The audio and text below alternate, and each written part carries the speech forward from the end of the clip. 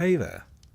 Tonight's story begins after the war ends, after the heroes sail home, after the city falls, and after the glory fades. Because for the victors of Troy, peace was never promised.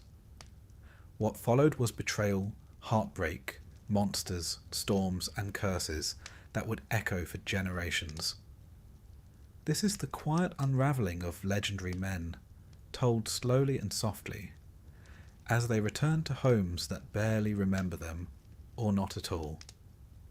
If this kind of storytelling helps you rest, feel free to like the video and subscribe, but only if it actually brings you peace. And let me know in the comments where you're listening from, and what time it is right now. It's always strangely comforting to see who else is out there drifting off to the same quiet myth. So, close your eyes. Let the warships fade into the distance, and come with me to the part of the story most never tell. So, the war was over. Troy had burned, its once proud towers now reduced to crumbled stone and smouldering ash. The Greeks had done what they came for, though it had taken 10 years, a wooden horse, and no small amount of divine interference. They stood victorious, weary and weathered, clutching the spoils of war and preparing for home. But of course, no one ever said getting home would be simple. One might assume that after 10 years abroad, a warrior could simply board his ship and sail back to the comforts of hearth and wife. That was rarely the case. This was ancient Greece, after all, a place where the gods were fickle, the seas treacherous, and even the stars occasionally refused to cooperate. The journey home, or nostos as the Greeks called it, would prove just as storied and sorrowful as the war itself. Let us begin with the most infamous of these journeys, that of Odysseus. King of Ithaca, famed for his cunning, inventor of the Trojan horse, or at least the best PR for it, and very much unprepared for how long a simple boat ride could take when Poseidon was in a foul mood. You see, Odysseus made a rather unfortunate decision upon departing Troy. He didn't thank the gods properly. A small omission, but one that would stretch a short voyage into a 10-year odyssey. Poseidon, god of the sea, was particularly offended. It didn't help that Odysseus had blinded his son, the Cyclops Polyphemus, along the way. In fairness, Polyphemus had eaten several of his crew and didn't respond well to reasoned discussion. Still, the sea god was not the forgiving type. So Odysseus was tossed from island to island, seduced by nymphs, shipwrecked repeatedly, and even made to visit the land of the dead, just in case things weren't miserable enough already. But Odysseus was not alone in his troubles. The Greeks had split into various homeward-bound contingents, each facing their own ill luck.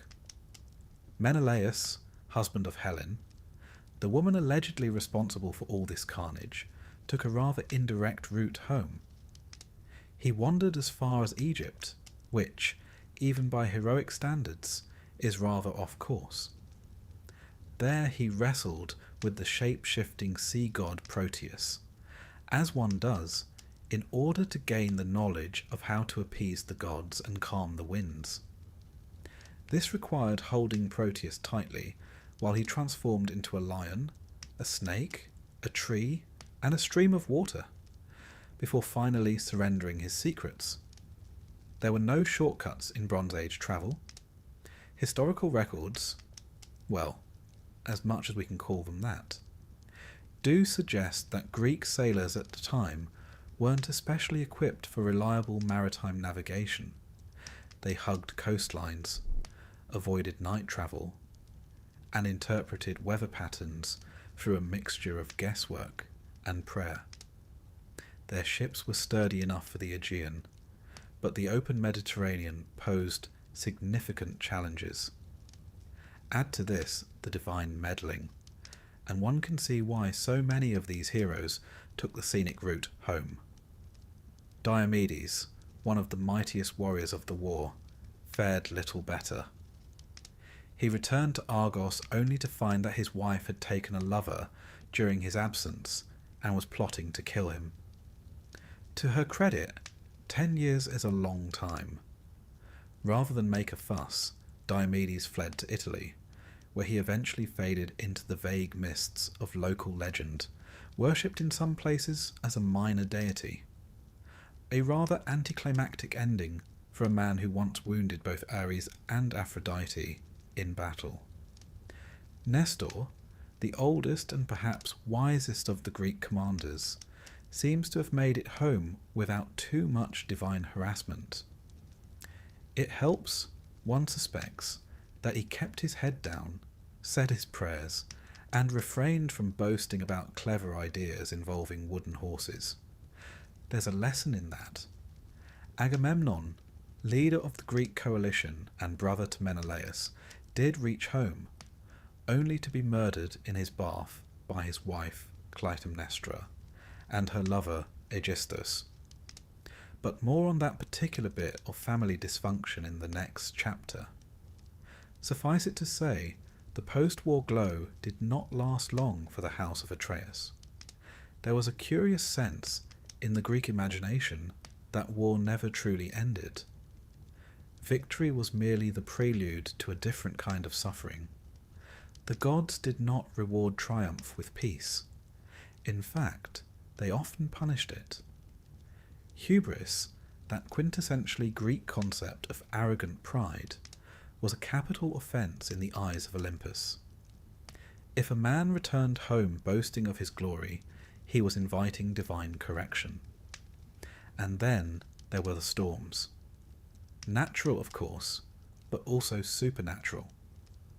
The seas between Troy and Greece were notoriously rough. The Hellespont, the Aegean, and beyond, all capricious, especially to ships lacking proper ballast or understanding of wind currents. The Greeks often personified these elements as gods or spirits, harpies, sea nymphs, angry winds. Because when your fleet is scattered overnight and half your crew vanishes, blaming an angry goddess feels more comforting than admitting you misread a cloud. The return home also meant confronting time itself. 10 years of war meant a decade lost. Children grew up without fathers, political alliances shifted, and thrones were not always waiting patiently for their former occupants. The journey was not just geographical, it was existential. These men returned not as heroes, but as strangers. This theme runs deeply through Homer's Odyssey. Odysseus longs for home, for Ithaca, for Penelope, and Telemachus. Yet at every turn, he's offered comfort, even immortality, by figures like Calypso. Still, he chooses hardship. The Greek mind revered the idea of nostos, but it also understood that one could never truly go home unchanged. The home you remembered was gone, and so were you. Meanwhile, the gods watched all this with their usual mix of boredom and caprice. Athena took a special interest in Odysseus, helping him occasionally when she remembered to, while Zeus played both sides as usual. Poseidon sulked, Hermes ferried souls to the underworld, and Apollo, who had spent much of the war firing plague arrows, returned to more musical pursuits. The war had ended, but peace was elusive. Even those who made it back without divine interference faced restless kingdoms and unruly citizens. Some were worshipped, others resented. The line between hero and troublemaker blurred easily. And what of the ships themselves? Ancient Greek ships, primarily pentaconters and biremes, were long, narrow and powered by both sails and oars. They weren't built for comfort. There were no cabins, no galleys, no protection from the elements. Sailors slept where they could, ate cold rations, and relied on wind and muscle. Navigation was by stars, sun, and intuition. That so many even attempted long voyages is a testament to their stubborn optimism. Or perhaps their lack of alternatives. Many of the ships were lost, scattered in storms or dashed against unfamiliar shores. The sea claimed them silently. No epic poems were written for those whose names did not survive, but their ghosts, one imagines, lingered along lonely beaches and under wine-dark waves. In the centuries that followed, Greek poets and playwrights would return again and again to these post-war stories. The nostoi, as they came to be called, were an entire genre. The war was a given, brutal but glorious. The return, though, was where the real drama lay. That's where men broke, or bent, or found meaning. We're used to thinking of myths as grand, flashy things. Monsters, magic, climactic battles.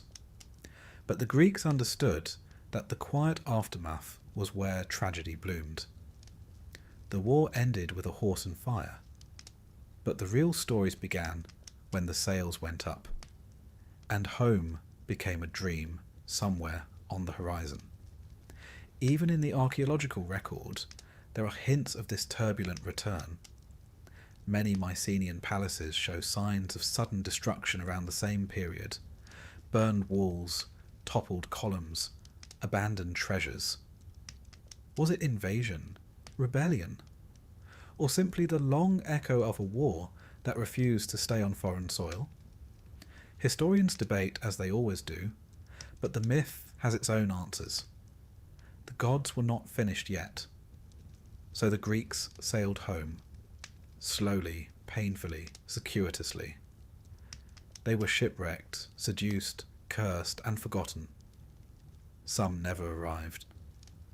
Others returned only to find they were no longer welcome, and a few, like Odysseus, clung to the memory of home like a compass, trusting that however long the journey, there was still something waiting at the end.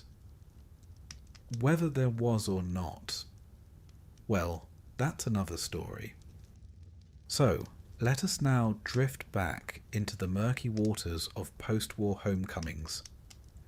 If you were hoping that at least one Greek king had a cheerful reunion with his family after 10 years away, I'm afraid you've wandered into the wrong epic. This is the tale of Agamemnon, commander of the Greek forces at Troy, brother to Menelaus, and a man whose homecoming can be summed up in 2 words: unfortunately brief. Agamemnon had led the 1,000-ship fleet to Troy and played his part with ruthless efficiency. He sacrificed his own daughter to appease the winds, squabbled with Achilles over a slave girl, and generally made himself disagreeable to gods and men alike. He did, however, win the war, which you might think would count for something, but his victory came at a price, one that followed him all the way back to Mycenae, where his wife, Clytemnestra, was waiting. Now, the story of Clytemnestra is not a cheerful one, but she is often painted far too simply as a vindictive woman with a grudge. In truth, she had good reason to be angry. Years before, Agamemnon had sacrificed their daughter, Iphigenia, to ensure favourable winds for the Greek fleet. No warning, no consultation. Just a priest, an altar, and a quiet murder dressed up as a divine necessity. Clytemnestra, understandably, took it personally. While Agamemnon was away playing war hero, she had not exactly remained idle. She took a lover, Aegisthus, a man with his own reasons to loathe the house of Atreus, and together they plotted. It wasn't just revenge, it was justice, retribution, and perhaps a bit of long overdue housekeeping. And so, After years of war and an arduous return journey, Agamemnon finally sailed into the bay beneath his palace, the bronze towers of Mycenae gleaming in the distance. One can imagine him standing on the deck of his ship, sun-worn and grimy, dreaming of a warm bath and roasted lamb. Unfortunately, that bath would be the last comfort he ever knew. In Aeschylus's Agamemnon, the king arrives with Cassandra, the Trojan prophetess he had taken as a war prize. Now, bringing home a captive concubine might seem a rather bold decision when your wife is already displeased, but Agamemnon never was known for subtlety. Cassandra, cursed by Apollo to see the future, but never be believed, saw exactly what was coming. She walked into the palace like a woman entering a tomb, resigned, poetic, and ignored. The bath was drawn, the robes laid out, and there, amid the steam and ceremony of a long-awaited homecoming, Clytemnestra murdered her husband with an axe, or perhaps a sword. The details vary, as myths tend to do. In some versions, she entangles him in a net before the killing blow. In others, he's struck as he reclines, utterly unaware. But all agree on the outcome. Agamemnon, war hero and king, dead in his own house by his wife's hand. It wasn't just personal. It was political, symbolic, even ritualistic. The house of Atreus had long been a mire of curses, betrayals, and bloodshed. Tantalus, Atreus, Thyestes. Each generation passed down a fresh scandal. Agamemnon's death was less a surprise than a grim inevitability. The Greeks, ever lovers of a tragic arc, saw this not merely as domestic drama, but divine rebalancing. You see, no crime went unpunished in the world of myth, especially not those committed against family. Agamemnon's sacrifice of Iphigenia had broken a sacred bond, and blood, as always, demanded more blood. Clytemnestra and Aegisthus ruled Mycenae together for several years after the murder. By some accounts, they were competent, even prosperous rulers. But the shadow of what they'd done lingered. And somewhere far away, growing older in exile, Agamemnon's son, Orestes, was watching, waiting, and nursing a very different idea of justice. Before we turn to him, it's worth pausing to consider the historical underpinnings of all this myth. Mycenae was indeed a real place, an imposing Bronze Age citadel with massive stone walls and a commanding view of the surrounding valley. The shaft graves of Mycenaean kings, discovered centuries later, revealed a world of wealth, weaponry, and ceremonial grandeur. One grave contained a golden death mask, once romantically dubbed the Mask of Agamemnon, though the identification is largely wishful thinking. Still, the myths do seem to echo something real, that returning warriors found their homes changed, their families distant, and their power unstable. In many Mycenaean centres, we find signs of abrupt destruction or abandonment around the same time period, evidence, perhaps, of internal unrest or social collapse. It's not hard to imagine that some kings returned home only to face suspicion, usurpation, or worse. Back in the myth, Agamemnon's fate was only the beginning of a longer tragedy. Clytemnestra may have seen herself as an avenger, but in the logic of Greek myth, she was also a murderer. And the gods, as always, had opinions. Enter Orestes. Raised in exile, likely by allies of his father or sympathetic family retainers, Orestes grew up with one goal: to avenge his father's death. But here the myth gets deliciously tangled. To kill one's mother, even a murderous one, was not a simple act of vengeance. It was a spiritual crime, one that brought its own consequences. When Orestes returned to Mycenae, he did what he believed was necessary. He killed Aegisthus first, which no one particularly objected to. Then he confronted Clytemnestra. In some retellings, she pleads with him, bares her breast, reminds him that she gave him life. But Orestes, trembling with fury and fate, strikes her down. The moment is terrible, quiet, almost ritualistic. And then the Furies come. The Greeks called them the Erinyes, ancient goddesses of vengeance who pursued those who spilled kindred blood. Black-robed, snake-haired, they drove Orestes into madness. He fled from temple to temple, seeking purification, but the Furies were relentless. Guilt in the ancient Greek mind was not a matter of conscience. It was an external force, almost a physical illness, stalking the sinner until justice was done.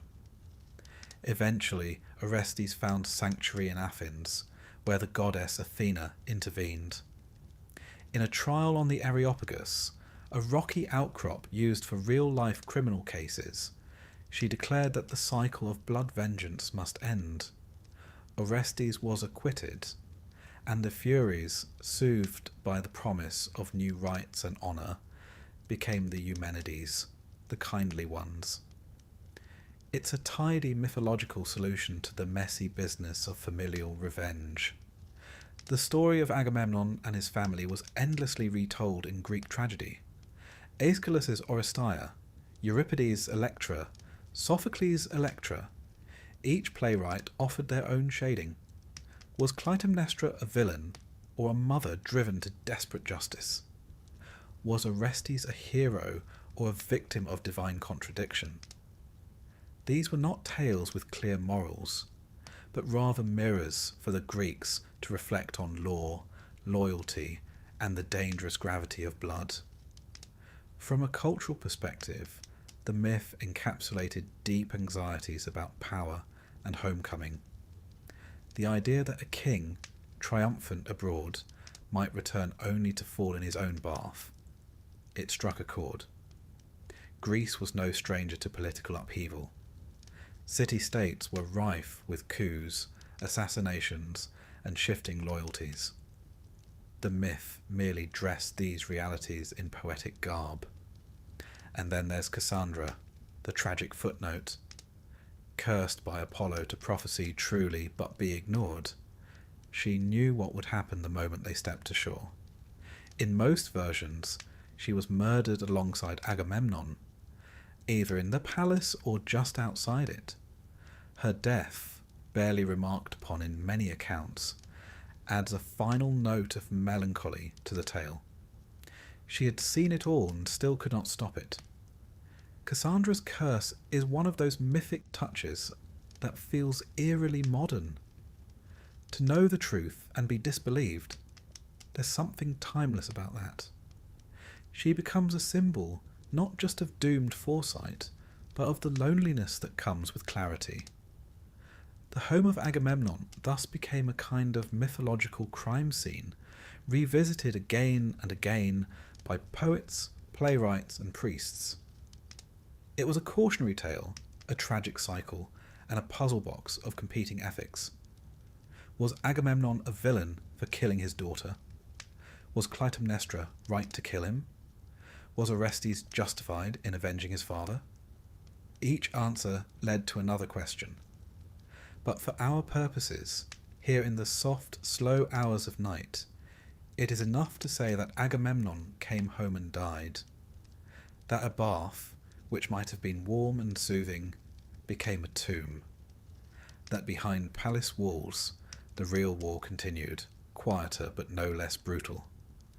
And that even kings, even the great and bronze-clad, were not spared the price of their choices.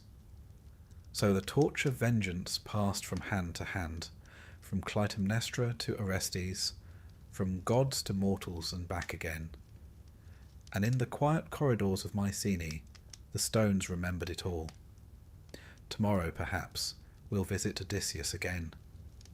But for now, let us rest in the ruins of a palace where the echoes of footsteps, long silence, still murmur their ancient regrets. Let us now turn to a man who, more than any other, came to embody the very concept of Nostos, the homecoming.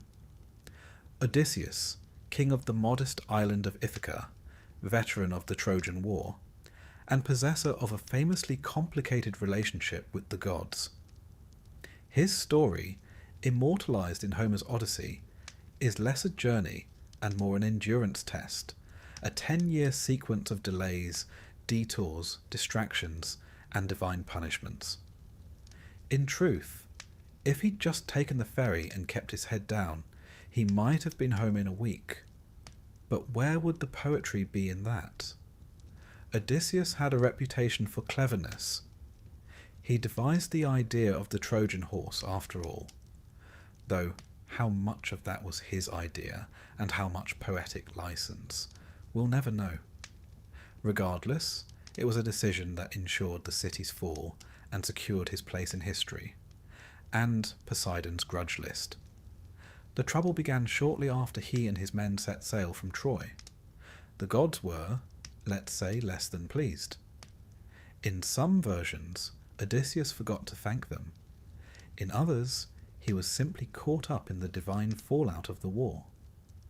Most notably, he had offended Poseidon by blinding the Cyclops Polyphemus. A necessary act of survival, yes, but when the giant turns out to be the sea god's son, well, you can expect choppy waters ahead. And so, the long voyage began. One might imagine that the journey from Troy to Ithaca, roughly 1,000 kilometres, wouldn't take a decade, even in a boat powered by oars and optimism. But then, Odysseus had a particular knack for getting lost in spectacular ways. The first stop was the land of the Cicones, where his men made the classic mistake of raiding a village, overstaying their welcome, and being driven off by the locals. Not exactly an auspicious start. Then came the Lotus Eaters, a rather dreamlike group who offered Odysseus's crew a plant that made them forget all desire to return home. A tempting proposition that, and one might argue, more peaceful than anything that came after. Still, Odysseus, annoyingly responsible, dragged them back to the ships and sailed on. Next was the infamous encounter with the Cyclops. Trapped in a cave with Polyphemus, Odysseus introduced himself, cleverly, as nobody, got the giant drunk on strong wine, and blinded him with a red-hot steak. When the Cyclops screamed for help, shouting that nobody is hurting me, his fellow giants presumably shrugged and went back to napping. It was ingenious, really. Unfortunately, before sailing off, Odysseus made the crucial mistake of shouting his real name back at Polyphemus. This allowed the injured Cyclops to pray to Poseidon for vengeance, and Poseidon, being a rather involved parent, obliged. Now firmly on the god's naughty list, Odysseus continued his zigzagging path across the wine-dark sea. He stopped next at the island of Aeolus, keeper of the winds. Aeolus was surprisingly helpful, bottling up all the adverse winds in a bag and giving Odysseus only the breeze he needed. All would have been well, if only Odysseus's crew hadn't been quite so curious. Thinking the bag contained treasure, they opened it just as Ithaca came into view. The winds escaped, a storm rose, and they were blown back to square one. One imagines Odysseus briefly contemplating life as a shepherd instead. Then came the Laestrygonians, giants with a talent for smashing ships and eating sailors. Most of Odysseus's fleet was destroyed here, leaving him with just one vessel. It's the sort of incident that tends to dampen morale, though one suspects Odysseus had already adjusted to lowered expectations. From there, it was on to the island of Circe, enchantress, sorceress, part-time pig farmer.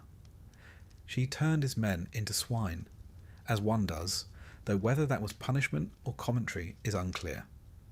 Hermes, ever helpful, gave Odysseus a magical herb called moly to protect him. With it, he resisted Circe's magic, and depending on the version, either threatened her or charmed her into restoring his men. He then spent a year there, comfortably ensconced in her company. A rather long delay, though Circe did have a very nice villa. But even Circe couldn't stall fate forever. Before he could leave, she told him he would need to visit the underworld and consult the spirit of the blind prophet Tiresias. It was the sort of thing Greek heroes were expected to do on long journeys, a little necromancy between islands. So, Odysseus sailed to the edge of the world, sacrificed a ram, and waited while the dead gathered round. Tiresias offered a grim forecast: hardship, loss, and danger. But eventually, if he was careful, Odysseus might reach home.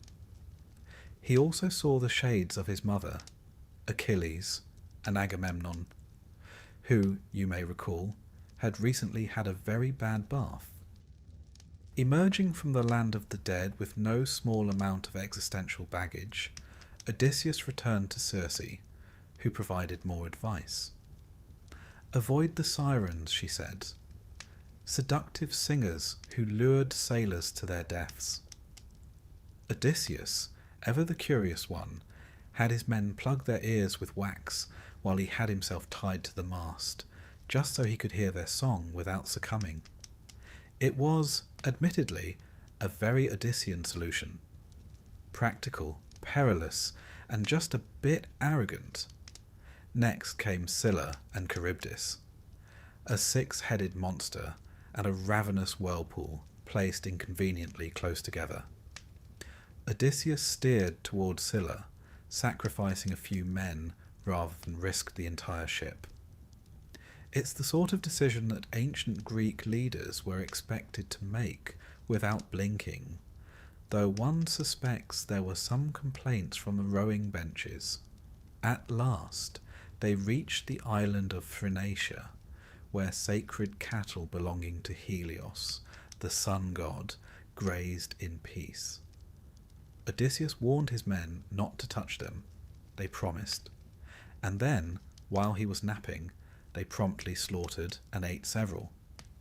Helios, unsurprisingly furious, demanded punishment. Zeus obliged with a storm that destroyed the last of Odysseus's crew. Only the man himself survived, clinging to a broken mast, drifting aimlessly until he washed up on the island of Ogygia. Here he met Calypso, a beautiful nymph who offered him immortality if he would stay. It might have seemed like a good deal. No more storms, no more monsters, and an eternity of relaxation. But Odysseus longed for home, for Penelope, for Ithaca.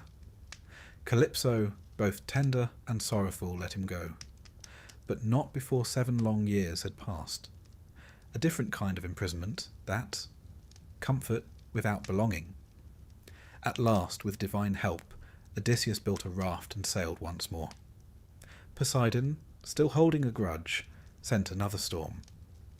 The poor man could hardly sneeze without attracting weather. He was eventually washed ashore on the land of the Phaeacians, who thankfully turned out to be decent people. They gave him food, clothes, and a proper ship home. After 10 years of wandering, he reached Ithaca at last. But even then, the journey wasn't quite over. His home had been overrun by suitors, dozens of grasping, boastful men courting his wife and feasting in his halls. Disguised as a beggar, Odysseus plotted his revenge. With the help of his son Telemachus, he strung his old bow and dispatched the shooters in a rather bloody finale. Arrows, spears, and poetic justice all around. At last, he revealed himself to Penelope. She, ever cautious, tested him with a secret known only to them: the construction of their bed carved from a rooted olive tree. When Odysseus answered correctly, she wept, and they were reunited. A quiet, hard-won reunion after 20 years apart. Now, what are we to make of all this? On one level, the Odyssey is an adventure, a tapestry of strange lands and strange creatures. But beneath it all lies something deeper, the fear of never getting home, the idea that time might move on without you, that home itself might change, or worse, that you might. Historically, the story reflects the uncertainties of ancient travel. Greek sailors had no maps, no compasses, and very little understanding of ocean currents. Storms, pirates, and unfamiliar coastlines were constant threats. To sail from one island to another could mean weeks of delay or permanent disappearance. The sea was not just a place. It was a personality, and usually a moody one. And yet Odysseus persisted, not because he expected comfort, or glory, or even survival, but because he believed in Ithaca, in Penelope, in the possibility that home, however distant or changed, was worth the journey. So tonight, let us sail gently through the Ionian breeze, past sleepy islands and forgotten shores. Let us follow a man too clever for his own good, drifting not in haste but in hope. Monsters may rise, tempests may howl, but the stars above remain quiet and constant. And somewhere, far across the sea, a lamp is burning in a window. Ithaca waits. Not everyone who fought at Troy ended up in an epic poem or on the side of a vase. Some heroes did not sail home in triumph or wander famously for 10 years. No, some slipped into the margins, their stories quieter, sadder, and mostly uncelebrated. In this chapter, we turn to those figures, brave, flawed, and frankly unlucky, who survived the war but not the peace that followed. First, let us linger a moment with Ajax the Greater, not to be confused with Ajax the Lesser, who will have his own inglorious exit soon enough. Ajax the Greater was a giant of a man, second only to Achilles in strength and battlefield presence. He was a tower of bronze and bellowing rage, fierce in combat and at times a little too proud of it. When Achilles died, slain by a Paris-assisted arrow to the heel, rather inconsiderate of him, there arose a question among the Greeks. Who should inherit his armour? It was no ordinary kit, after all. Forged by Hephaestus himself, it glittered like fire and symbolised the might of the Greek war machine. Naturally, both Ajax and Odysseus laid claim to it.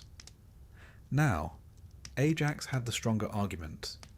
He'd fought tirelessly, protected the ships, and retrieved Achilles' body under heavy fire. But Odysseus had the sharper tongue. In a public debate, essentially an early Greek talent show for war resumes, Odysseus spun a more persuasive tale, citing strategy, diplomacy, and the favour of the gods. The audience, swayed by words more than wounds, awarded him the armour. Ajax did not take the loss well.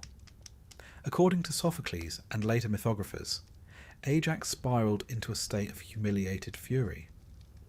At night, he planned to kill the Greek leaders responsible. But Athena, protective of Odysseus, muddled his mind. In a haze of madness, Ajax slaughtered livestock, thinking they were his enemies. When he awoke and realised what he had done, surrounded by the bloodied corpses of sheep and cattle, he was overcome with shame. He walked away from the camp, planted his sword in the ground, and fell upon it. A brutal, silent end for a man who had fought so loudly. There's something deeply Greek in this. The idea that the true wound is not death in battle, but dishonour in peace. Ajax was not killed by sword or spear, but by a loss of standing, of meaning. A hero without recognition is, in the Greek imagination, barely a man at all. The gods gave him strength, but they did not give him a second act. His death was mourned by many, but especially by his half-brother Teucer, an archer and a steadfast companion throughout the war. Teucer tried to give Ajax a proper burial, but Menelaus and Agamemnon initially forbade it, proof that even corpses had politics in those days. Eventually, Odysseus himself intervened, arguing that Ajax, whatever had happened, was still a great warrior. A small act of decency in a war mostly lacking in them. Teucer, exiled for failing to bring his brother home, wandered off and eventually settled in Cyprus, founding the city of Salamis. Or so the legends say. It's a quieter legacy, no monsters, no divine wrath, just a man trying to put something in the ground that wasn't a weapon. Then there's Philoctetes, perhaps the most reluctant of the heroes. His tale begins not at Troy, but on the way there. He possessed the bow of Heracles, gifted to him as a reward for lighting the funeral pyre of the great hero. This bow, it was foretold, would be needed to win the war. Unfortunately, Philoctetes had a bit of a foot problem. At Lemnos, he was bitten by a snake, a minor thing in most stories, but in this case, the wound festered, it stank, it wept. It made the journey unbearable. His cries disturbed the other warriors, and his smell, well, apparently it was memorable.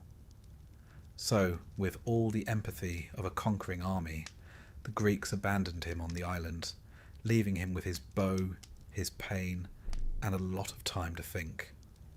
For years he lived there, wounded and alone. But eventually, when Troy still refused to fall, a prophecy surfaced. The bow of Heracles was indeed required.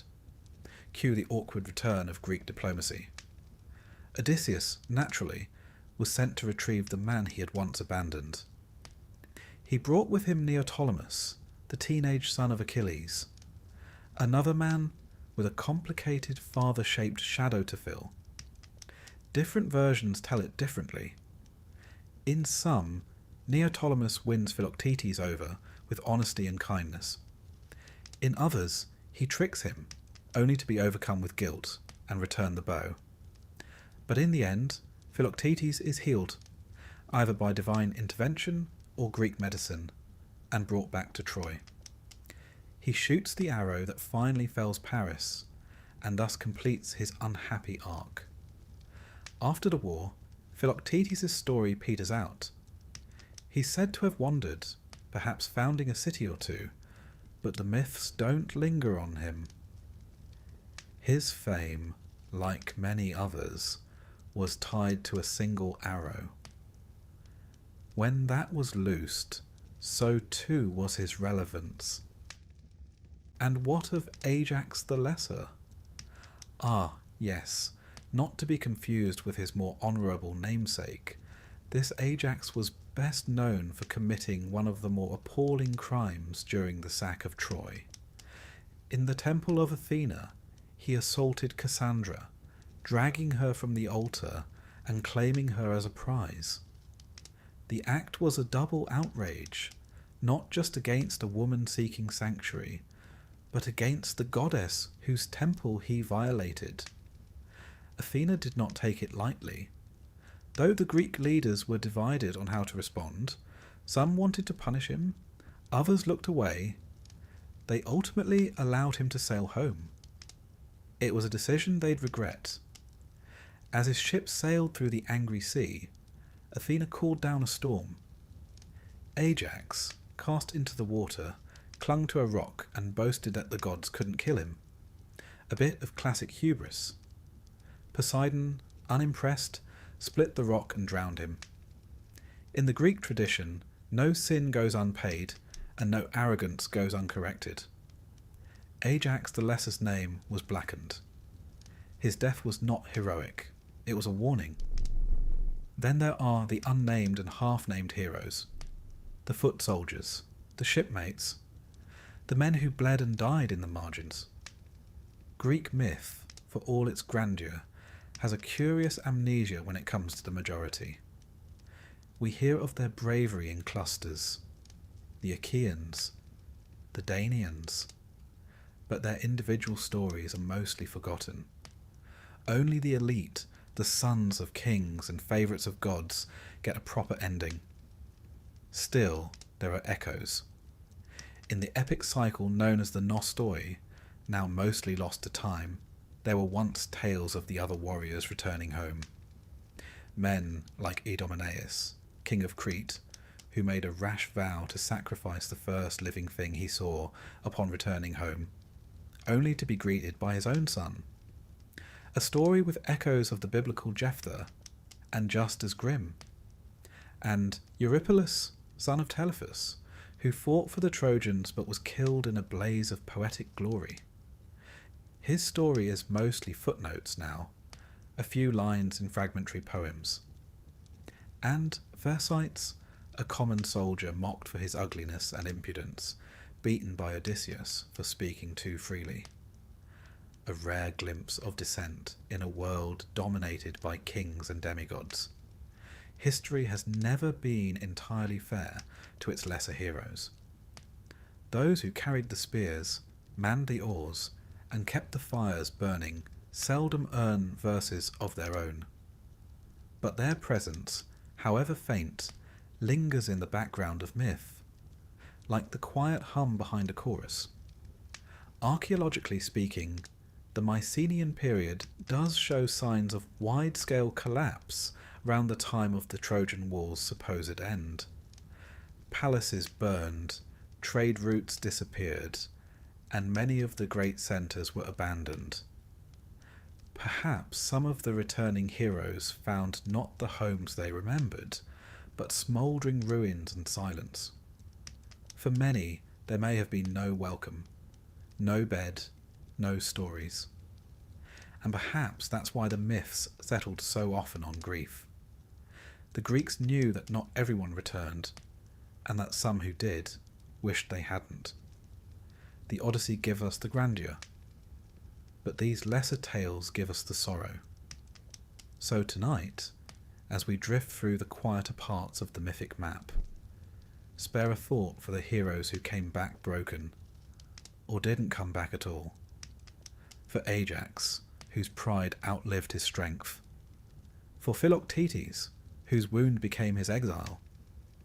For the countless unnamed who marched to Troy and never saw their islands again.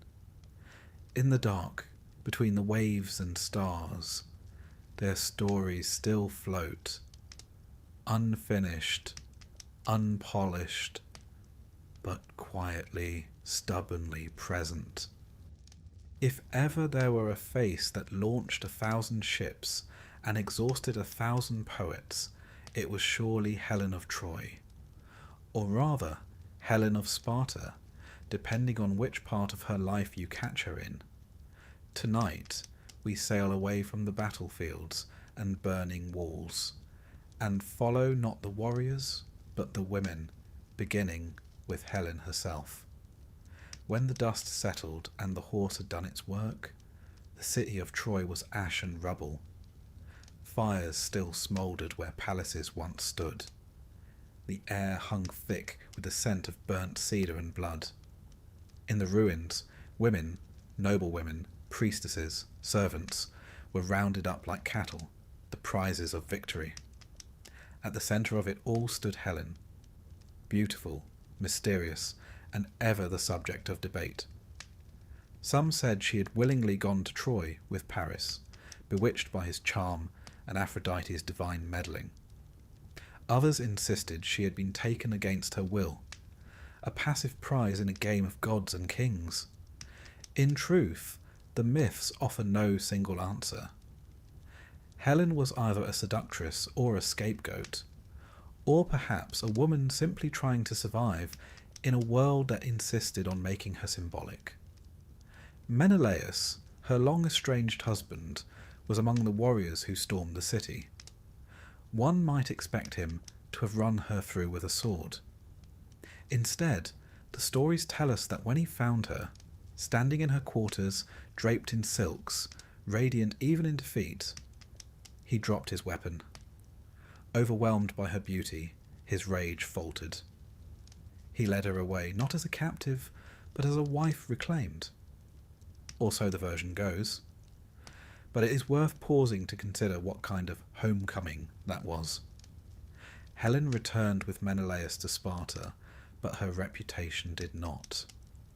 In many cities across Greece, she was viewed as the cause of it all, the deaths, the fires, the decade of despair. Though poets might speak of her face with reverence, the common tongue likely preferred curses. And in the plays of Euripides and others, Helen is not a heroine, but a question mark. Was she guilty? Was she powerless? Or was she simply too beautiful to live in peace? In some version of the myth, a phantom Helen was sent to Troy, while the real one remained in Egypt the entire time. This alternate telling, found in Euripides' Helen, was the ancient equivalent of saying it wasn't really her.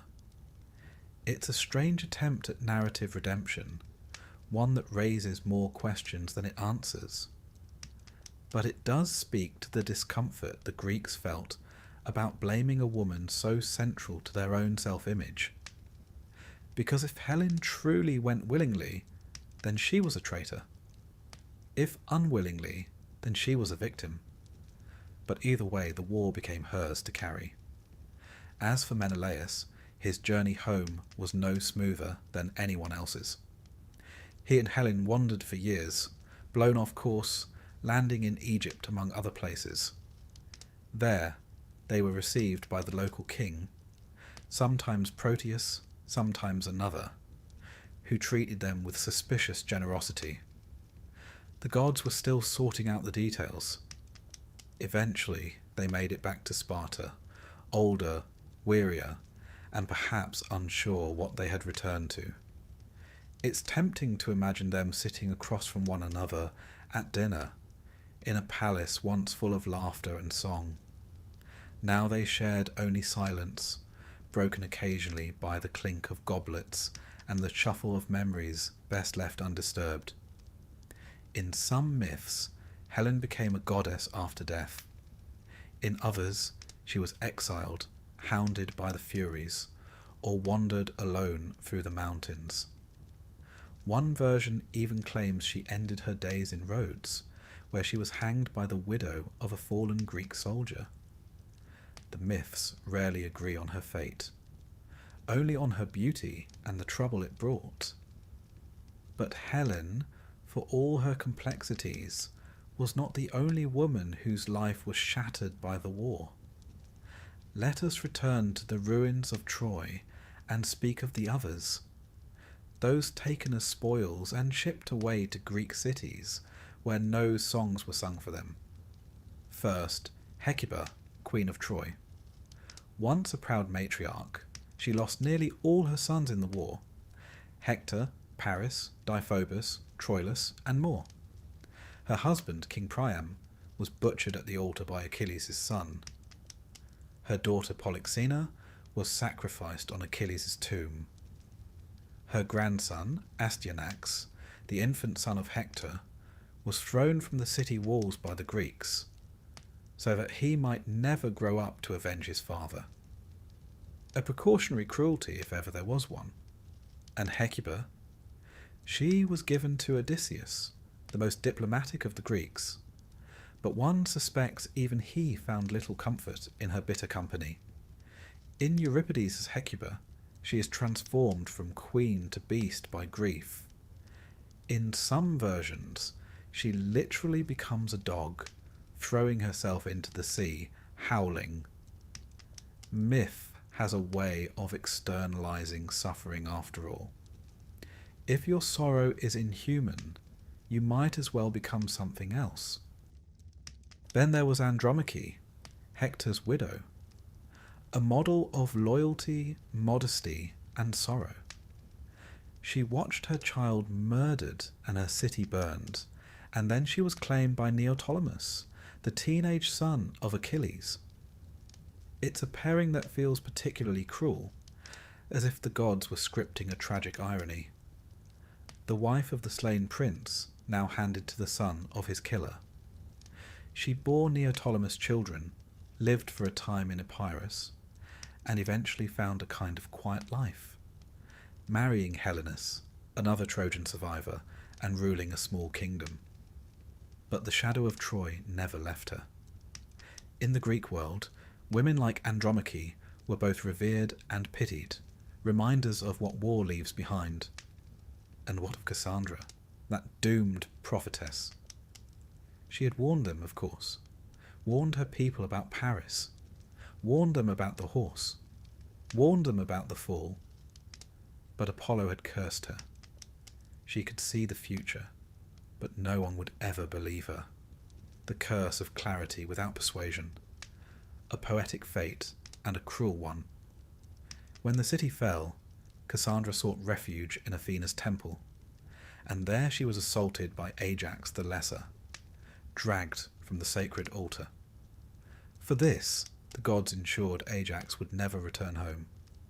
Cassandra, meanwhile, was given to Agamemnon, taken as a concubine, a spoil. She travelled with him to Mycenae and saw the future again, his murder at the hands of Clytemnestra. Her own death, too. She entered the palace anyway, shoulders squared, walking toward doom with her head held high. In a way, she was the bravest of them all. To know what awaits and go anyway. Cassandra was not just a figure of tragedy, but of perception. In her, the Greeks saw the limits of knowledge. What good is vision if it cannot change the outcome? Her story echoes down the centuries, in every ignored warning and every dismissed truth. These women, Helen, Hecuba, Andromache, Cassandra, they remind us that the Trojan War was not just a saga of men. For every spear thrown, there was a wife waiting. For every city burned, a mother weeping. And in the aftermath, it was often the women who bore the consequences, who were reshaped by survival into something unrecognizable. In Greek drama, particularly the tragedies of Euripides, these female voices are given rare prominence. Perhaps because in their suffering, the Greeks recognized something more universal than glory. The men may have claimed victory, but the women remembered the cost. Historically, the treatment of captured women in ancient warfare was, as one might expect, grim. They were enslaved, traded, kept as concubines. The myths, for all their embellishment, reflect a painful reality, that in war, the fates of women were rarely their own. Their grief, however, became central to the Greek imagination. Even Helen, for all her elevation, remains a figure of ambiguity. She is honoured in some cities, reviled in others. She is remembered less for what she did, and more for what others did because of her. In Sparta, a cult of Helen emerged. Temples were built in her name. She became almost divine. Her beauty, her sorrow, her mythic weight, all transformed into ritual. There's something strange and slightly unsettling in the idea of worshipping a woman whose greatest legacy was a war. And in Troy? Well, there was no Troy anymore.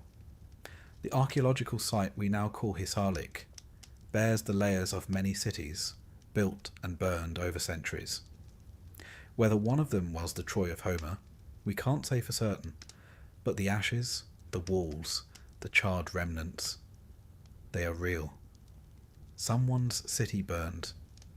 Someone's family was taken. So tonight, let us walk softly among the ruins, past the broken columns and the windswept stones, past the temple steps where Cassandra cried out, past the palace halls where Hecuba once ruled, where Andromache rocked her child to sleep, where Helen stared out over the sea, perhaps wondering what all the beauty had been for. These were not silent women. The myths may have tried to sideline them, but their voices echo, persistent and clear.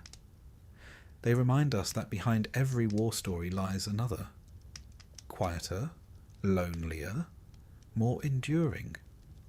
And perhaps, if the gods are ever listening, it is these stories they remember best. Tonight we turn our gaze to a boy who entered the Trojan War at its end and departed the world not long after. Neoptolemus, son of Achilles, grandson of Peleus, and great-grandson, on his mother's side, of a man called Lycomedes, who mostly stayed out of the epics. Neoptolemus came late to the war, but made a remarkable impression. In many ways, he was everything his father was, and, perhaps, everything he wasn't. Born on the island of Scyros, Neoptolemus was raised far from the clatter of spears and war cries. His mother, Deidamia, had once known Achilles before he was famous, when he was hidden away by his mother Thetis in an attempt to prevent his doomed fate.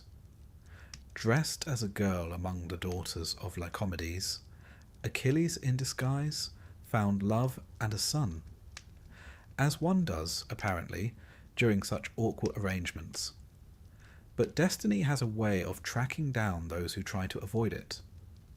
By the time Neoptolemus was old enough to hold a spear, the Greeks had been at war for nearly a decade. Troy still stood.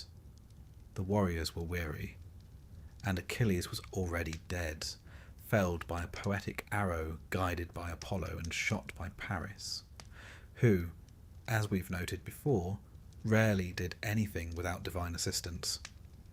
Now, a new prophecy emerged. The Greeks would not win unless they brought the son of Achilles to the battlefield, as if the gods, having taken the father, demanded the child in his place.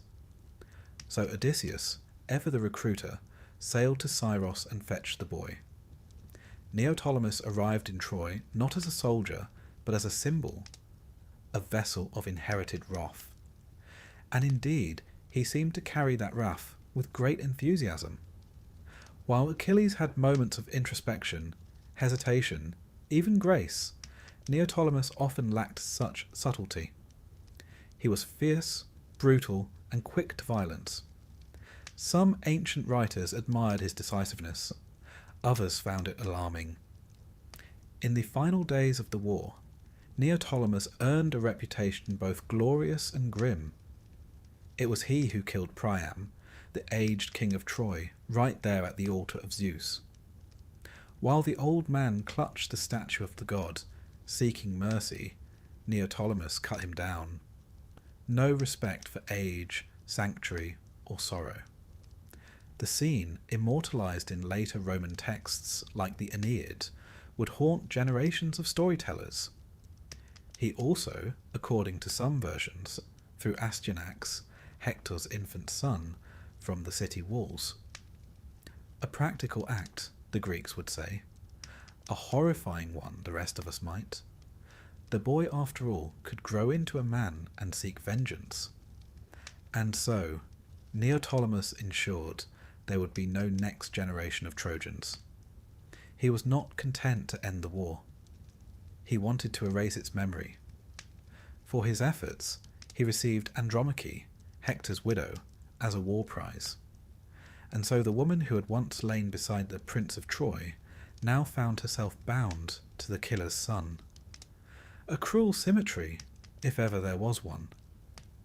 They left Troy together, part of the Greek fleet limping home through unfriendly seas and discontented gods. Some were shipwrecked, others wandered for years, but Neoptolemus somehow made his way to Epirus, a land in northwestern Greece, and carved out a small kingdom there. The myths say he ruled wisely, perhaps mellowed by time and distance, or perhaps just tired. But the fates had not quite finished with him. In some versions, he travelled to Delphi, the sacred sanctuary of Apollo, either to seek guidance or demand justice. There, depending on which story you prefer, he either insulted the priests, desecrated the temple, or simply arrived at the wrong moment. Whatever the cause, he was murdered, either by the temple servants or by Apollo himself. Cut down not in battle, but at the threshold of the god who had once guided Paris's arrow into his father's heel. Poetic again, and deeply Greek. You see, Neoptolemus lived under the long shadow of Achilles, a father who was both legend and ghost. The Greeks were fascinated by inheritance, not just of blood, but of doom. To be the son of a hero was to be born halfway into a story already moving toward tragedy. Achilles had been complex, wrathful, yes, but also capable of mercy. He mourned Patroclus. He returned Hector's body to Priam. There was a strange nobility in him, a tragic beauty. Neoptolemus, by contrast, rarely paused to reflect. He killed with confidence. He ruled with force. And then, like so many others, he vanished young. But the Greeks did not discard him. They gave him cults, shrines, a hero's status. In some corners of the ancient world, he was worshipped alongside his father. Perhaps the Greeks, ambivalent as they were about violence, respected someone who didn't hesitate. Still, his legacy is uneasy. Even the playwright struggled with him. In Sophocles' Philoctetes, we see a different Neoptolemus, a conflicted boy, torn between duty and honour. Odysseus sends him to deceive Philoctetes, to steal the bow of Heracles. But Neoptolemus cannot go through with it. He is drawn to pity, to decency. It's a fascinating portrayal. Not the blood-soaked youth of Troy, but a thoughtful young man trying to make sense of a brutal world. It's hard to say whether Sophocles was offering an alternate version or a redemption arc. Greek tragedy, after all, often reinterpreted its heroes. What mattered was not the facts, such as they were, but the moral weight of the story. Historically speaking, Epirus did indeed have myths connecting it to Neoptolemus and his descendants. The Molossian dynasty, one of the more powerful Greek royal lines, claimed to trace its roots back to him. Through them, so too would Alexander the Great, whose mother Olympias came from that bloodline. Alexander, never one to resist a good myth, was quite pleased by the association. In this way, Neoptolemus lived on, not just in tragedy, but in genealogy. And what of Andromache, who followed him from Troy to Epirus? She bore him sons. One, named Molossus, would become the ancestor of kings. Andromache, so often portrayed as a grieving widow, was also a survivor. In some versions of the myth, after Neoptolemus' death, she married Helenus, the Trojan seer and son of Priam, who had also survived. Together they ruled a small kingdom, a curious echo of Troy on Greek soil. Her journey, from princess to slave to queen, was perhaps the longest of them all. She adapted. She endured. In Greek drama, she is often the voice of memory, of what was lost and what still hurts. The aftershocks of Neoptolemus' brief life rippled far. In Rome, Virgil gives us the Aeneid, where a wandering Trojan, Aeneas, meets Andromache in Epirus. She tells him her tale. A tale of ruins, exile, and quiet resilience. It is a sobering moment, buried in a poem otherwise full of triumphal destiny. Even the Romans, who admired conquest, seemed to pause at her story. And then, as ever, there's the matter of legacy. Neoptolemus left no epics of his own, no Neotolia. He exists as a sequel, an epilogue to Achilles, a footnote to Troy. But in that short space, he managed to kill a king, win a city, and father a dynasty. Not bad for a teenager.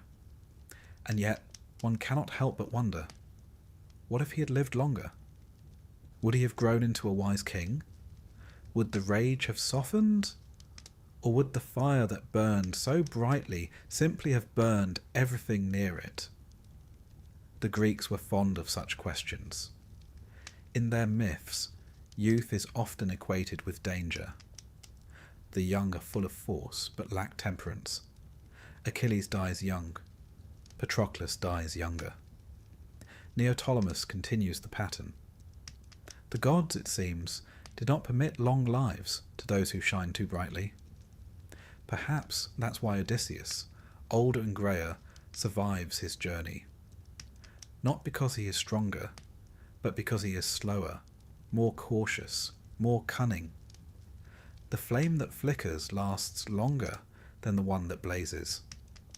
So tonight we leave Neoptolemus not in the blood-stained temple of Delphi, nor on the smoking battlements of Troy, but somewhere in the quiet hills of Epirus, a young man still learning how to wield a crown. Perhaps he stands at the edge of a cliff, wind tugging at his cloak, staring out at the sea his father once crossed, wondering if he is meant for more than war. Or perhaps not. Perhaps his story ends exactly as it should. Brief, brilliant, and sharp-edged. A warning and a memory. The kind of hero whose fire lit up the sky, if only for a moment. There are homecomings, and then there are Greek homecomings, where the phrase "welcome back" is often followed by murder. And no tale of post-Trojan drama better captures this grim tradition than that of Agamemnon, High King of Mycenae, brother to Menelaus, leader of the Greek forces, and, depending on whom you ask, either a victorious hero or a monumentally unlucky husband. Let us begin at the beginning, or rather, the very inconvenient middle.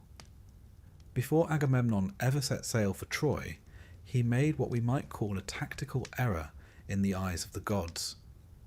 While preparing the fleet, he killed a sacred stag belonging to Artemis and then boasted about it. Now, if there's one thing Greek gods do not tolerate, it is mortals making noise about how clever or powerful they are, especially when they've just murdered divine wildlife. Artemis responded in kind. She stilled the winds, trapping the Greek fleet in Aulis. No sailing, no war, no progress. The solution, a sacrifice, a human one. Enter Iphigenia, Agamemnon's daughter. He lured her to Aulis under the pretense of marrying her to Achilles. The usual wedding lie. When she arrived, instead of a ceremony, she got an altar. The accounts diverge. Some say Artemis snatched her away at the last moment and replaced her with a deer. Others say the blade fell. Either way, Clytemnestra, Agamemnon's wife and Iphigenia's mother, was not amused. Now fast forward 10 years. Troy is in ruins. Agamemnon is finally coming home, bringing with him not just spoils of war, but Cassandra, the Trojan princess and prophetess, as a concubine. Yes, quite the diplomatic choice. Bringing the enemy king's daughter and your own mistress home, after killing your daughter and being gone for a decade. Even Odysseus might have raised an eyebrow.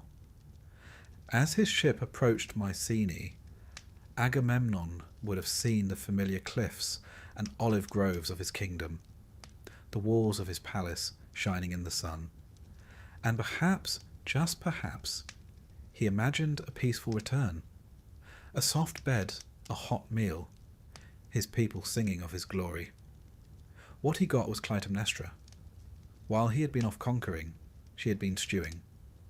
10 years is a long time to hold a grudge, but Clytemnestra was nothing if not patient. She had also taken a lover, Aegisthus, cousin to Agamemnon, and a man with his own complicated family tree. This wasn't merely a matter of betrayal.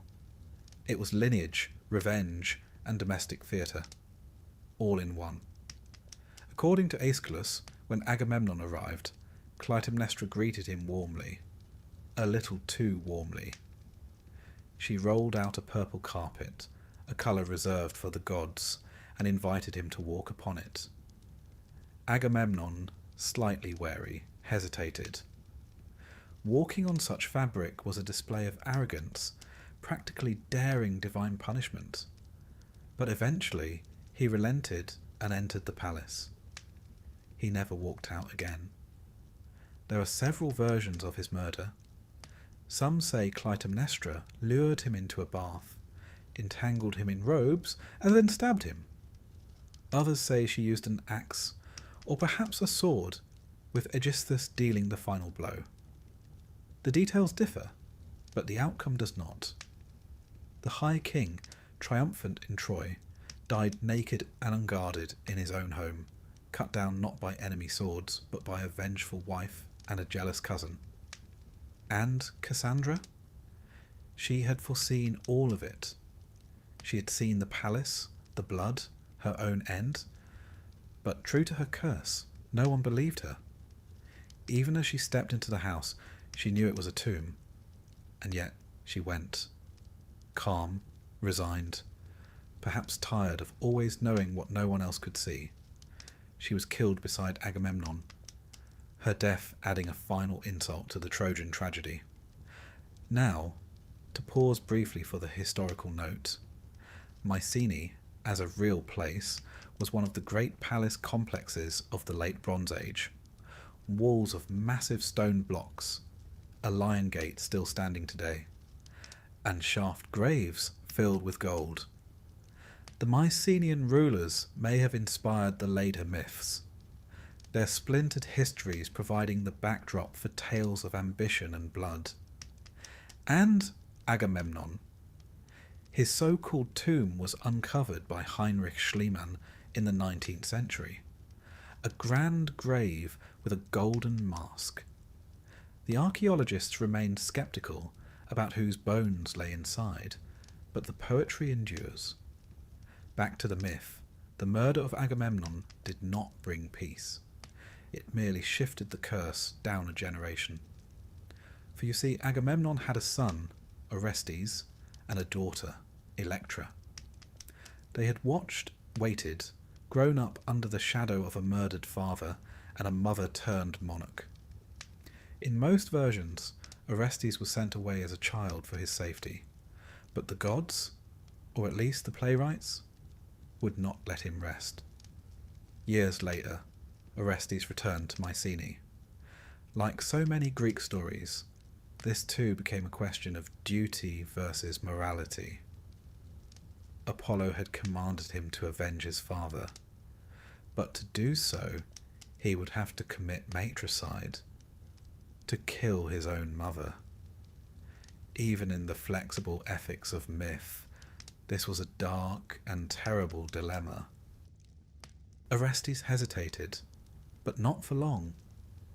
With the help of Electra, who had her own catalogue of grievances, he crept into the palace. In some versions, he killed Aegisthus first, then Clytemnestra.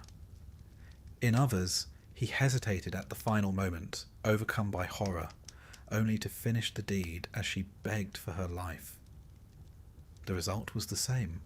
The house of Atreus, never particularly blessed, was awash in blood once more. But justice, in the Greek sense, never comes clean. No sooner had Orestes avenged his father than he was pursued by the Furies, or Erinyes, ancient goddesses of vengeance. They hounded him day and night, clawing at his mind, whispering guilt into every shadow. He wandered, sleepless and raving, a man driven mad by the price of justice. Eventually, he found his way to Athens, where Athena herself presided over his trial. This moment, dramatized in Aeschylus's Eumenides, marks one of the first symbolic shifts in Greek literature. From vengeance to law, from blood feud to courtroom.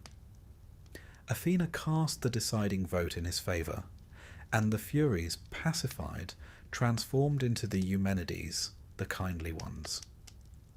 a tidy ending, though one suspects the family dinners remained awkward. As for Clytemnestra, she too lingers in myth, a ghost never quite exorcised. Some saw her as monstrous, a wife who betrayed her king.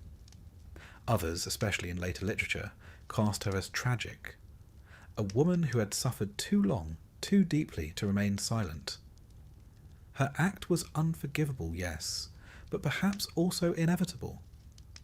Greek myth was never terribly interested in happy marriages. They were stories of passion, betrayal, revenge, the kind of things that made for good theatre and terrible family life. In Agamemnon and Clytemnestra, we see the collision of power and pain. A king who sacrificed his daughter for wind, a queen who waited 10 years to strike, and a son caught in the middle. Even the name House of Atreus carries weight. Atreus, Agamemnon's father, had his own scandalous past. He once murdered his brother's children and fed them to him at a banquet. Yes, a family dinner where the main course was revenge. The curse that followed them all, Agamemnon, Orestes, and even Electra, was said to have begun there, in blood and deceit. It's almost as if the Greeks were trying to tell us something about inheritance. To the ancient mind, families could carry curses as surely as they carried wealth. The sins of the father, and grandfather, and great-uncle were not easily forgotten. The gods might forgive. The Furies would not. And perhaps that's why the tragedy of Agamemnon strikes such a deep chord. It isn't about a king dying in war. It's about what happens after.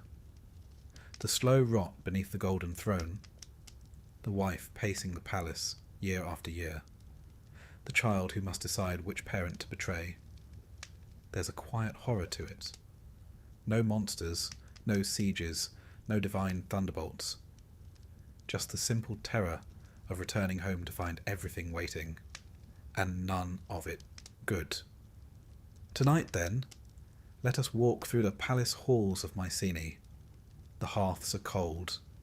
The walls still smell faintly of cedar and blood. Shadows flicker where once kings dined and children played. Perhaps we hear the echo of Cassandra's warning, or the creak of purple carpets beneath sandaled feet. Here, in these stones, the past does not rest. It broods. So let the night fall softly. Let the torches gutter and the marble chill. And remember that not every victory ends in cheers. Sometimes it ends in silence and the slow closing of a door. After the siege of Troy had finally crumbled into dust and ash, the Greeks, those few who had survived the gods, the Trojans and one another, prepared to sail home. Some did not make it past the shoreline, others would never arrive at all, and a few, like Menelaus, king of Sparta, would find themselves dragged on a journey so improbable that it would seem they'd offended not only the gods but perhaps time itself. Menelaus, you'll remember, was the man whose wife, Helen, was spirited away by Paris, thus igniting a 10-year war of mud, blood, and badly timed prophecies. When Troy fell and the smoke cleared, Helen was returned to him, though returned may be too neat a word for what happened. Whether she came willingly, whether she was taken, or whether she had simply grown tired of Paris and ready for the next chapter, we shall never know. What we do know is that she was there on the Trojan shoreline when Menelaus gathered his ships, looking every bit as lovely as she had when the war began. He, on the other hand, had aged. 10 years of siege can do that to a man. They boarded the same ship, perhaps sitting side by side in silence, with only the creaking of oars and the gentle accusation of memory between them. What does one say, really, after all that? So, where were we? Their journey home should have been swift. Sparta was not far, relatively speaking, but the gods had other plans. The Greeks had committed various crimes on their way out of Troy, looting temples, killing supplicants, desecrating sacred spaces. Athena, in particular, had been slighted, and her wrath hung over the fleet like a thundercloud. While some ships were wrecked outright and others scattered, Menelaus's took a more circuitous route, an accidental grand tour of the Mediterranean, if you like, with storms, shipwrecks, and sea monsters included. One of the more exotic stops on this journey was Egypt. Yes, Egypt. Now it might seem strange that a Greek king would end up in Egypt on his way home, but the ancient world was far more connected than it sometimes appears. Trade routes stretched across the seas, and foreign ports were frequented by all manner of adventurers, merchants, and evidently stranded kings with missing wives. In fact, some versions of the myth, like those found in Herodotus, suggest that Helen never went to Troy at all. According to that version, Paris was blown off course and landed in Egypt with Helen in tow. There, the Egyptian king, horrified that Paris had abducted another man's wife, promptly took her into protective custody.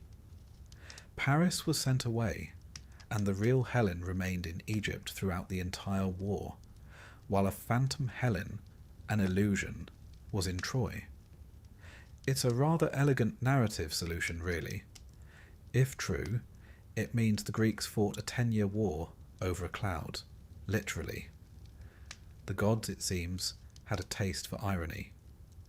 But in most versions, Helen did go to Troy, and it was during the return from Troy that Menelaus found himself in Egypt, with his real, and possibly somewhat awkward, wife beside him. There, the myths tell us, he met Proteus, a prophetic sea god and old man of the sea who could shift shape at will. Proteus was not the sort of being one simply interviewed. He had to be captured, physically pinned down, and held through all his transformations until he relented and spoke. And so, following local advice, Menelaus crept upon Proteus while he napped on the shore among his seals, yes, seals, and wrestled him into submission as he morphed into fire, water, a lion, a serpent, and various other alarming shapes. Menelaus held on. One imagines him swearing quietly throughout, until the god gave up and agreed to speak. Proteus, apparently impressed or simply annoyed, told Menelaus how to appease the gods and continue his journey. Sacrifices would be required, as always, and some divine grovelling. He also informed Menelaus that his brother Agamemnon had been murdered upon returning home. One imagines that news landing like a stone in Menelaus's chest. Victorious, yes, but at what cost? Eventually, with the proper rites performed and favourable winds at last, Menelaus and Helen continued their return voyage. It is said that their journey took 8 years in total. 8 years to come home to a city that had once sung their names, now perhaps quiet with confusion or resentment. And here's where the myth gets complicated. Menelaus and Helen resumed their rule in Sparta. Their homecoming, unlike Agamemnon's, was not met with knives. The palace gates opened, the hearth fires were lit, the people bowed, and yet something must have shifted between them. A decade apart. A war.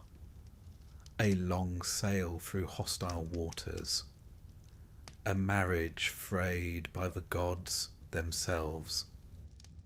In Homer's Odyssey, when Telemachus visits Sparta in search of news of his father, Odysseus, he finds Menelaus and Helen living in elegant domesticity, surrounded by servants, tapestries, and quiet luxury. Helen, ever the gracious hostess, offers potions to ease sorrow, pours wine, and reminisces about the old days. Her beauty intact, her memory selective. In one scene, she casually tells of how, during the Trojan War, she had once walked the walls of Troy and mimicked the voices of the Greek wives below, trying to lure the soldiers out from the belly of the wooden horse. A chilling little anecdote. Her voice, calling to them in the voices of their beloveds. Whether she did it in jest, or malice, or confusion, is left ambiguous. Homer, with his characteristic subtlety, lets the moment pass unjudged. Menelaus listens. He does not interrupt. Perhaps he's heard the story before. But Homer also gives Menelaus a unique fate. While most Greek heroes die bloody deaths or vanish into obscurity, Menelaus is rewarded. According to Book 4 of the Odyssey, he will not die at all.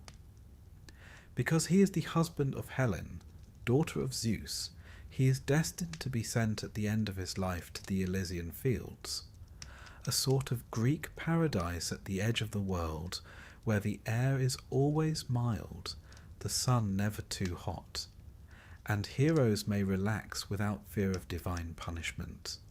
It's an odd reward, given how much trouble he endured, but perhaps the gods felt he'd earned it. As for Helen, her later fate is as inconsistent as ever. In Sparta, she was worshipped after her death, or perhaps even before it. A temple to Helen stood there, and offerings were made in her name. Some said she had been taken to Olympus, made divine by Zeus himself. Others claimed she fled to Rhodes, where she was hanged by the widow of one of the Greek warriors who died at Troy, a bitter form of justice. And in some strange accounts, she even married again to Achilles himself in the afterlife, reunited in the Isles of the Blessed, where mythologies merge and old enmities are forgotten. But the Menelaus-Helen saga remains one of the most enigmatic.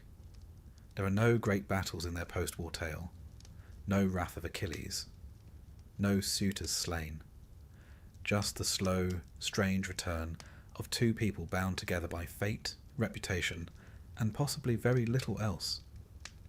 And what do we make of Menelaus then? He is not the most glamorous of the Greeks, not the strongest, not the cleverest. He does not give stirring speeches or launch dramatic solo attacks. But he endures. He reclaims his wife. He survives the gods. He returns home. He is, in some ways, the everyman of the epic. Less radiant than Achilles, less sly than Odysseus, but steady. Slightly bewildered, often wrong-footed, but never broken. In the Iliad, he fights bravely but without glory. In the Odyssey, he rules with calm dignity. He is both cuckold and king, hero and husband. A man who simply wants his home, his wife, and a little peace. Which, given the state of the Greek mythological world, is quite the ambition. Historically, Sparta in the late Bronze Age may indeed have been the seat of a powerful ruler. Its later martial reputation, so famous in the classical period, was not yet fully formed. Instead, it was a place of trade, of sanctuaries, of richly decorated tombs. Menelaus and Helen, if they lived at all, would have ruled over a land of olive groves, river valleys, and slowly fading Mycenaean splendour. Perhaps they walked together in the evenings, king and queen of a world already slipping into legend. Perhaps they said very little to each other. Perhaps they had said everything during the war, and the silence was what came next. Tonight, then, let us drift with them on those endless Mediterranean waters. The ship gently rocking, the stars above foreign shores, Proteus shifting in his sleep somewhere beneath the waves, the long way home stretching onwards, lined with omens and olive trees. And if the gods allow, perhaps, just perhaps, the sea will stay calm until morning. Some men return from war with scars and silence, others with treasure. But Odysseus, king of Ithaca, returned with stories, a great many of them. Whether he embellished a bit along the way, or a great deal, is beside the point. Tonight, we join him not for his triumphs, but for his meandering, frequently interrupted, occasionally bizarre 10-year journey home. Because for Odysseus, the war was only half the problem. The rest was everything else. The Odyssey, attributed to Homer, begins after Troy, and it opens not with the king himself, but with his household in disarray. His wife, Penelope, is weaving and unweaving a shroud each night to stave off aggressive suitors. His son, Telemachus, is awkward, moody, and increasingly suspicious that his father is never coming back. And the kingdom of Ithaca is slowly, inevitably, becoming someone else's. But where is Odysseus? Stranded, as it happens, on an island with a goddess. Her name is Calypso, and she is in no hurry to let him leave. For 7 years, she keeps him in a kind of bittersweet captivity, offering him immortality, love, and a worry-free existence. He declines, which may strike you as a strange choice. Immortality and divine companionship are nothing to sneeze at. But Odysseus, for all his cleverness, is a man fixated on home. Even if home is full of suitors drinking his wine and eyeing his wife. Eventually the gods intervene. Hermes arrives with a message from Zeus. Let him go. Calypso, grumbling, obeys. Odysseus builds a raft and sets sail, only to be shipwrecked almost immediately by Poseidon, who still holds a grudge. The sea god had never forgiven Odysseus for blinding his son, the Cyclops Polyphemus. More on that shortly. He washes up on the shores of Scheria, home of the Phaeacians, who are helpful, curious, and crucially enjoy a good tale. Here, Odysseus finally begins to recount what's happened since Troy. His adventures unfold in a long, winding flashback, a kind of dinner party storytelling session with a side of trauma. It begins with his first detour, Ismarus, land of the Cicones, where his men plunder a town only to be ambushed in return. A tactical misstep, if we're being generous. Next, the Lotus Eaters. Harmless, dreamy folk who offer his crew fruit that makes them forget everything, including the desire to return home. Odysseus has to physically drag his men back to the ships. It's the first hint that homecoming, for some, might not be as appealing as advertised. Then comes the Cyclops. Odysseus and his crew stumble upon the cave of Polyphemus, a one-eyed shepherd of considerable size and poor manners. They help themselves to his cheese and wine, rude, and are promptly trapped inside. Polyphemus begins eating them one by one. Odysseus, ever the schemer, tells the Cyclops his name is nobody, gets him drunk, and drives a sharpened stake into his eye while he sleeps. The next morning, when Polyphemus howls for help, the other Cyclopes ask who's hurting him. "Nobody," he bellows, and so they leave him alone. A clever trick, but one that comes with a price. As they flee, Odysseus shouts his real name back to the blinded Cyclops, because of course he does. Pride. It undoes many a Greek hero. Polyphemus prays to his father, Poseidon, to curse Odysseus, and the sea god obliges. From here, it all unravels. At Aeolia, the god Aeolus gives Odysseus a bag containing all the winds, a rather generous gift. So close to Ithaca they can see the shoreline, Odysseus's crew, suspecting treasure, opens the bag. The winds explode, the The ship is thrown back to Aeolia, and this time Aeolus refuses to help. Understandably. Next stop, Laestrygonians, giant cannibals. They destroy most of his fleet and eat quite a few men. Only one ship escapes. Then, Circe, a sorceress who turns men into pigs. Odysseus, aided by Hermes, resists her magic and becomes her lover instead. They stay a year. It's becoming a theme. Circe eventually helps him with directions, but to proceed, he must visit the underworld and speak with the prophet Tiresias. Down he goes, offering blood and prayers. In the gloom of Hades, he meets the ghost of Elpenor, one of his men who fell off a roof. He sees his mother, long dead. He speaks to Achilles, who admits that he'd rather be a poor farmer among the living than a lord among the dead. Even the great heroes, it seems, tire of their own glory. From the dead, Odysseus returns to Circe, then sets off again. Next, the sirens. Their song lures sailors to their deaths. Odysseus, ever curious, wants to hear it. He plugs his men's ears with wax and ties himself to the mast. The song is haunting, irresistible, but he cannot move, and so they pass safely. Then Scylla and Charybdis, a six-headed monster on one side, a deadly whirlpool on the other.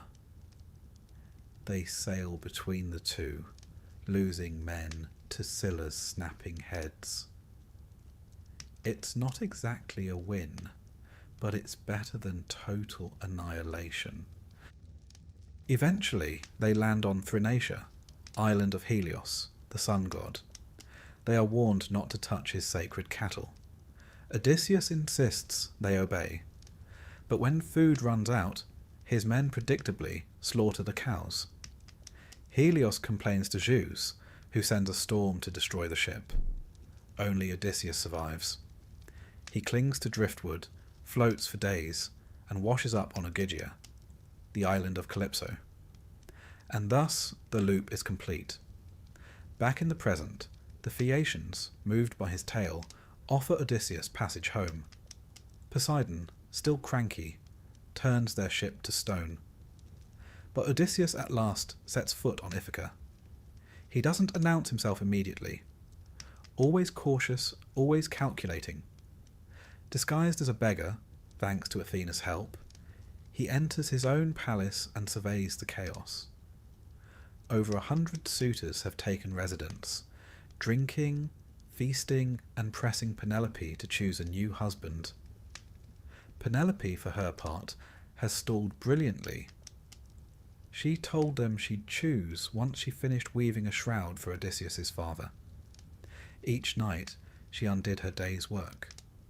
For 3 years they were fooled. Eventually they caught her. But still she held firm. A woman of quiet genius, Odysseus, still disguised, is mocked by the suitors. He endures it, waits, plans. Finally he reveals himself, by stringing his old bow and shooting an arrow through 12 axe heads, a feat no one else could match. Then he kills them all, every last suitor, with arrows, swords, and help from his son and a few loyal servants. The great hall of Ithaca is soaked in blood. The crime, in Homer's eyes, is not vengeance, but hospitality violated. These men overstepped, and now the reckoning has come. But even after this, peace is not guaranteed. The families of the slain suitors rise up, ready to continue the cycle. Athena intervenes. A fragile truce is declared. And finally, the home that Odysseus longed for becomes his again, not just in bricks and walls, but in name and rule and quiet. Now the curious thing about Odysseus is that his tale doesn't end there.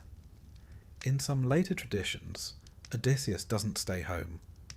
One version claims he grows restless and sets off again, this time westward, beyond the known world, seeking to find where the sea ends. Others say he was eventually killed by his own son, Telegonus, born of Circe. who arrives unknowingly in Ithaca and strikes down his father by mistake with a poisoned spear. A rather Greek ending, that, fated, ironic, and familial. But in Homer's version, Odysseus remains. Older, weathered, a king once more. Historically, the island of Ithaca, or rather, the various locations claiming to be it, has been the subject of much scholarly debate. Some archaeologists believe the Homeric Ithaca may not align with the modern island bearing the name. Others insist it does. Regardless, the Odyssey captures the essence of what it meant to be Greek in that age. To travel, to long for home, and to be wary of gifts from strangers. Odysseus stands apart from the other Greek heroes. Achilles sought glory, Agamemnon, power, Menelaus, perhaps, restoration. But Odysseus sought survival. He lies, cheats, weeps, hides, yet endures. He is flawed, brilliant, deeply human. The gods both love and torment him. The world resists him, but he adapts, he thinks. And slowly, painfully, he wins. And so tonight, let us rest beside him, our clever king, finally still. The storm has passed, the hearth is warm, the suitors are gone. Penelope sleeps nearby. The long oar lies in the corner silent.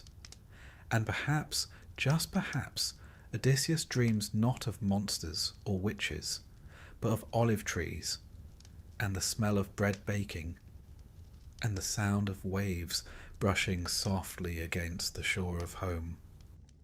It is one thing to be the hero of a great war, quite another to be the son of one. If Odysseus endured storms and monsters, his son Telemachus faced a different kind of trial altogether.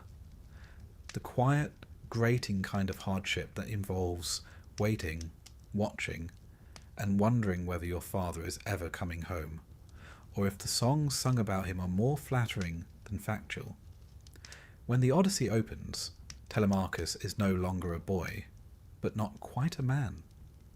He is, to borrow a Greek word, nepios, still soft of chin and uncertain of purpose. He lives in a palace overrun by suitors, where the food is being eaten, the wine poured too freely, and the servants uncertain where their loyalties lie. His mother Penelope weaves in the day and unweaves in the night, stalling the inevitable. But time, like the gods, waits for no one. And so, Telemachus is forced into an uncomfortable position. Half prince, half hostage, drifting through his own halls like a ghost of what should have been. No father, no control, only whispers of glory and an ever-tightening knot of expectation. Eventually, Athena, as is often the case when men are floundering, steps in, disguised as mentor, a name which would later be borrowed for the role of any wise advisor, though here it's quite literal. She encourages the lad to do something positively un-Greek. Talk about his feelings and make a plan. Telemachus, emboldened by divine pep talk, sets off on a small but significant voyage. He sails to Pylos to visit Nestor, the venerable king and veteran of Troy, and then to Sparta, where Menelaus and Helen are holding court in relative serenity. In both places, he asks the same question: "Have you seen my father?" The answers are vague, scattered. Odysseus is alive, perhaps, or dead, or something in between. But the journey itself is more important than the destination. For the first time, Telemachus acts. He steps beyond the shadow of absence and into the uncertain light of selfhood. Meanwhile, Odysseus is making his own belated return. When the two are reunited in Ithaca, it is not the tearful embrace of storybooks. Odysseus, in disguise, reveals himself carefully. Telemachus does not know what to believe. The man has been gone for 20 years. He has, perhaps, become more myth than father. But belief once lit is hard to extinguish. They scheme together, they strike together, and in the end they stand side by side over the corpses of the shooters. Father and son united not in words, but in shared purpose and spilled blood. Yet what happens after the vengeance? After the hall has been cleaned, the bough hung, and the island quiet once more? Here the stories splinter. In some versions, Telemachus becomes king after Odysseus' eventual death. In others, he leaves Ithaca behind entirely. One tradition, found in later Greek sources, claims that Telemachus marries Circe. Yes, that's Circe, the enchantress who once turned his father's men into pigs. In an act of mythological neatness, Odysseus' son and his former lover build a new dynasty on the island of Aiaia. Together, they have a son named Latinus, who, depending on your source, goes on to found part of Italy. The myth is fluid, as always, and the past has a tendency to loop back on itself in peculiar ways. There's also the tale of Telegonus, Circe's son with Odysseus. In one particularly ironic telling, Telegonus grows up unaware of his father's identity, sails off to find him, and accidentally kills him with a spear tipped with the venom of a stingray. In a gesture of mythical symmetry, he then marries Penelope, his father's widow, and Telemachus marries Circe. And so the entire family becomes a kind of mythological Rubik's Cube, scrambled, reconfigured, but somehow still functional. Let's take a moment to exhale. These tales, shifting and contradictory, are not meant to be consistent. The Greeks didn't worry about canon the way we do. Instead, they allowed their myths to breathe, expand, and change with the needs of each city, each poet, each generation. Telemachus, then, isn't a single character. He is an idea, a young man caught between legacy and identity, between the weight of his father's name and the pressure to make his own.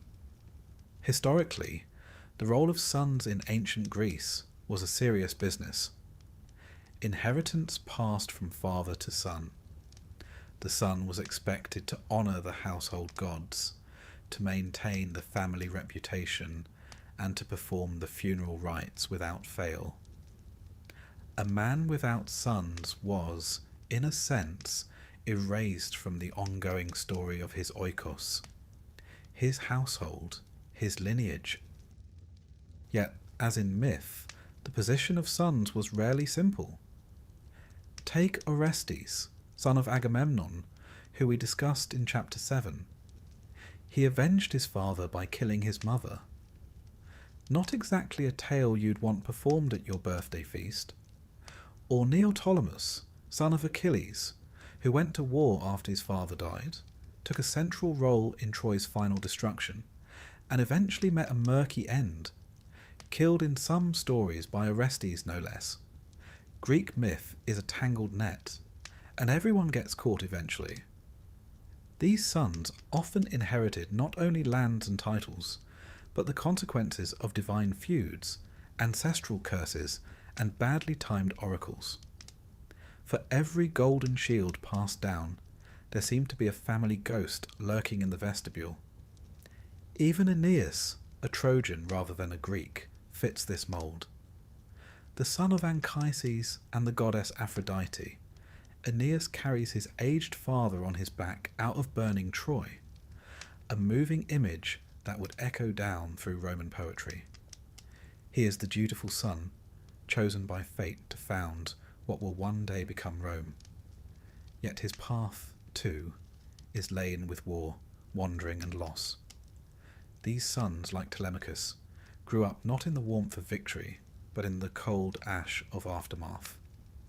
They inherited stories and wounds, and the knowledge that the age of heroes was slipping away, replaced not by peace, but by memory.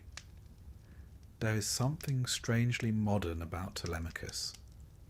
He is not interested in glory for its own sake. He is thoughtful, hesitant, observant. When Homer describes him in the Odyssey, it is often in quiet terms. He listens more than he speaks. He weighs each word. He watches his mother's sorrow and understands it without being consumed by it. He is, if you like, the transitional figure between the old world and the new. Odysseus is a man of cleverness, disguise, and decisive action. Telemachus is a man of reflection, diplomacy, and restraint. He stands at the threshold of myth and history, a figure shaped by the echoes of war, but not beholden to them. In this way, he speaks to the later Greeks, those of the classical period, who looked back on the Age of Heroes as a time of both splendour and savagery. Telemachus becomes a bridge, linking the impulsive blood feuds of the past with the more measured civic virtues of the present. And yet, he is still a son, still waiting for a father, still learning, as all sons must, that the man you idolize is rarely the man you get. Odysseus returns not as a shining hero, but as a weary, wily stranger who must be relearned, retrusted, reloved. Their relationship is not forged on battlefields, but around the slow rebuilding of a life interrupted. What remains of Telemachus in the end is not his name in epic songs, nor his slaying of suitors, nor his potential marriage to a sorceress. What lingers is the quiet dignity of his arc, a young man growing up in the long shadow of war, and finding, however haltingly, his own way forward. And perhaps that is the final message of these post-Trojan tales, that while the heroes crashed and burned in spectacular fashion, stabbed in bathtubs, drowned at sea, cursed by gods, their children carried on. They endured. They inherited not just the chaos, but the slow business of healing, of ruling, of remembering. For myth is not just the story of how wars are won, it is the story of what happens after. The rebuilding, the forgiveness, the inevitable forgetting. Telemachus, and others like him, remind us that every heroic age must end, and when it does, it falls to quieter hands to pick up the pieces. So tonight, let us imagine Telemachus in Ithaca, not the awkward boy scanning the sea for a sail, but the man walking the halls of a repaired palace. The roof mended, the suitors gone. The name of his father still spoken, but no longer clung to. Penelope weaving not in dread, but in peace. The wind outside is gentle, the stars indifferent. And somewhere in the corner, the great bow of Odysseus gathers dust. The age of heroes has ended. The age of men and memory has begun. Let us begin not with bloodshed, but with a party. A grand one at that. The kind of divine wedding that demands golden goblets, celestial harpists, and the sort of banquet where mortals are most definitely not invited. The setting is somewhere between the heavens and the wine-dark sea. The marriage of Peleus, a mortal king, and Thetis, a sea nymph of surpassing beauty and uncertain temperament. One day she's calming the waves, the next she's turning into a fire-breathing lioness. You know how it is with sea nymphs?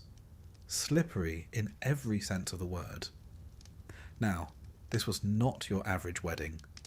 The gods themselves were in attendance, Zeus, Hera, Athena, Apollo, even Dionysus, who no doubt came for the wine and stayed for the drama. You see, it had been prophesied that Thetis' child would one day outshine his father. Naturally, the gods, being the divine equivalent of power-hungry middle managers, decided that none of them fancied raising a demigod who might overthrow them. So they married her off to a mortal instead. The lucky man, Peleus, a respectable enough Thessalian warrior who probably didn't ask too many questions. Now, here is where our story begins to turn from celebration to catastrophe. You see, someone was not invited to the wedding. That someone was Eris, goddess of strife, discord, and all things inconvenient. Think of her as the divine embodiment of a poorly timed group text. Snubbed and seething, Eris did what anyone in her position might do. She showed up anyway and brought a gift. A golden apple, shining and lovely, with 3 little words carved into its surface. To the fairest. She tossed it into the hall, watched the room grow quiet, and likely walked away with a satisfied smirk. The gods, one might think, would be above petty squabbles over a shiny piece of fruit. But no, dignity fled the building faster than Hermes on market day. 3 goddesses laid claim to the apple. Hera, queen of Olympus, Athena, goddess of wisdom and war, and Aphrodite, goddess of love, beauty, and complicating everything. Each one believed herself the rightful recipient, and each was, in her own way, terrifying enough to make the others second-guess it. Faced with this celestial beauty contest, the gods did what many bureaucracies do when confronted with a no-win scenario. They passed the problem to someone else. Enter Paris, Prince of Troy, a man whose later decisions would suggest that judgment was not his strong suit. But at this moment, he was a shepherd on Mount Ida, having been quietly removed from royal life due to a prophecy that he would one day cause the destruction of Troy. Naturally, his family decided to abandon him as a child. You know, just in case. Still, he grew up handsome and healthy and, more importantly, utterly unprepared to referee a divine pageant. The 3 goddesses appeared before Paris, not in mortal modesty, mind you, but in full divine radiance. Each offered him a bribe. Hera promised power, kingship over all of Asia. Athena offered wisdom and victory in battle. But Aphrodite, always knowing her audience, promised him the love of the most beautiful woman in the world. Paris, thinking like a young man and not a geopolitical strategist, handed the apple to Aphrodite, and thus the world began to burn. Now, who exactly was this most beautiful woman in the world? Her name was Helen, Queen of Sparta, daughter of Zeus and Leda, or possibly Nemesis, depending on which version you read. She had been courted by many Greek kings, all of whom had once nearly come to blows over her. To avoid conflict, her mortal father, King Tyndareos, had made all the suitors swear an oath that they would respect Helen's choice, and if anyone ever took her away, they would all band together to bring her back. An early example of what you might call a foreign policy nightmare waiting to happen. Helen eventually chose Menelaus, a capable if somewhat humorless king of Sparta. They were married, and for a time, things were peaceful. That is, until Paris showed up at court under the pretense of diplomacy, and then, with Aphrodite's encouragement, either seduced or abducted Helen. It rather depends on the source. In Homer's Iliad, Helen seems weary, regretful, and passive. In Euripides' version, she's more assertive.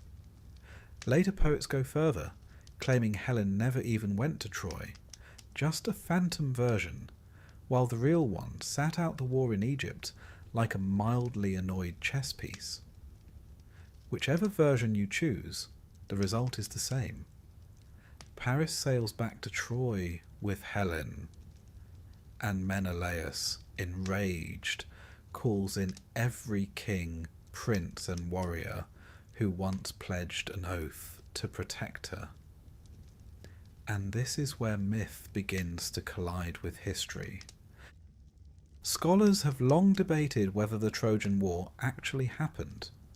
Was there a real conflict between Mycenaean Greeks and a city on the coast of Anatolia, one perhaps called Wilusa, a name that bears uncanny resemblance to Ilium, another name for Troy? Archaeological digs at Hisarlik, the presumed site of Troy, reveal a city that was destroyed, not once, but several times, by fire and war. Trade routes passed through this region. Riches flowed, conflicts surely followed, so while gods may not have hurled spears from Olympus, someone likely hurled something over those walls. And now, back to myth, the Greeks began to assemble. Agamemnon, king of Mycenae and brother to Menelaus, took charge. Not because he was particularly loved, he wasn't, but because he had the ships, the swords, and a rather loud voice. Other kings answered the call. Odysseus, the clever one, Nestor, the talkative one, Ajax, the strong and silent type, and most famously Achilles, son of Peleus and Thetis, the very couple whose wedding had started this mess in the first place. Achilles was a prince of Phthia, raised by a centaur named Chiron, as you do, and trained to be the greatest warrior of his age. His mother, fearing he would die young, dipped him in the river Styx to make him invulnerable, everywhere except the heel by which she held him.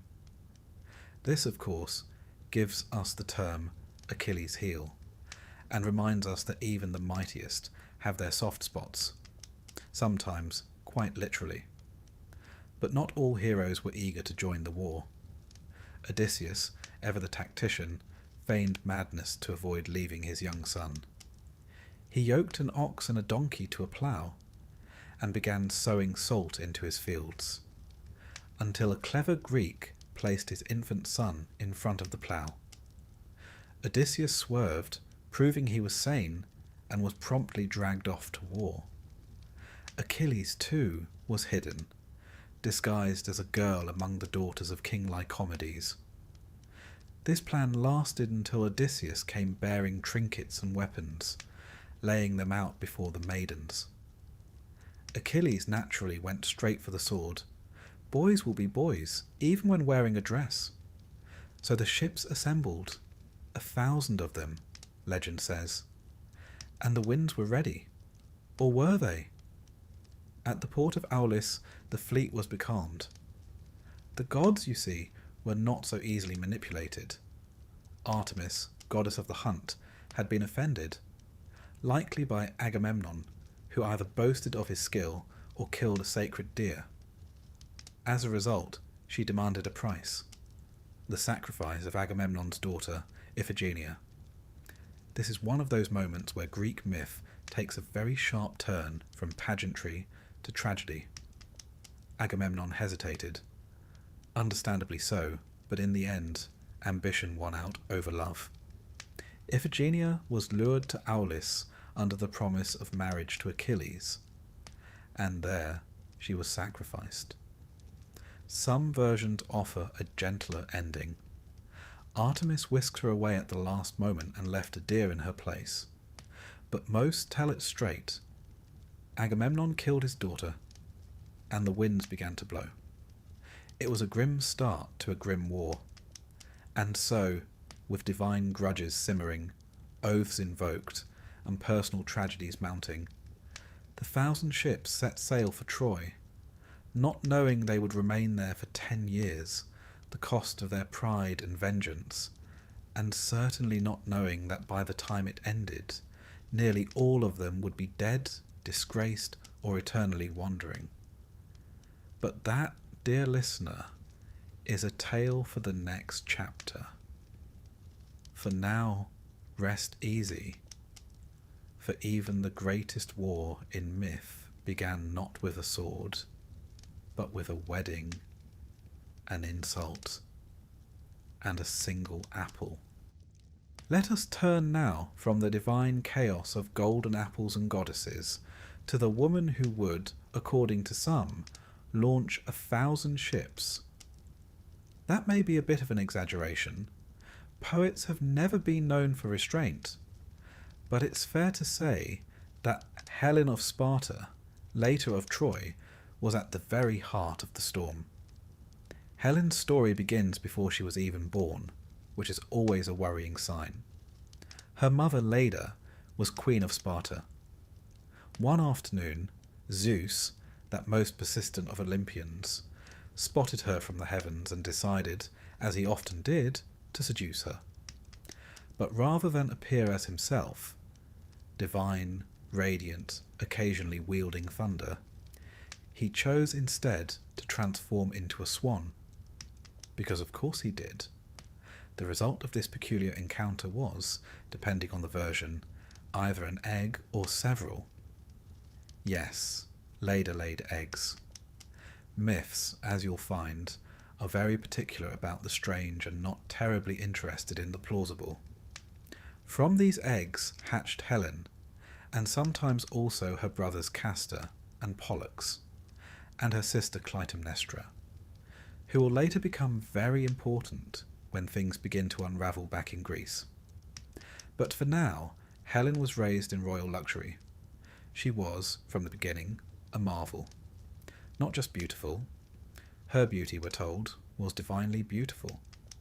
The kind that made men sigh, women whisper, and kings behave very badly. Now, as Helen came of age, she was pursued by just about every eligible man in the Hellenic world.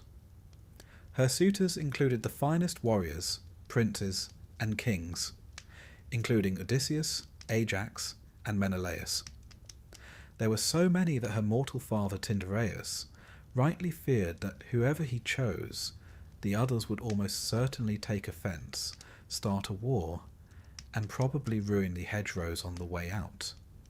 So, on the advice of Odysseus, ever the strategist, Tyndareus made the suitors swear a binding oath, the oath of Tyndareus. They would all agree to honour Helen's choice, and, more importantly, to protect the chosen husband should anyone ever try to take her from him. A clever solution, and one destined, as clever solutions often are in Greek myth, to backfire spectacularly. Helen chose Menelaus, brother of Agamemnon and future king of Sparta.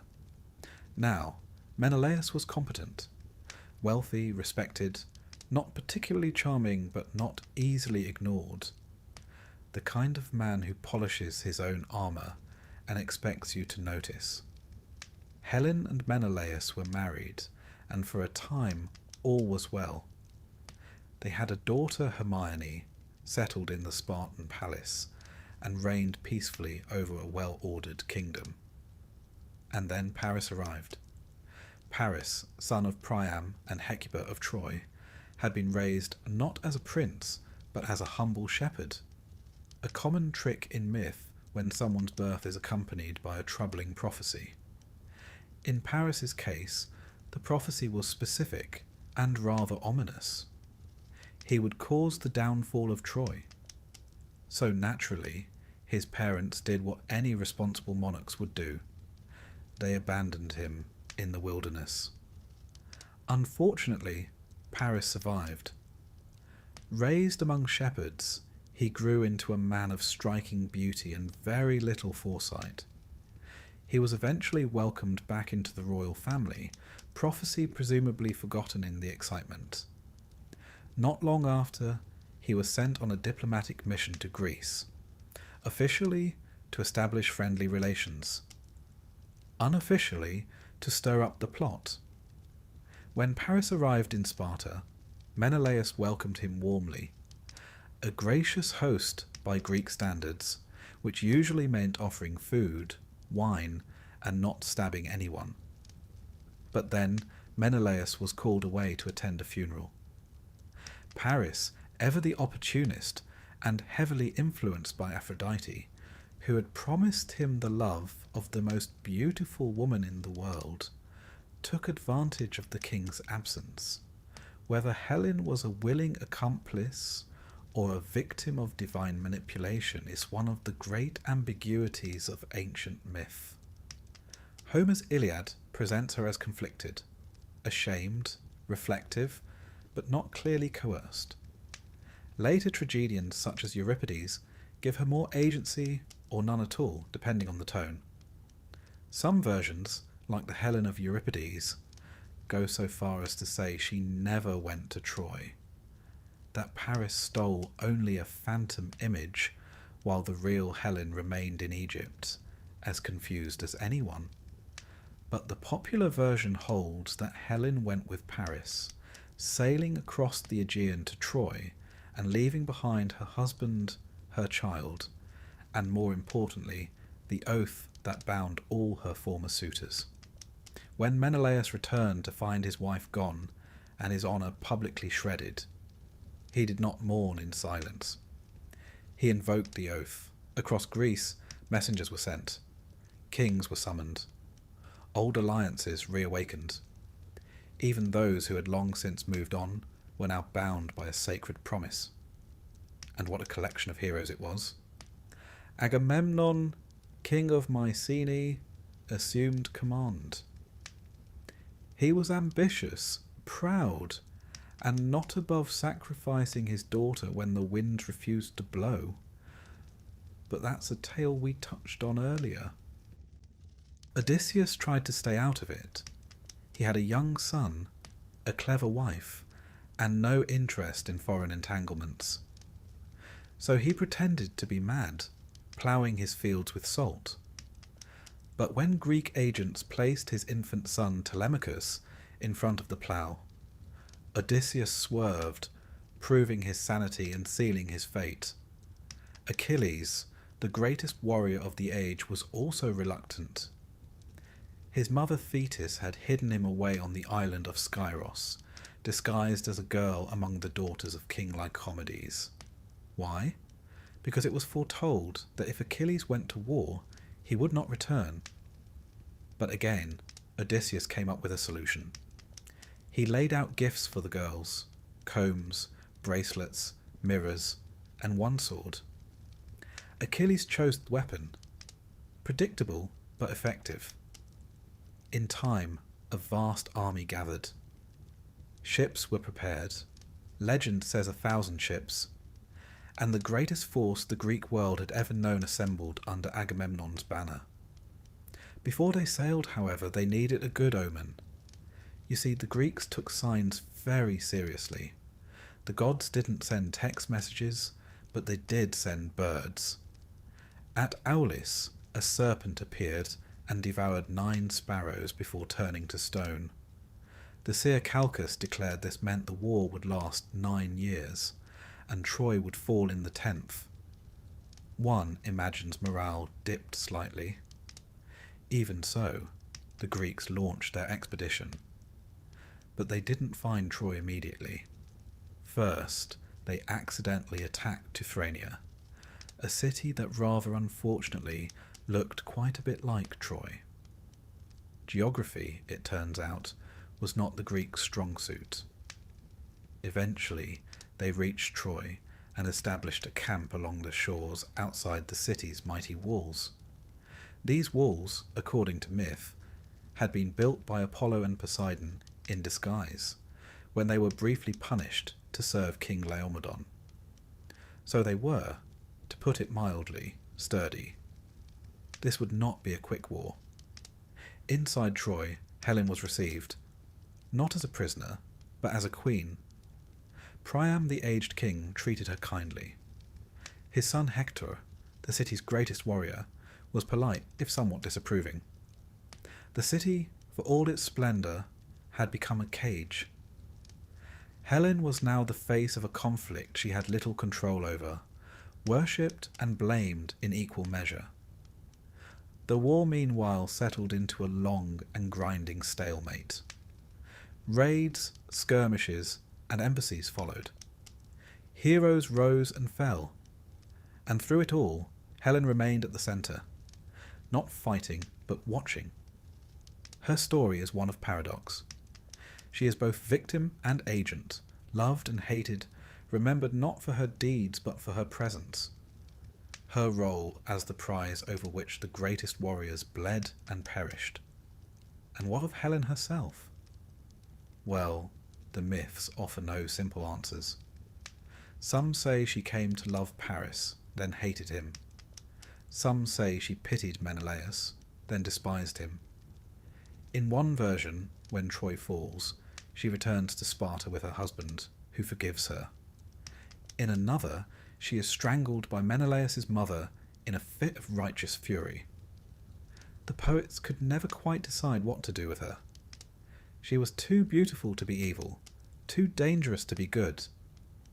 She was, perhaps, the embodiment of the war itself, not rational, not fair, but entirely inevitable.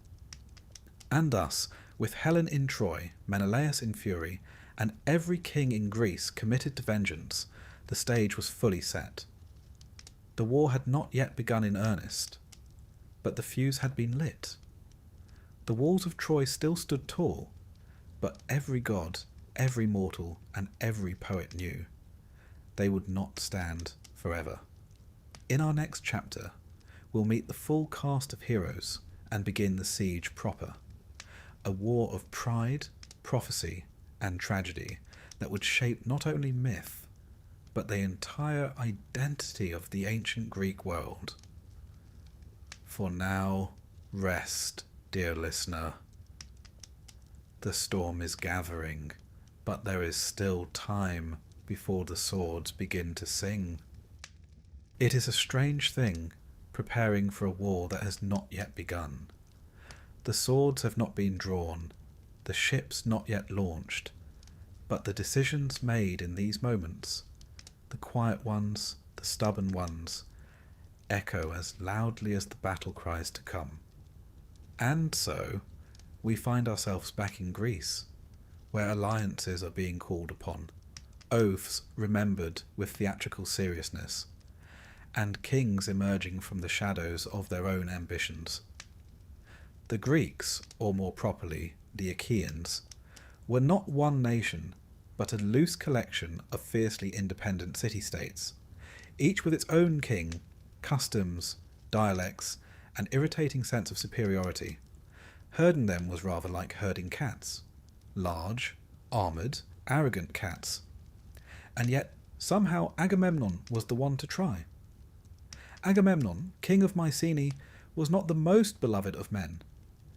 He had the charisma of wet marble and the diplomatic subtlety of a battering ram, but he had ships.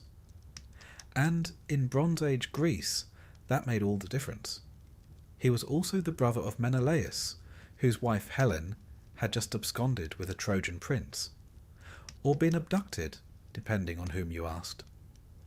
Either way, it was Agamemnon's duty to help. And, not incidentally, to increase his own power while doing so. But before we set sail, let us first meet the key players of this great war. Some of the finest names ever shouted across a battlefield or penned into epic verse. There was Odysseus, king of Ithaca. Cunning, sardonic, and too clever by half, he would rather be farming than fighting. When the summons came, Odysseus attempted to dodge the draft by pretending to be mad. He yoked a donkey and an ox together and began ploughing his fields with salt. Unfortunately for him, the Greeks had brought a man named Palamedes, who was even cleverer. Palamedes placed baby Telemachus, Odysseus's infant son, in front of the plough. Odysseus swerved. Sanity revealed. Off to war he went, fuming all the while. Then there was Achilles, the son of Peleus, a mortal king, and Thetis, a sea nymph with a gift for dramatic exits. Achilles had been raised by the wise centaur Chiron, who taught him medicine, music, hunting, and more importantly, how to kill things gracefully. Now, Thetis had received a prophecy. Her son would either live a long, quiet life and be forgotten, or die young in glory and be remembered forever. She, understandably, preferred the first option. So she hid Achilles on the island of Skyros, disguised as a girl. It's unclear how convincingly he played the part, but he lived among the daughters of King Lycomedes, perhaps hoping that history would simply forget him. History, of course, never forgets Achilles. Odysseus was sent to fetch him. Knowing that no warrior could resist the call of glory or the clink of bronze, he laid out gifts before the girls, fine robes, trinkets, and one gleaming sword. Achilles, predictably, reached for the sword. A trumpet was sounded, and the ruse collapsed. Achilles, now revealed, was promised honour, plunder, and everlasting fame. He accepted. He also brought with him his lifelong companion Patroclus, who had become as vital to the war as any sword or shield. Others joined too. Ajax the Greater, son of Telamon, a towering brute of a man, strong as a bull and roughly as eloquent. Diomedes, a young king of Argos, known for his ferocity and surprising reverence for the gods. Nestor, the aged king of Pylos, who spoke mostly in long-winded stories about how things had been better in his day, and who somehow made everyone listen. And Calchas, the seer, who claimed to read the will of the gods by studying the flight of birds, the livers of sacrificed animals, and, one suspects, the fine art of educated guessing. All together, they gathered their men, their ships, and their supplies at the port of Aulis, a wind-swept harbour on the eastern coast of Boeotia. It was here, legend tells us, that the Greek fleet assembled. 1,000 ships, if Homer is to be believed. It is a lovely round number, and deeply impractical. But myth was never built on practicality. And then, nothing happened. The ships were ready. The men were restless. The gods, however, were silent. No wind stirred the sails. The sea lay as flat as a philosopher's expression. A calm so total it felt like divine punishment. And indeed, that's exactly what it was. You see, Agamemnon had made a mistake. While out hunting, he had killed a sacred stag, an animal beloved by Artemis, goddess of the hunt, protector of maidens, and not one to take a slight quietly. As if that weren't enough, he had allegedly boasted that he was the better hunter, which, one imagines, was the mythological equivalent of poking a sleeping bear with a borrowed spear. So Artemis refused to let the winds blow. The ships would remain trapped at Aulis unless Agamemnon made amends. And by amends, she meant sacrificing his daughter, Iphigenia. This, needless to say, did not go over well. Agamemnon hesitated. He wept. He argued. He appealed to the gods. But in the end he agreed. For the sake of the war, for the sake of honour, vengeance, and all the usual platitudes, he sent word to his wife, Clytemnestra, that their daughter was to be married to Achilles. A lie, of course, a fatal one. Iphigenia arrived, excited, perhaps even blushing, and was led to the altar. Some stories say she was killed. Others say Artemis, in a rare act of mercy, whisked her away at the last moment and replaced her with a deer. Either way, the deed was done. The winds returned, the sails billowed, and the Greek fleet at last set out across the Aegean Sea. But their first stop was not Troy. In one of those inconvenient footnotes that history tends to skip over, they accidentally landed in Teuthrania, a city in Mysia. Believing it to be Troy, again, ancient navigation was more art than science. They attacked. The ruler there, Telephus, was wounded by Achilles and fled. Later, in a neat twist of irony, he was healed by Achilles, using the very spear that had pierced him. The Greeks, it seems, could be both destructive and useful, sometimes in the same breath. Eventually, the fleet reached the shores of Troy, a city on the western coast of what is now Turkey. The Trojans watched from their walls as the horizon filled with black sails, and they prepared. Let us pause here to consider what sort of city Troy might have been. The archaeological site known today as Hizarlik in northwestern Turkey reveals layer upon layer of cities built and destroyed over centuries. One of these layers, Troy 6 or 7, shows signs of fire, war, and abrupt ruin. There are fortification walls, storage jars, and signs of trade with the Mycenaean world. Whether it was the Troy of Homer, we'll never know for certain, but the echoes are there. The Trojans too had their heroes. Priam, the old king, wise and weary, ruled from the citadel. His wife Hecuba kept a close court. Their sons were many, but most famous was Hector, the defender of Troy. A prince, a husband, a father, and a man who fought not for glory but for duty.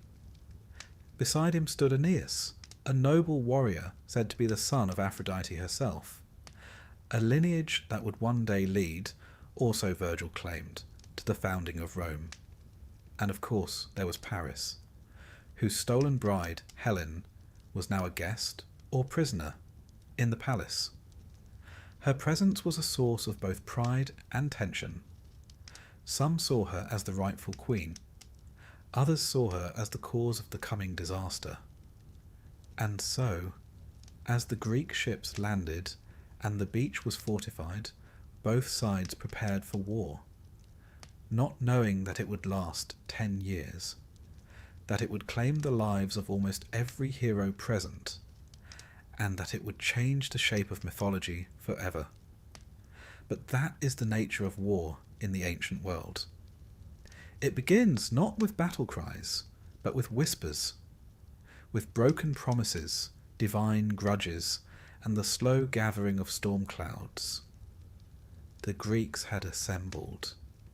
The winds had turned. The gods were watching.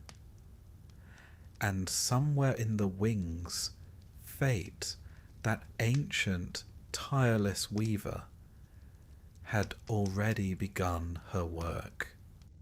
By now, the 1,000 ships had crossed the wine dark sea and anchored off the coast of a city destined to become legend. Troy. Called Ilion by the Greeks, it stood proud upon the edge of the Hellespont, a glittering crossroads of east and west. To modern ears, Troy may sound like a mere myth, a place of poetry and gods and overlong battles. But beneath the layers of story lies a very real city. Archaeologists believe it may have been located at Hizarlik in northwestern Anatolia. Here, a great walled city once stood, and fell, more than once, its ruins layered like pages in a long, tragic novel.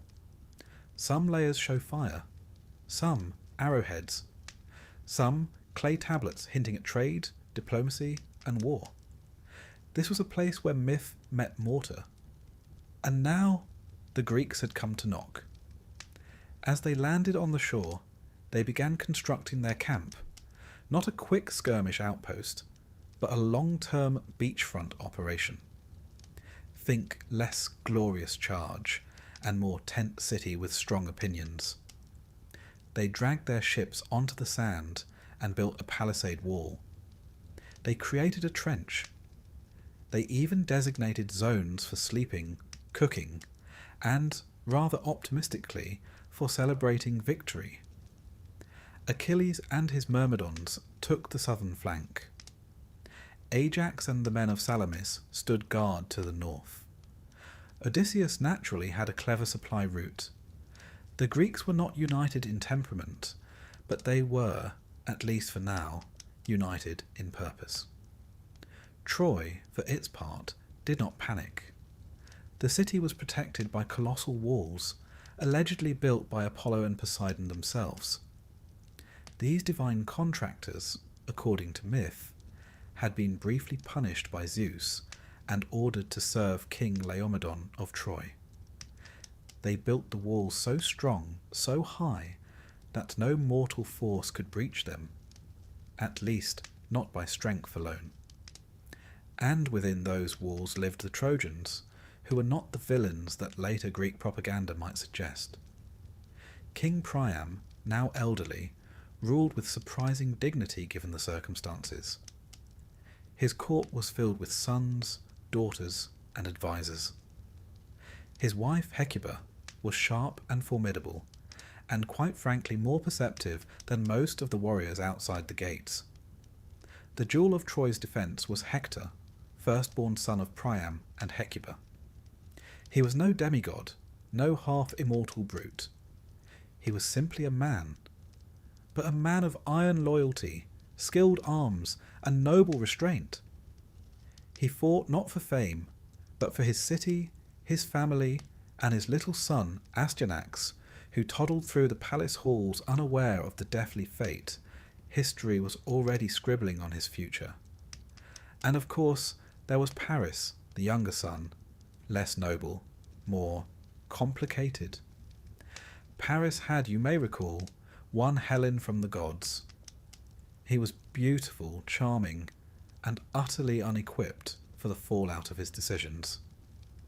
In Homer's Iliad, Paris is not evil, nor cruel, just painfully aware that he's not built for battlefield glory. He's the man who started a war with a kiss, and then spent most of it dodging the consequences. As for Helen, she now lived in the upper chambers of the palace. Opinions varied.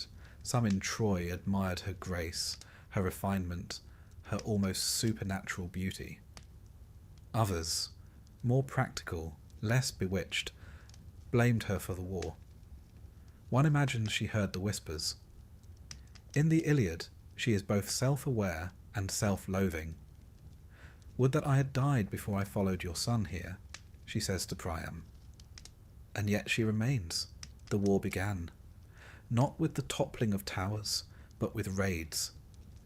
The Greeks, unable to breach the walls, resorted to attacking Trojan allies, towns along the coast, seizing supplies, enslaving women, and burning what they could not carry. It was this pattern, campaign, retreat, rest, that defined the first 9 years of the war. During one such raid, the Greeks captured 2 women whose names would later ignite disaster. One was Chryseis, daughter of a Trojan priest of Apollo. She was given to Agamemnon. The other was Briseis, awarded to Achilles. They were not spoils in the sense of war trophies. They were grimly taken as concubines. And the gods, it turns out, were watching. When Chryseis' father pleaded for her return and Agamemnon arrogantly refused, Apollo, god of plague, archery, and occasional poetic justice, loosed a pestilence on the Greek camp. Soldiers began to die. Animals perished. The air turned foul. Eventually Agamemnon relented, though not without flair. He returned Chryseis to her father, yes, but demanded Briseis from Achilles in compensation. This, to put it mildly, was a mistake. Achilles, already smouldering with pride, withdrew from the war. He refused to fight. He refused to speak. He even refused to look at Agamemnon, unless you count glaring. The mightiest Greek warrior had now stepped back. Sulking, some said, but in truth, deeply wounded. In the heroic code, honour was more vital than armour. To be shamed in public was not merely insulting, it was soul-shattering. The Greek morale faltered. They pushed against the city, but without Achilles, they found themselves pressed thin. Hector, on the other hand, surged forward, rallying the Trojan troops and driving the Greeks back toward their ships. Skirmishes flared, chariots thundered, shields cracked, and still the walls of Troy held. But let us step back for a moment and consider what this war looked like, not in poetry, but in Bronze Age terms. This was not trench warfare, nor massed armies of uniformed soldiers. It was chariots, short swords, and thrown spears. Bronze, not iron. Armour was heavy and personal. Battles were small and often duels between champions, observed by spectators. Think rugby with more stabbing. War was also a ritual. Before fighting, warriors made speeches, sometimes to their enemies, boasting of lineage, exploits, and divine favour. Afterwards, they stripped the dead of armour and weapons, which were both valuable and symbolic. And yet, amid the stylised duels and epic speeches, there was also real loss. Entire towns destroyed, sons who never returned, women enslaved. The songs remember the heroes, but the silence belonged to the nameless dead. The Iliad, which covers only a few weeks in the 10th year, offers us a window into this moment of stalemate and sorrow. It's during this time that we meet the full cast of characters. Ajax the Greater, wielding a massive shield like a moving wall. Diomedes, who wounds even Ares in battle. Nestor, the elder statesman, offering advice so long-winded that it likely outlasted some battles. And of course, the gods. Ah, yes, the gods. They were not neutral observers. They took sides, bickering, scheming, sometimes even joining the fray. Hera, Athena, and Poseidon favoured the Greeks. Apollo, Aphrodite, and Ares sided with the Trojans. Zeus, nominally neutral, mostly tried to keep order and failed spectacularly. The gods bickered as much as the mortals did. One might even say more so. They threw divine tantrums, manipulated fates, and occasionally disguised themselves as ordinary soldiers just to meddle. Truly, the Olympians were the first micromanagers. Meanwhile, on the ground, the war slogged on. The Greeks, growing desperate without Achilles, attempted diplomacy. They sent an embassy to his tent. Odysseus, Phoenix, and Ajax came with offers of treasure, apologies, and even the return of Briseis. But Achilles, brooding in his tent, refused. Not out of petulance, but principle. His honour had been trampled. And in the world of Homeric warriors, honour was life. Still, even Achilles could not ignore what came next. Hector, bold and commanding, led the Trojans in a major offensive. He pushed the Greeks back to their ships. Fires began to spread. It looked for a moment as if Troy might win not with cunning or strength, but with sheer persistence. This is the moment the war turned inward. The moment the greatest heroes of both sides stood at the brink, not yet colliding but fully revealed. For now, the Greeks dug in. The Trojans pressed forward, and Helen watched from the walls, her fate, and everyone else's, still unwritten. The siege had begun. The walls stood tall. But something deeper had begun to crumble. Trust, pride, and the thin threads binding kings to kings. And so, the 10th year dawned, with Achilles silent, Agamemnon humbled, and Hector rising. In our next chapter, the cracks will deepen. The war, which so far has simmered, will begin to boil. But for now, rest easy, dear listener. The ships are still anchored, the fires still smoke, and the gods, for the moment, have not yet drawn their final lots.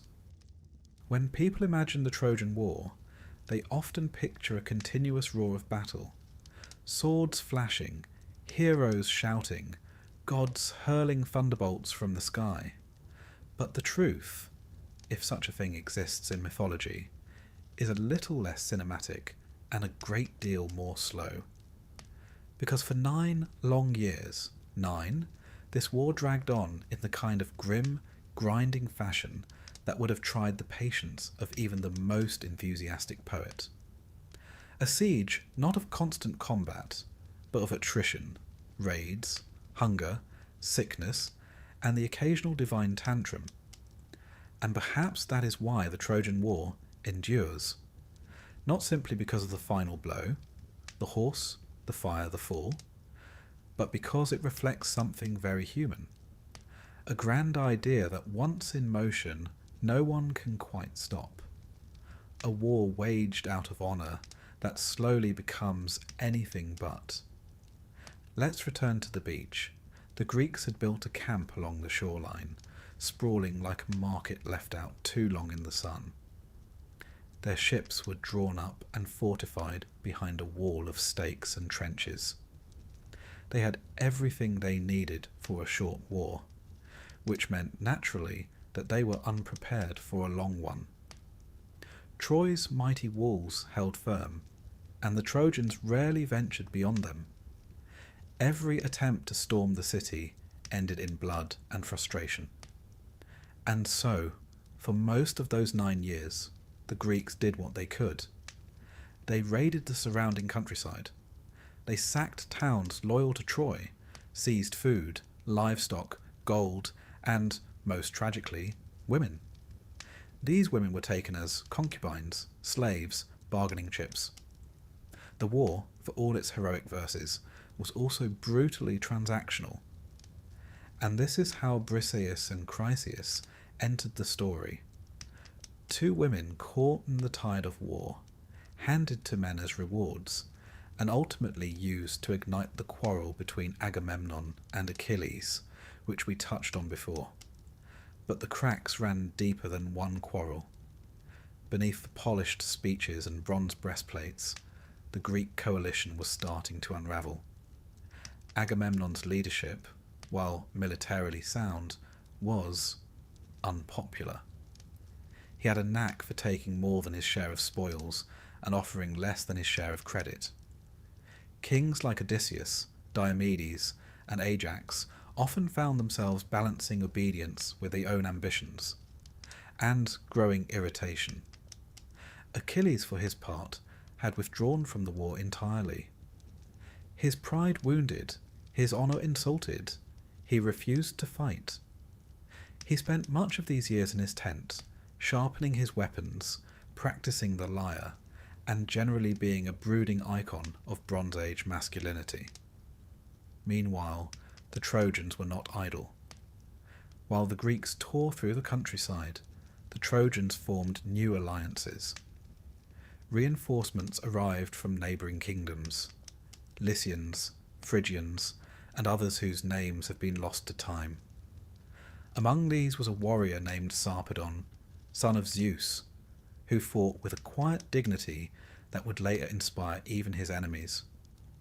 Inside Troy, tension simmered. The people suffered. Food grew scarce. Supplies from the interior were cut off by Greek patrols. And yet, the walls held, a symbol of endurance against overwhelming odds. As the war dragged on, both sides began to rely more heavily on divine favour, or at least the illusion of it. The Greeks sacrificed to Athena, Hera, and Poseidon. The Trojans looked to Apollo, Aphrodite, and Artemis. The gods, it must be said, behaved much like the mortals, bickering, sulking, playing favourites, and occasionally stomping onto the battlefield in disguise. There's a story, told in hushed tones by later poets, of a duel between Menelaus and Paris early in the war. The idea was simple: settle it man to man. One duel, one outcome. Fewer funerals. The duel was arranged. Menelaus, understandably angry, fought with a ferocity born of righteous fury. Paris, less heroic and more fashionable, was swiftly overwhelmed.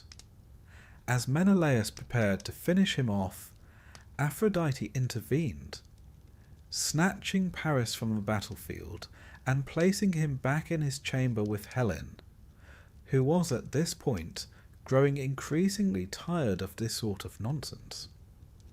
It's worth noting that Aphrodite did not ask anyone's permission. She simply decided, rather like an indulgent parent, that her favourite son had suffered enough. Menelaus, meanwhile, stood in the dust, sword still raised, wondering what on earth just happened. The war, it seemed, would not be decided by honour. There were moments of glory, to be sure. One of the brightest stars of this middle period was Diomedes, king of Argos, who fought with such relentless precision that even the gods noticed. At one point, Diomedes, assisted by Athena, who temporarily gave him the ability to see gods on the battlefield, wounded Aphrodite herself. Yes, a mortal man cut the flesh of a goddess.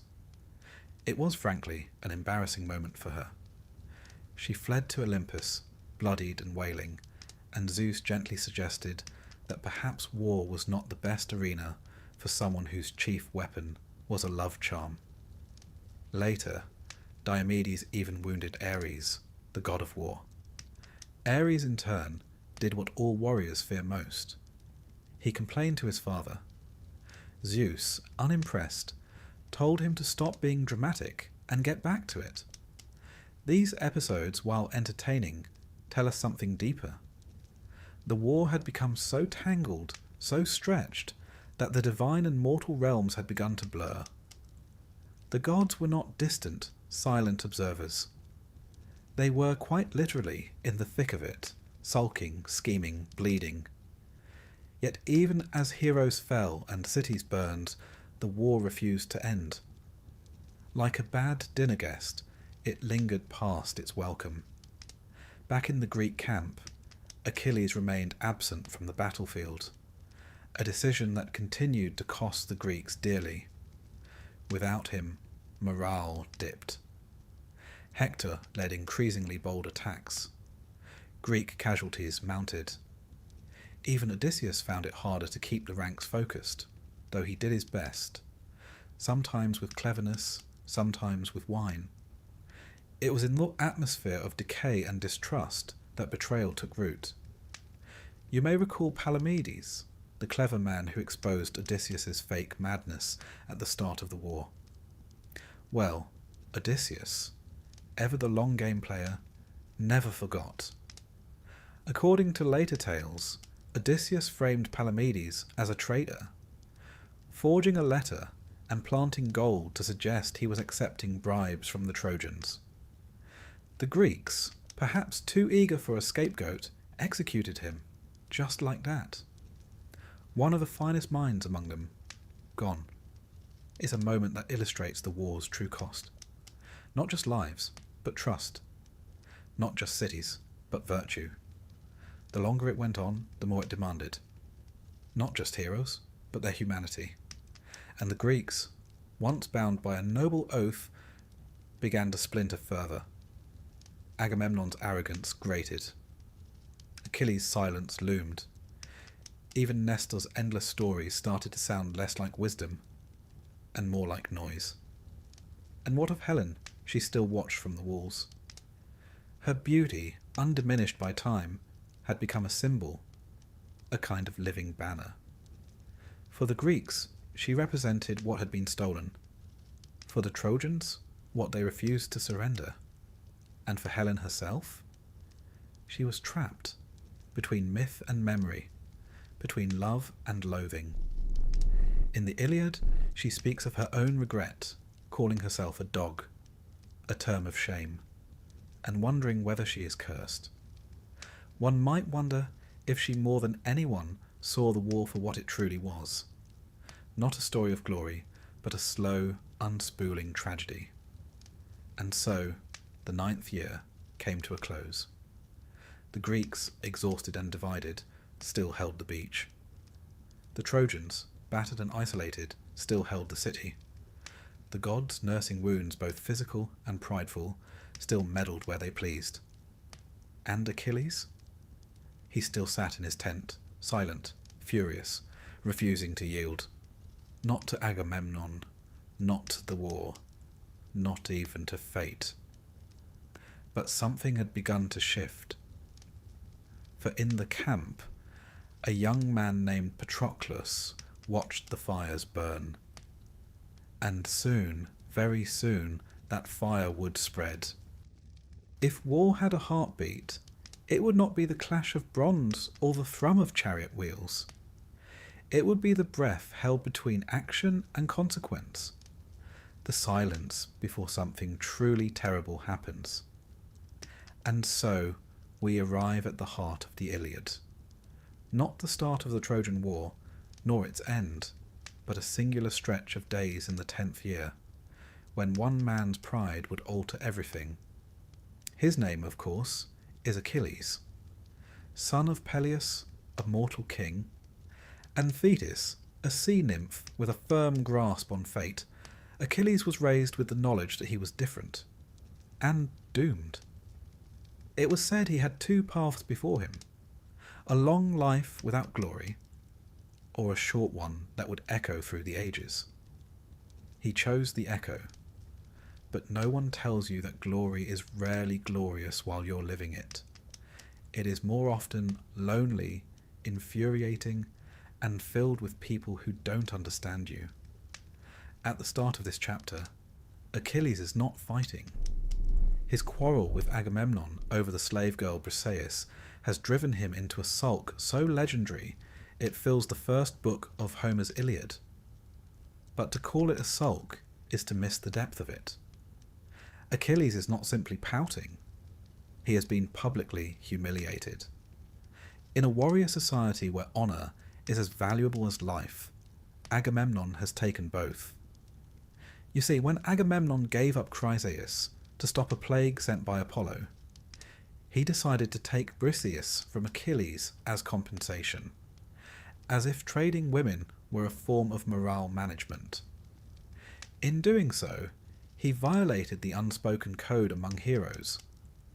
A man's prize, however grimly acquired, was his dignity. Agamemnon might as well have taken Achilles' shield and spat on it. Achilles responded not with violence, which was surprising, but with withdrawal. He retreated to his tent, refused to fight, refused even to speak to Agamemnon. And as he sat brooding, the war outside began to turn. Without Achilles, the Trojans surged. Hector, noble and dutiful, led charge after charge. The Greeks, caught between poor leadership and divine meddling, began to lose ground. Skirmishes turned into routs. Even the mighty Ajax found himself forced to retreat. At one point, the Trojans reached the Greek ships, the very beachhead the Achaeans had held for nearly a decade. Achilles watched and did nothing.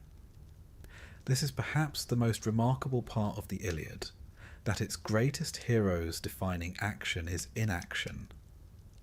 For pages he sits, stewing, not because he lacks courage, but because he refuses to give Agamemnon the satisfaction of his return. You might say it's a lesson in how dangerous pride becomes when mixed with principle, or perhaps how easily the gods unravel the best of men. Meanwhile, Agamemnon, in rare form, began to panic, realizing, belatedly, that alienating the best warrior among them had consequences. He offered a ransom. Treasure, horses, cities, even the return of Briseis, untouched, as if Achilles should now be grateful. He even swore an oath, and Agamemnon rarely swore unless it was to himself in the mirror. The embassy sent to deliver this apology was a who's who of persuasive Greeks. Odysseus, always the silver tongue; Ajax, always the strong arm; and Phoenix, Achilles' old tutor, sent in the hopes that paternal guilt might succeed where politics failed. And so they entered Achilles' tent. There they found the hero plucking softly at a lyre, not preparing for war, but playing music. A reminder, perhaps, that warriors too have inner lives. They made their case, glory, honour, the needs of Greece. And Achilles said no, but not with fury, with quiet conviction. He spoke of the futility of war, of Agamemnon's insults, of how no amount of gold could redeem lost pride. He even questioned the heroic code itself. Why should he die for a man who scorns him? Why should glory come at the price of his life? It's here that Achilles becomes more than just a warrior. He becomes a question. What is heroism worth if it means suffering fools? What is victory if you lose yourself to get there? And so he refused. The embassy returned empty-handed, and the war grew bloodier. With the Greek camp nearly in flames and the Trojans emboldened, Patroclus stepped forward. Ah, yes, Patroclus. Friend, companion, brother in arms. Some say more than that. In Homer's world, the precise nature of their relationship is less important than the emotional weight of it. Patroclus was Achilles' heart outside his body, and he could no longer bear to watch the Greeks die. He begged Achilles, "Let me fight in your place. Let me wear your armour. Let the Trojans think you've returned. Maybe they'll fall back." Achilles agreed, but with one condition. Only drive them away from the ships. Do not chase them to the gates. Patroclus donned the armour, gleaming, god-forged, unmistakably Achilles, and led the Myrmidons into battle. It worked. The Trojans, believing Achilles had returned, panicked. Patroclus fought with skill, fury, and more than a little recklessness. He killed warrior after warrior, including Sarpedon, son of Zeus, causing such grief that even the gods debated whether to intervene. But Patroclus, swept up in the moment, forgot his promise. He drove the Trojans all the way back to the walls of Troy, and there Hector met him. The two clashed, spear against sword, prince against hero. And in the end, Hector killed Patroclus, not knowing who he truly was until the helmet fell away. The death of Patroclus was a shock, not just to Achilles, but to the Greeks, to the Trojans, to the gods. But no one felt it like Achilles. When he heard, he collapsed in grief. He wept. He tore his hair. He covered himself in ash. He lay in the dust. His pride, his refusal, his rage, all of it turned inward, and then it turned outward.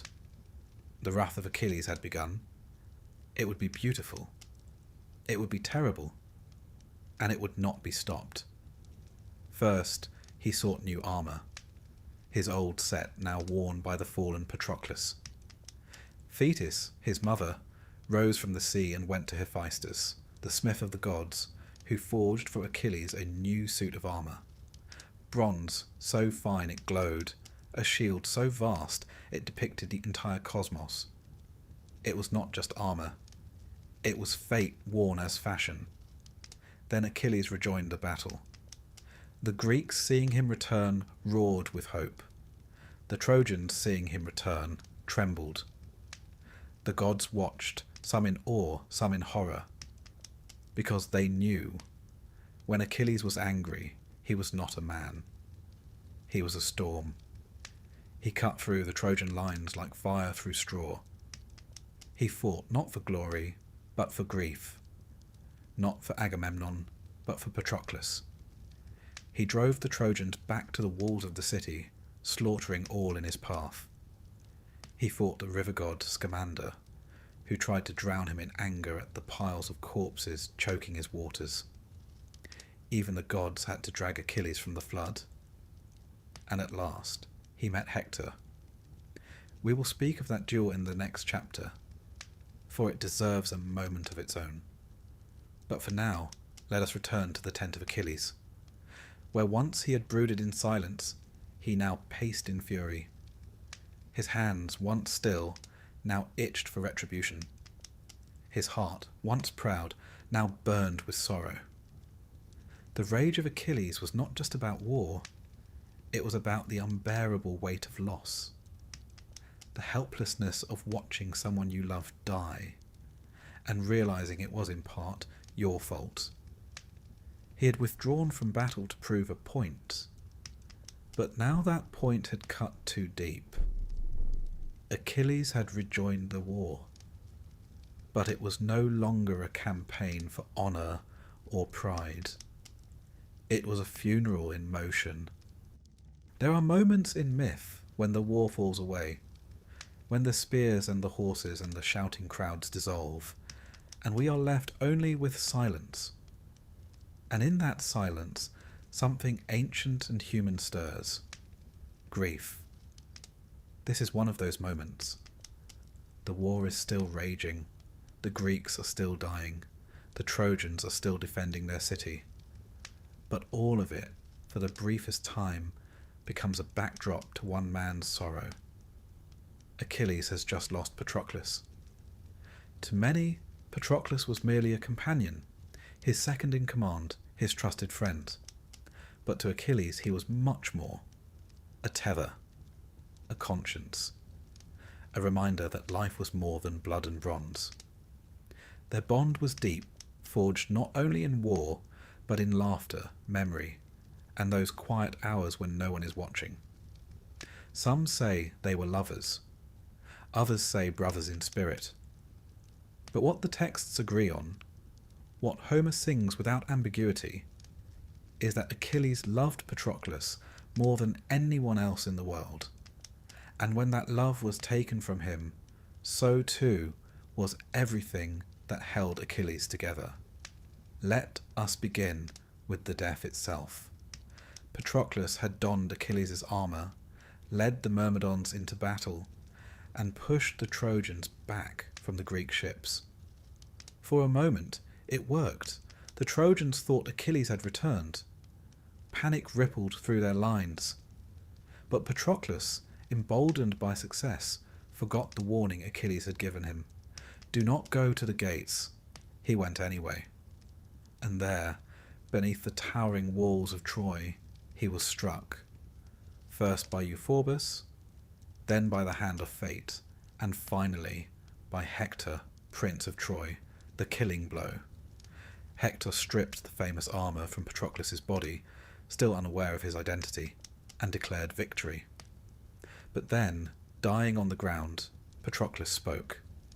He told Hector that Achilles would come, that his death would not end this. It would only begin it. And so it did. Back at the Greek camp, Achilles was waiting, still withdrawn, still bitter, still refusing to fight. And then the news came. The accounts vary on who told him. In some, it was Antilochus, son of Nestor, panting with grief. In others, it was a chorus of survivors. But the result was the same. Achilles collapsed. He fell to the ground, heaped dust upon his head, and screamed. It was the cry of a man not wounded in the flesh, but in the soul, the kind of howl that shakes not just tents, but gods. His mother, Thetis, rose from the sea. She knew, even before he spoke, and he told her, I must return to the war. I must kill Hector. I must avenge Patroclus, even if it means my own death. For Achilles now understood something terrible. His fate was sealed. The choice he'd once had, long life or short glory, was no longer his. Patroclus was dead, and there was only one road left. But he could not walk it just yet. First, he had to bury his friend. The Greeks retrieved Patroclus' body, not without difficulty. Hector and the Trojans, hungry for the armour and the reputation, tried to claim it. But Ajax and Menelaus, among others, fought them off. Achilles himself appeared on the battlefield, unarmoured, roaring so loudly that the Trojans recoiled in fear. His presence alone turned the tide. Then Thetis, ever the dutiful mother, went to Hephaestus, the smith of the gods.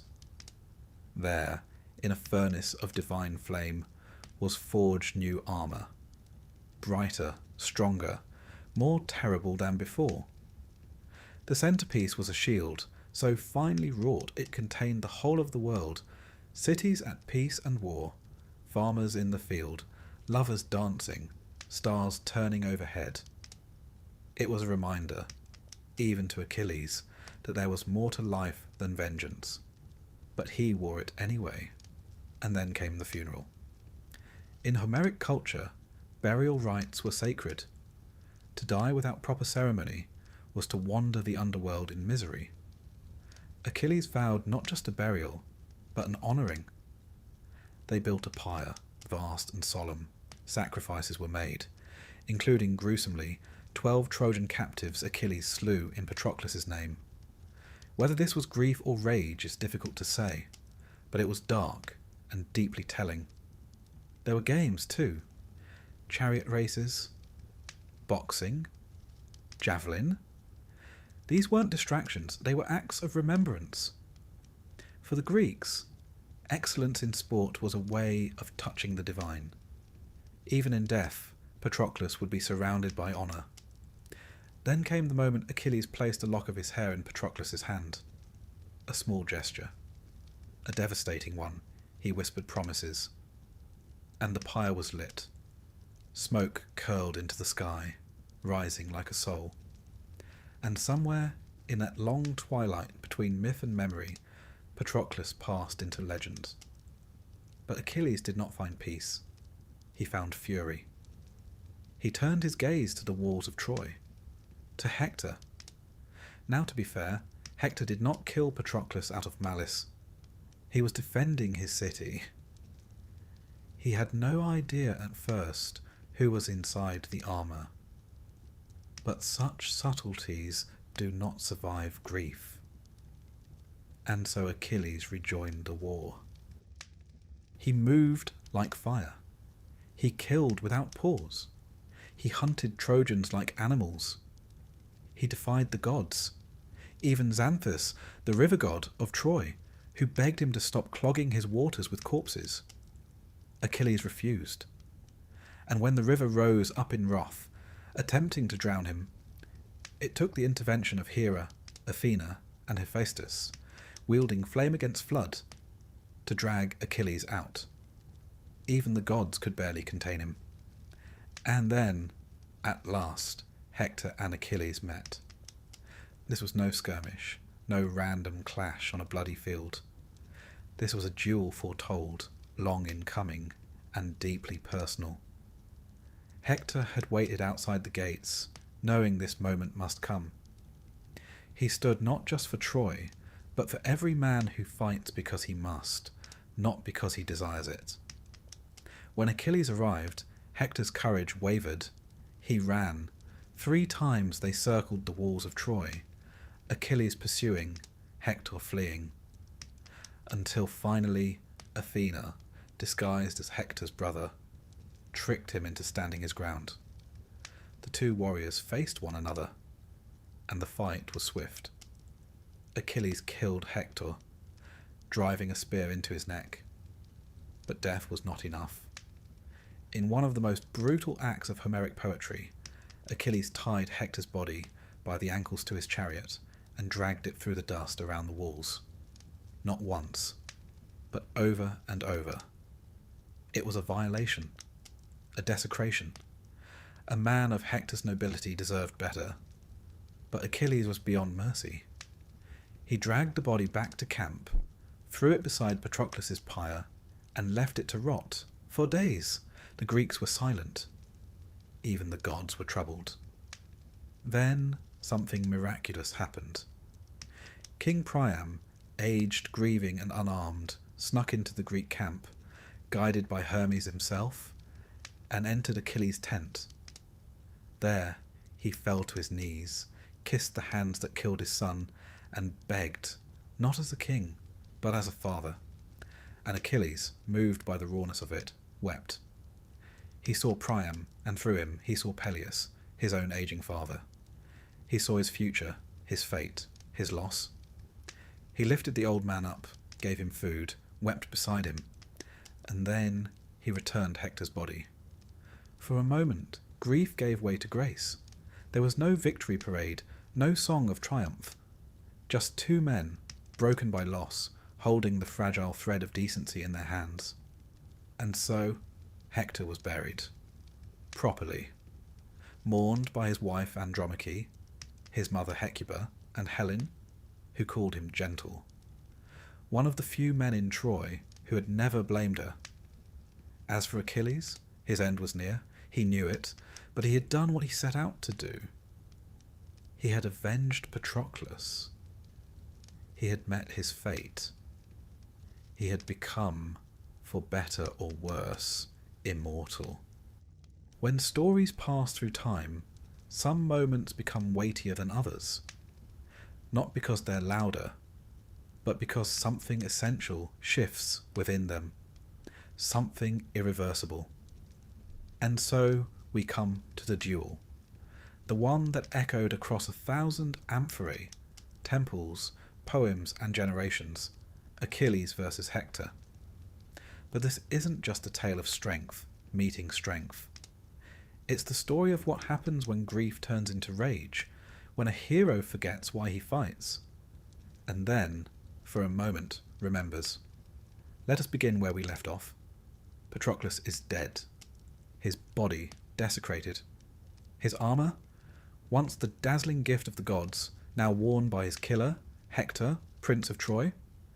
And Achilles, that great tower of wrath and pride, has come undone. He refuses food, refuses comfort. He lashes out not only at the Greeks, but at the very framework of the heroic world. What good is honour, he asks, if it's paid for with someone else's life? The gods, apparently, are still accepting sacrifices in pride.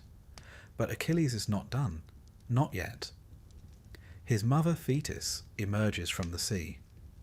She sees her son's pain and understands, with the clarity of the divine, that his time is ending. She goes to Hephaestus, blacksmith of the gods, and begs him for new armour. And what armour it is!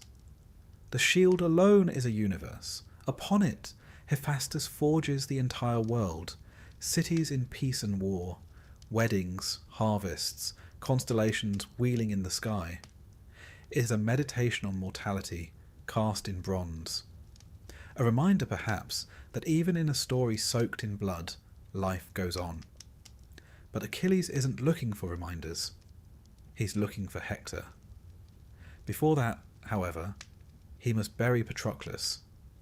And this, more than any battle, shows us who Achilles truly is. In Bronze Age burial custom, the dead were honoured with pyres, their bones collected and placed in urns. Great tombs were raised.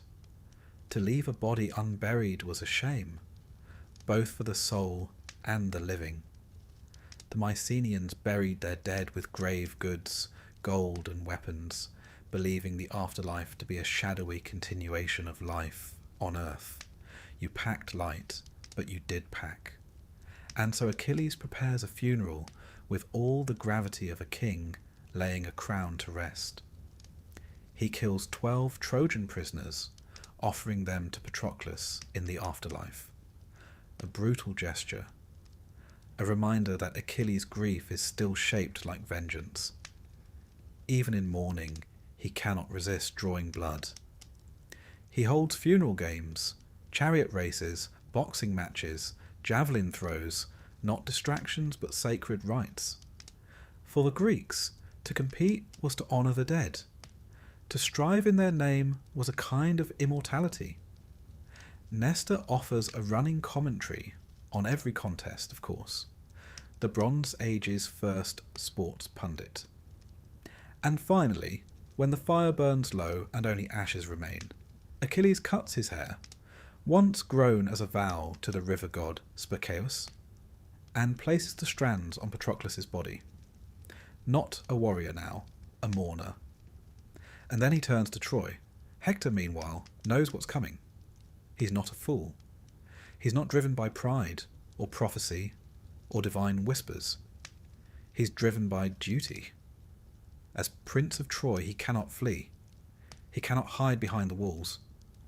Even now, as his wife Andromache begs him to stay, he tightens his armour and walks out alone. The city watches. Achilles approaches like a storm, not with speeches or heralds, but with a silence heavier than drums. 3 times Hector runs around the city walls, not from cowardice, but from instinct. from the realization that this is not a man, but a fate. At last, the goddess Athena, in disguise, tricks Hector into standing still, promising him aid, then vanishing when it matters most. It's the sort of divine interference that would make a chess referee weep. They fight. Hector strikes, but Achilles wears armour forged by gods. Achilles strikes, and Hector falls. As he dies, Hector asks that his body be returned to his family. Achilles, consumed by wrath, says no.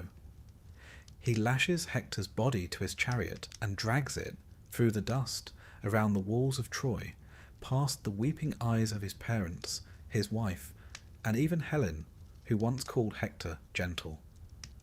This desecration, is not mere cruelty. It is a violation of everything sacred in Greek belief. Burial was not a privilege, it was a right. Even enemies were given their rights.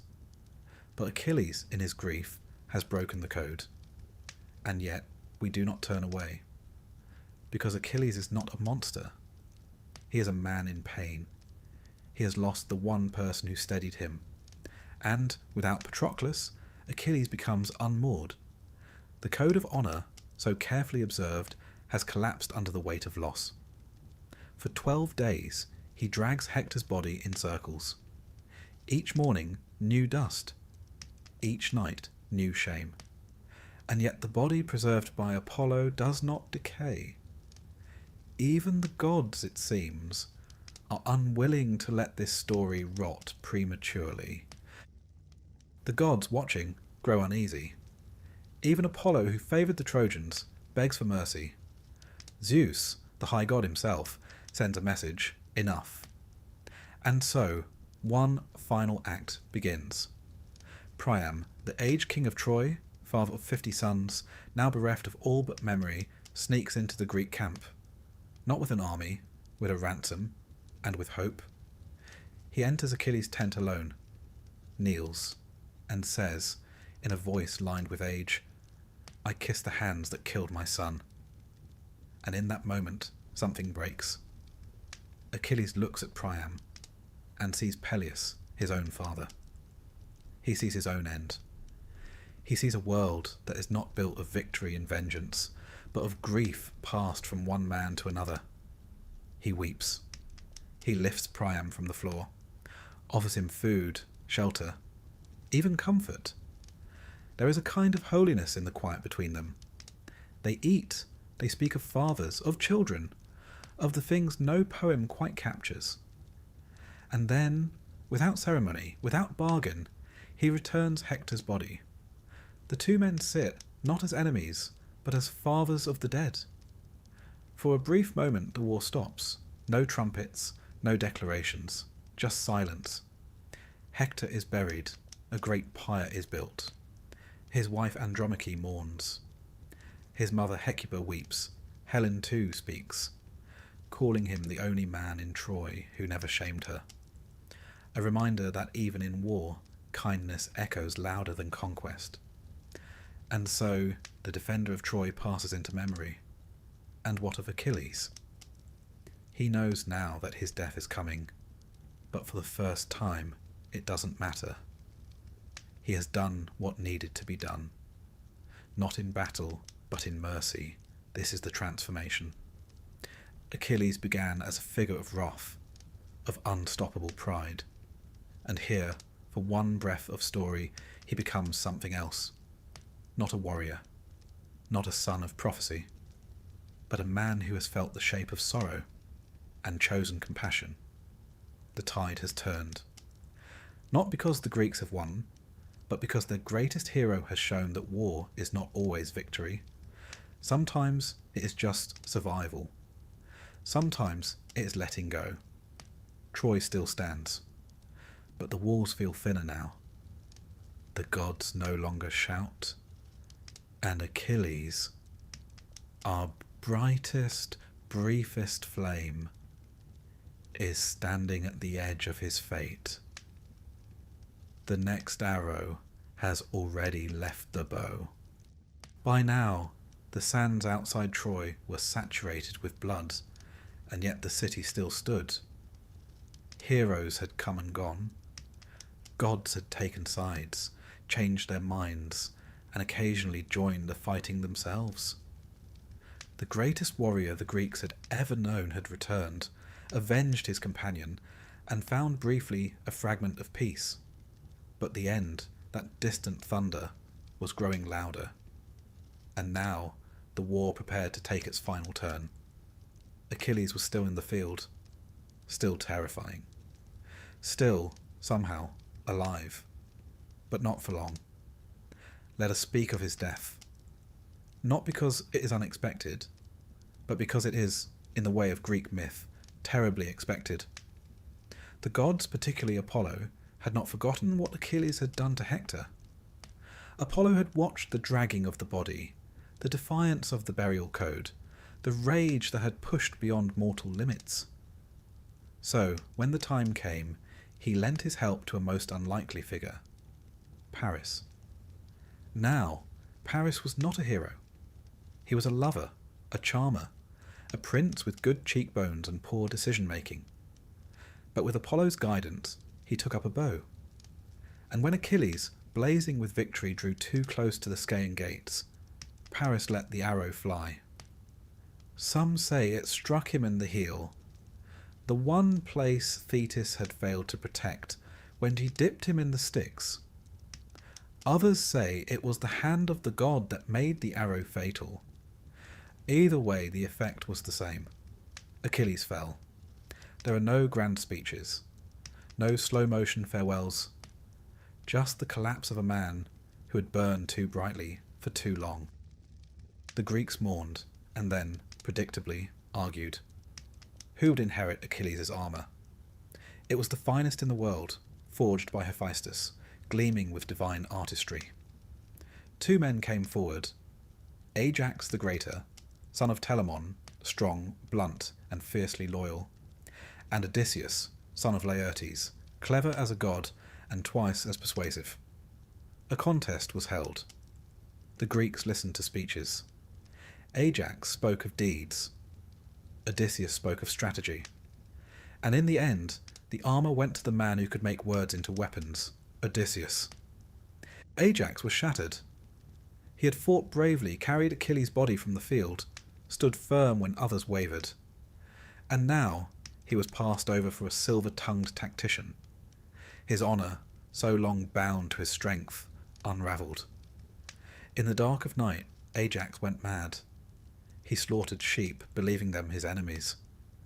When his senses returned, and he saw what he had done, he took his own life. By his own sword, alone. So ended another hero. Not in battle, but in despair. The Greeks burned his body quietly. Even now, suicide was a complicated matter. Honour and shame forever intertwined. And still, Troy stood. At this point, the war had become a tragic theatre. Each hero fell in turn. The gods had begun to withdraw, embarrassed perhaps by what they'd helped create. The Greeks turned to prophecy. Always a last resort when all else fails. According to the seers, 3 conditions had to be met for Troy to fall. First, the son of Achilles must fight at Troy. Second, the Greeks must retrieve the bow of Heracles. Third, the Palladium, the sacred statue of Athena, must be taken from Troy. Simple, really. So they set out to find Achilles' son, Neoptolemus, also known as Pyrrhus. Raised far from the war, he was young, untested, and full of the kind of aggressive confidence only teenagers possess. When Odysseus fetched him, he agreed, not out of duty, but out of destiny. He would finish what his father had started. Next came Philoctetes. Now, Philoctetes was a sore subject. Years earlier, he had been bitten by a snake en route to Troy, and the wound had festered. The Greeks, never known for their bedside manner, abandoned him on the island of Lemnos. With him, they left the bow of Heracles, the only weapon prophesied to bring down Troy. Charming. Odysseus returned, full of apologies. Philoctetes was, understandably, furious, but after some persuasion, and the promise of a hero's redemption, he agreed the bow returned to the war. The prophecy piece by piece began to align. The third task fell to stealth. The Palladium, a statue of Athena, protected Troy. So long as it stood, the city could not fall. Odysseus and Diomedes crept into Troy by night, scaled the walls and stole it. No flash, no flourish, just two men doing what armies could not. And now, finally, Troy was vulnerable. But it was still not beaten. And so came the trick. The Greeks, led by Odysseus, built a wooden horse, a massive thing, hollow inside, carved to appear as an offering to Athena. They left it at the gates of Troy and sailed away, or so it seemed. The Trojans found it, confused, curious, and debating. Some, like Laocoon, warned against it. "Beware of Greeks bearing gifts," he said, before being rather dramatically eaten by sea serpents. The gods were not subtle. Others, like Sinon, a Greek left behind, pretending to be a deserter, spun a tale of sacrifice, of atonement, of war's end. The horse, he claimed, would bless Troy, and the Trojans, tired and hopeful, pulled it inside. What followed was a long night of revelry.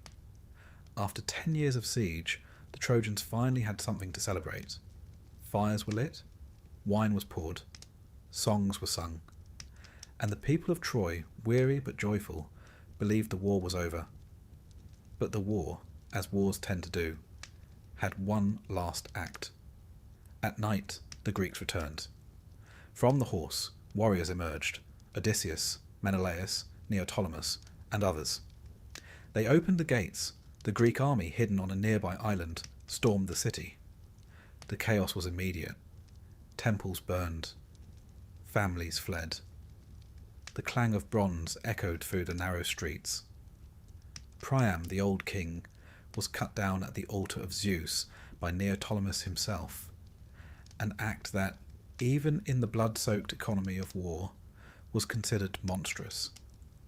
Hecuba, his queen, was taken as a slave. Andromache, Hector's widow, saw her child, Astyanax, hurled from the walls, a cold calculation to prevent vengeance from the next generation. Helen was reclaimed by Menelaus, though not without tension. Some say he lifted his sword, and she simply dropped her robe. Old habits. But what of the victors? They had won, yes, but what did they win? The city lay in ruins. The treasures of Troy were loaded onto ships. The gods, once so involved, had gone quiet. And the Greeks, those who survived, began the long, uncertain journey home. Odysseus would wander 10 more years. Agamemnon would return to a wife plotting his murder. Menelaus would meander through Egypt before making it back to Sparta. The war had ended, but the stories? The stories had only begun. Victory in Greek myth is never clean. There is always a cost, a stain, a reckoning. And the horse? It remained, not as a relic, but as a symbol. A reminder that in the end, it wasn't strength that ended Troy. It was a story. One of deception, of cleverness, of the long game played by a man who could lie to a goddess and get away with it. If Achilles represented the peak of heroic wrath, Odysseus embodied cunning. The Greeks called it metis, not just cleverness, but strategic wisdom. The kind that hides a blade behind a smile. The kind that ends wars not with a roar, but a whisper. And so, with fire licking the rooftops and history closing its book, the Trojan War came to an end. The cost was ruin. The reward? Songs. Songs sung across centuries. Of rage, of love, of cities burned and legends born. And the war, though ended, would echo on. In Ithaca, in Rome, In every tale where pride meets fate and cleverness topples kingdoms. But that, well, that's another story. The war was over, and yet the war was not over. Troy had fallen. Its walls, once thought impregnable, had crumbled under the weight of deceit and fire. The streets were choked with ash and sorrow.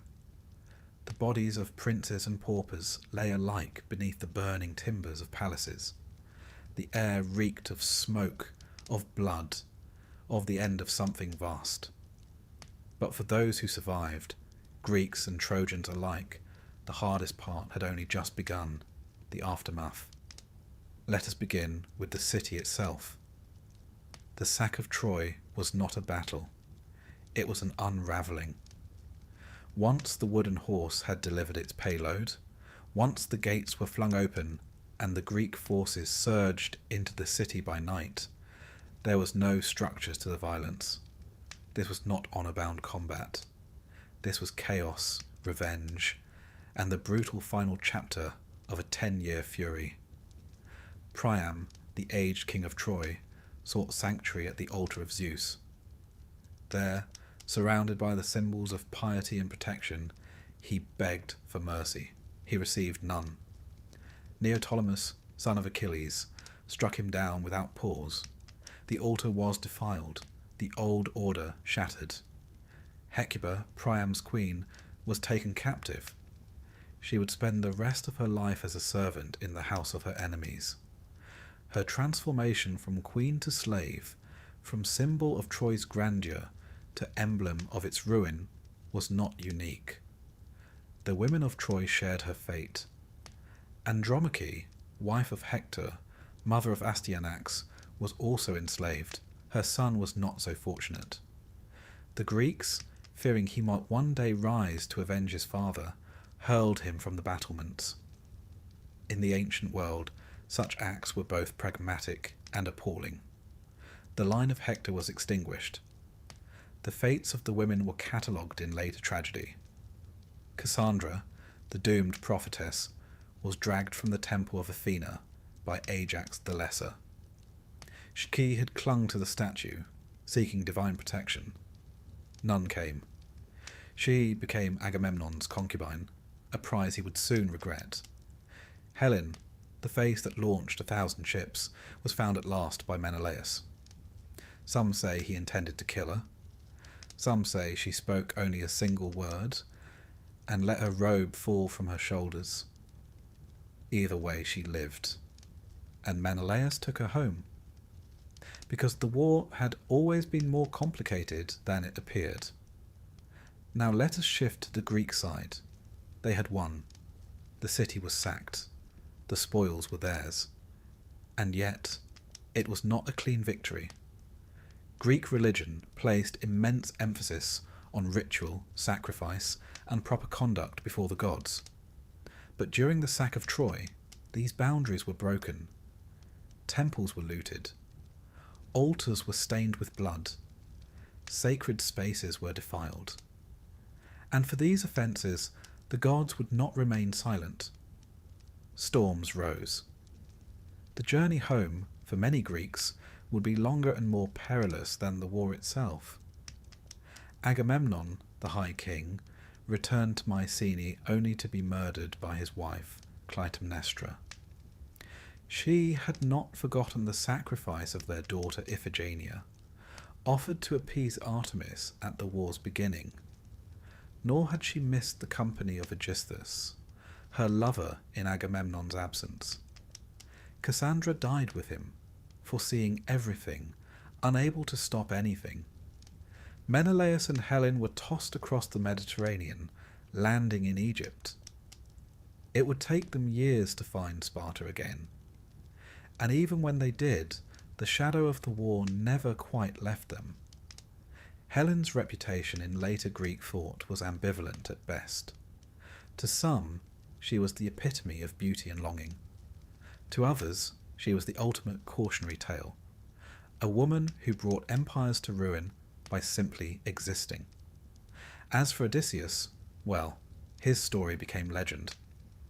The Odyssey chronicles a 10-year journey marked by monsters, witches, seductive singers, and the wrath of Poseidon. Each episode is rich with symbolism. The Cyclops Polyphemus represents the dangers of unchecked force. Circe, the sorceress, the lure of comfort over duty. The Sirens, knowledge without consequence. And yet, for all his trials, it is not brute strength, but cleverness, endurance, and restraint that bring Odysseus home. Yet even he, hero of twists and turns, finds no easy welcome. Penelope, his wife, is faithful but surrounded by suitors. His son, Telemachus, is nearly grown. His palace is filled with strangers, feasting on his stores and mocking his name. Homecoming is not triumph.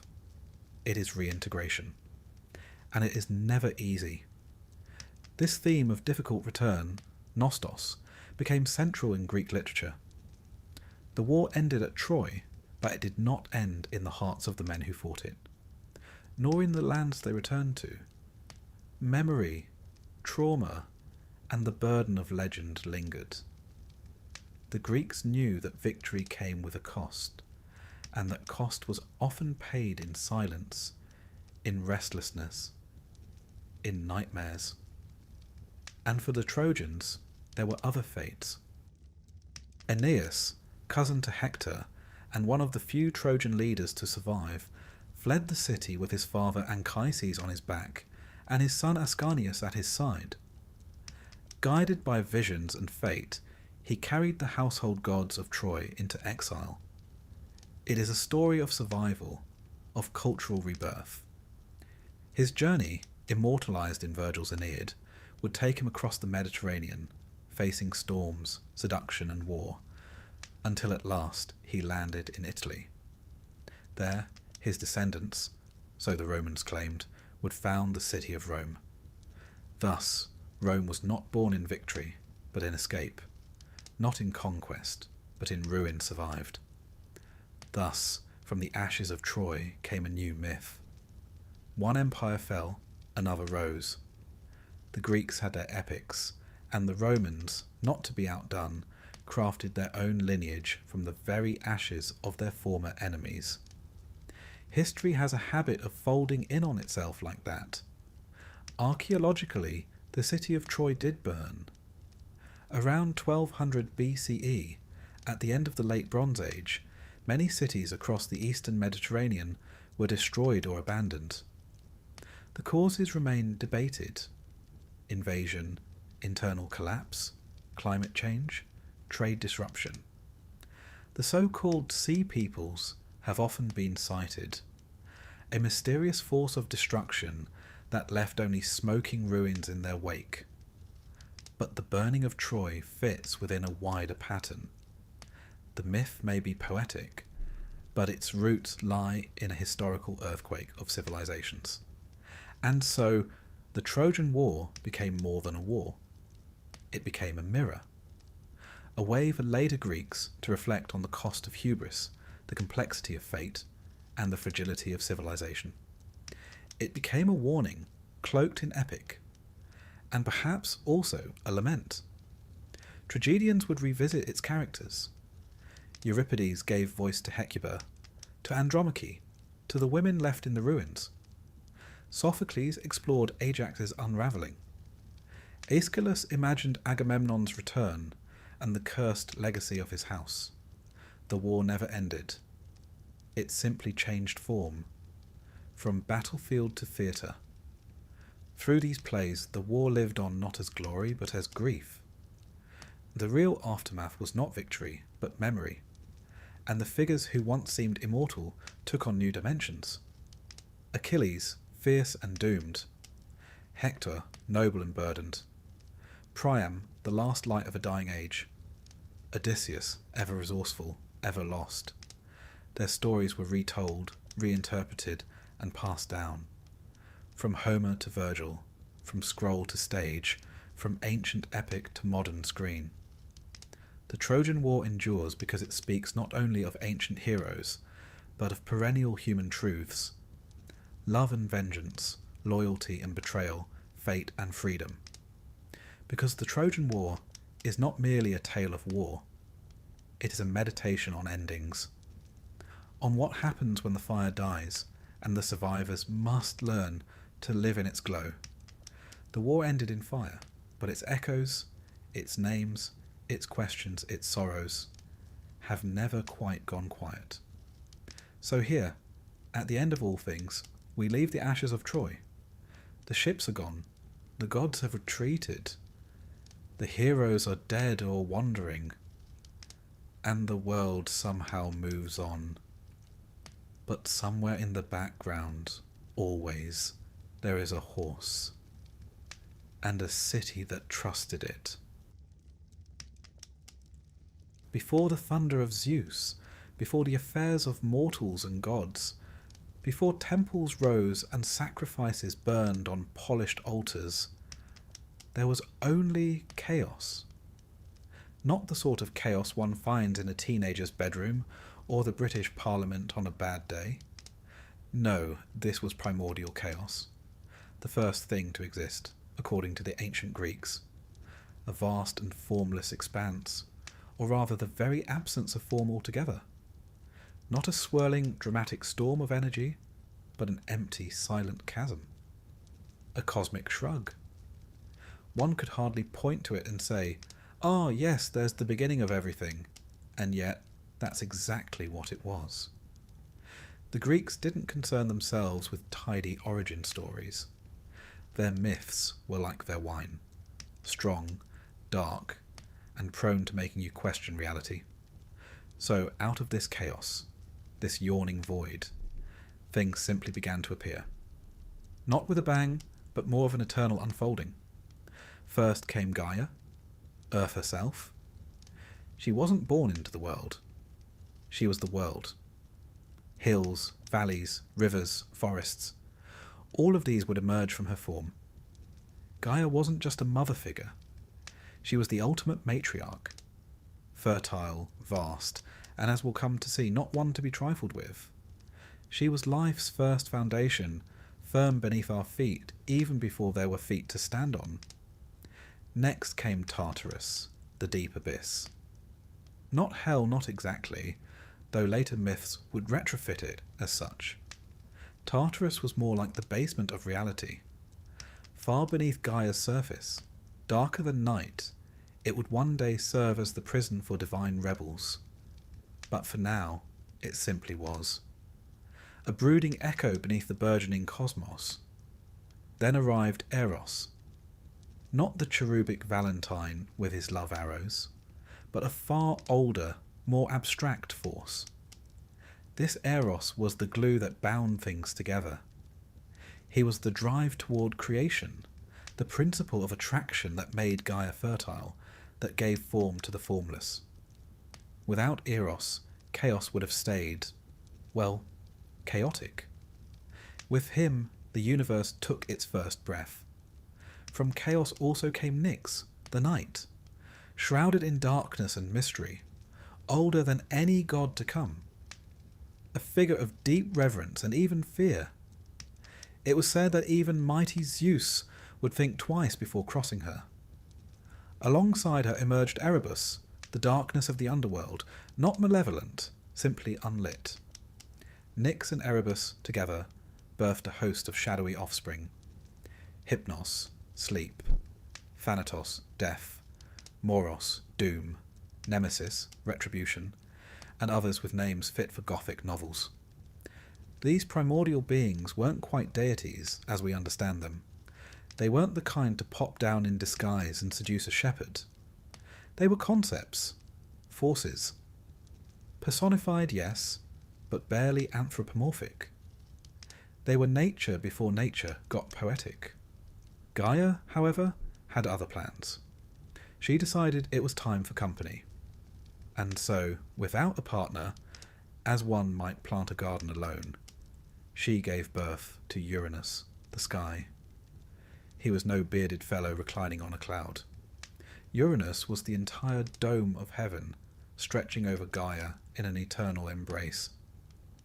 The ancients believed the sky was a physical object, a solid firmament. One could imagine Uranus as a kind of divine lid, snugly fitted over Earth. Together, Gaia and Uranus began to populate the universe, not with trees and birds, but with beings, their children, the first true generation of gods, the Titans. There were 12 of them in the classic canon. Oceanus, who encircled the earth with his watery arms. Hyperion, light-bringer, and father of the sun, moon, and dawn. Coeus and Creus, whose names are now mostly known to crossword solvers. The wise Themis, goddess of natural law and order. Mnemosyne, memory incarnate. Phoebe, shining intellect. And Rhea, mother-to-be of gods. Then there was Kronos, the youngest, sharpest, and arguably the most dangerous of the lot. But Gaia's fertility didn't stop with the Titans. She and Uranus also birthed the Cyclopes, enormous, one-eyed smiths with a flair for forging storms, and the Hecatonchires, beings of such absurd design that they defy cinematic adaptation. Each had 50 heads and 100 arms. Imagine trying to find gloves for them. Uranus, oddly squeamish for a cosmic being, was repulsed by his less conventional offspring. He deemed them monstrous and, in what can only be described as divine repression, stuffed them back into Gaia. Not metaphorically, physically, into her. One imagines this was less than comfortable. Gaia, for all her patience, was not a passive being. She groaned beneath the strain, quite literally, and eventually decided enough was enough. She forged a great sickle out of flint, one of the few available materials in a universe still under construction. Then, in hushed tones, she called upon her Titan sons to rise against their father. Only one answered her call, Kronos, clever Kronos, ambitious Kronos, the youngest of the Titans, and the most willing to get his hands, or rather his sickle, dirty. Under cover of night, Kronos lay in wait. As Uranus descended to embrace Gaia, Kronos struck. With a swift, merciless motion, he castrated the sky. Yes, this is not metaphor. The Greeks were vivid in their storytelling. No room for subtle symbolism here. From the blood of Uranus, spilled upon Gaia, sprang the Furies, agents of vengeance. Also the giants, those hulking foes of later gods, and the Meliae, nymphs of the ash trees, a strangely gentle addition to the otherwise blood-soaked harvest. Uranus's severed appendage tumbled into the sea. From the churning foam that followed, out emerged Aphrodite, beautiful, radiant, and a goddess who, paradoxically, owed her existence to an act of dismemberment. Greek mythology, it seems, finds no contradiction between beauty and butchery. With Uranus overthrown, Kronos took the throne of the cosmos. The Titans were now in charge, and Kronos married his sister Rhea. Again, divine family trees often twist in on themselves like ivy on a ruined temple. The two presided over what later generations would call the Golden Age, a time before suffering, war, or want. A time without humans, mind you, but a pleasant enough era for the gods. But peace in myth is a fragile thing. Kronos, like his father, grew wary. Uranus had warned him, in his last pained utterance, that one day a child of Kronos would rise to overthrow him, just as he had done. The seed of paranoia was planted, and it bore bitter fruit. So, Kronos devised a preventative strategy, one that lacked both compassion and nutritional value. Each time Rhea bore him a child, he swallowed it, whole. One by one, their offspring, Hestia, Demeter, Hera, Hades, and Poseidon, were devoured. Not killed, just tucked away inside their father. Kronos became less a ruler and more a walking nursery. But we'll come to that tale in the next chapter. Before we leave the dawn of the cosmos behind, it's worth considering the underlying meaning of these stories. Myth is not mere entertainment. It's philosophy in sandals. Uranus's overthrow is more than divine patricide. It's the triumph of change over stasis.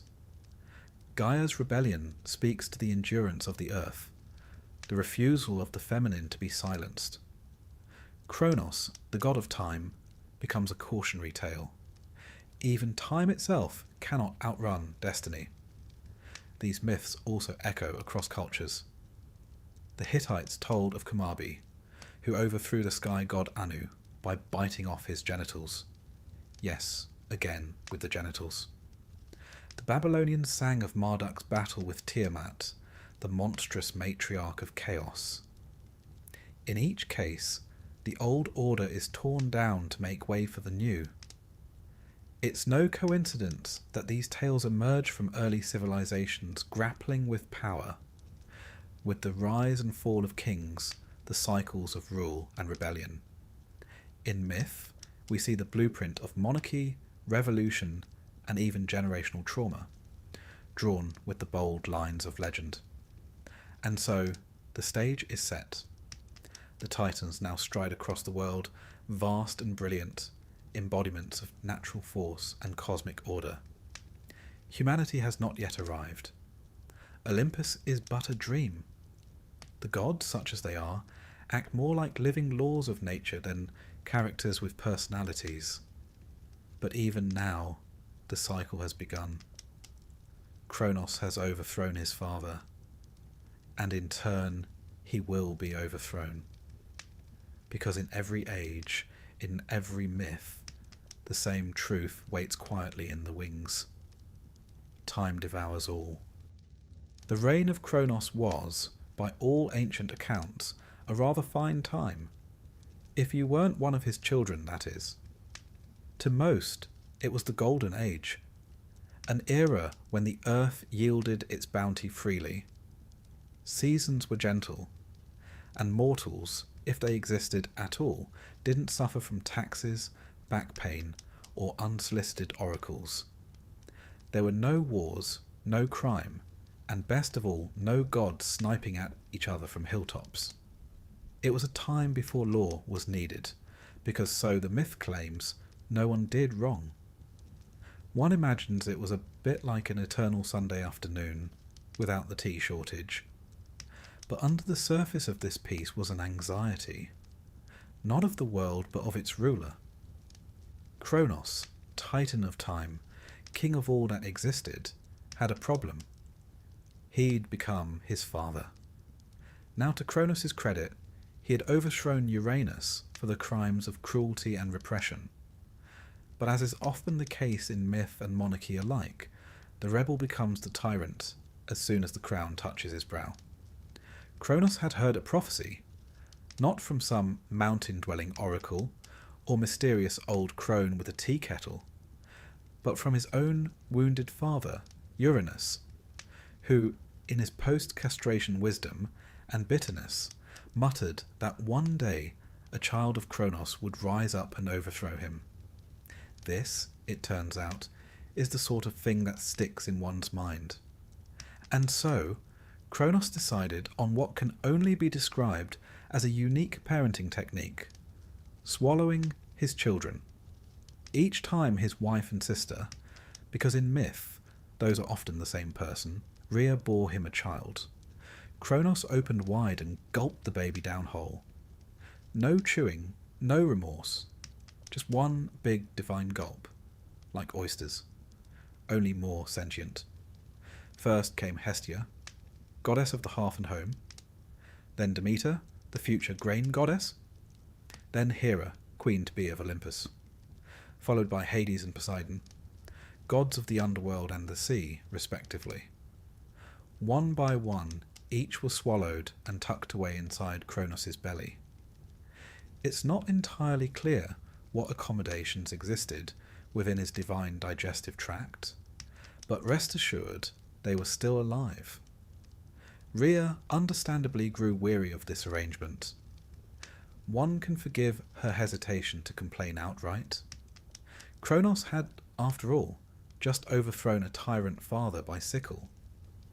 But after the 5th divine devouring, even the most long-suffering Titaness would begin to draw the line. So, when she became pregnant for the 6th time, she sought help. Not from Kronos, obviously, and not from the local Titan HR department, but from Gaia, her own mother. The original Earth Mother, as always, had a plan. When the time came for the child to be born, Rhea travelled in secret to the island of Crete, a land which, in myth, always seems to be the go-to destination for divine child hiding. There, in a cave atop Mount Ida, she gave birth to her final son, Zeus. To deceive Kronos, Rhea swaddled a stone in cloth, a convincingly baby-shaped bundle, and presented it to him as the newborn. Kronos, ever the efficient cannibal, swallowed it whole, no questions asked. Whether this says more about his parenting or his taste in minerals is unclear. Thus Zeus was hidden away, raised in secret in the Cretan cave, some say by nymphs, others by a goat named Amalthea, whose milk nourished him. The story varies depending on which poet you ask, but the essentials remain. The future king of the gods was nursed on wild honey, mountain air, and presumably a sense of destiny. To keep his cries hidden, a band of warriors known as the Curettes danced and clashed their shields, drowning out the infant's wails. It's a rare instance of interpretive dance being used as a military defense system. Meanwhile, back in the divine stomach, Kronos carried on, utterly unaware that his demise was, quite literally, brewing outside of him. Now let us take a brief detour. For while the Titans and their broods battled among themselves, it's worth noting what the Greeks believed about the broader world. The gods weren't remote beings in the sky. They were present, interwoven into the very fabric of nature and time. Trees whispered with dryads. Rivers flowed with naiads. Every breeze, every storm, every flicker of fire had divine presence. Time, as embodied by Kronos, wasn't just a ticking clock. He was time. His rule, therefore, represented not just power, but inevitability. He could not be reasoned with or escaped. And so the idea that he will be overthrown by his own offspring reflected not merely the cyclical nature of power, but the deeper fear that even time itself must give way. Back on Crete, Zeus grew tall, strong, and, unlike his Titan kin, with a flair for the dramatic. When he reached maturity, he returned to challenge his father, but not with brute force alone. First, he employed cunning. Depending on the version of the myth you prefer, and the Greeks had several, Zeus enlisted the help of Metis, a goddess of wisdom, who gave Kronos an emetic potion. Not quite poetic justice, but close. Kronos, after drinking this divine ipecac, vomited up his children in reverse order. First came the stone, still wrapped in its baby blanket. Then Poseidon, Hades, Hera, Demeter, and finally Hestia, each emerging full-grown and presumably rather displeased about the whole ordeal. Now reunited, the 6 children of Kronos did not go quietly into exile or therapy. No, they declared war. A great, terrible, decade-long war. The Titanomachy would now begin. But that's a tale for the next chapter. For the moment we must pause and consider what this chapter of myth tells us. The swallowing of children, ghastly though it sounds, is an ancient metaphor, one that pops up in multiple cultures. In Mesopotamian myths, older gods are consumed or imprisoned by younger ones. In Vedic tales, gods are born, hidden, and returned in cycles. It all reflects the same truth. The younger generation is both a hope and a threat. Each new child represents the end of their parents' reign. Power, after all, is temporary, and no one knows this better than the gods. In the myth of Kronos, we also find the seeds of time itself being defined. His very name, Kronos, later becomes conflated with Kronos, the personification of time. They were likely originally separate figures, but myth, like rivers, tends to merge its tributaries. Kronos becomes time. And what does time do, if not consume all things? And yet, time also creates. From the belly of Kronos emerged the future gods of Olympus, not dead, but preserved, waiting. Time devoured them, but also made their return inevitable. A rather elegant metaphor for cycles, rebirth, and revolutions, don't you think? One final note on that stone baby. According to later myths, Zeus placed the swaddled rock at Delphi, the sacred centre of the world, as a marker. It became known as the Omphalos, or navel of the world, a sort of cosmic belly button, if you will. Pilgrims would journey to see it, a literal rock wrapped in myth, representing the moment the cosmos began to shift. So ends the brief, uneasy reign of Kronos as supreme ruler. He who tried to escape fate by devouring his children, only to be undone by one he never truly met. One could almost pity him if he weren't such a profoundly unpleasant father figure. Now the stage is set.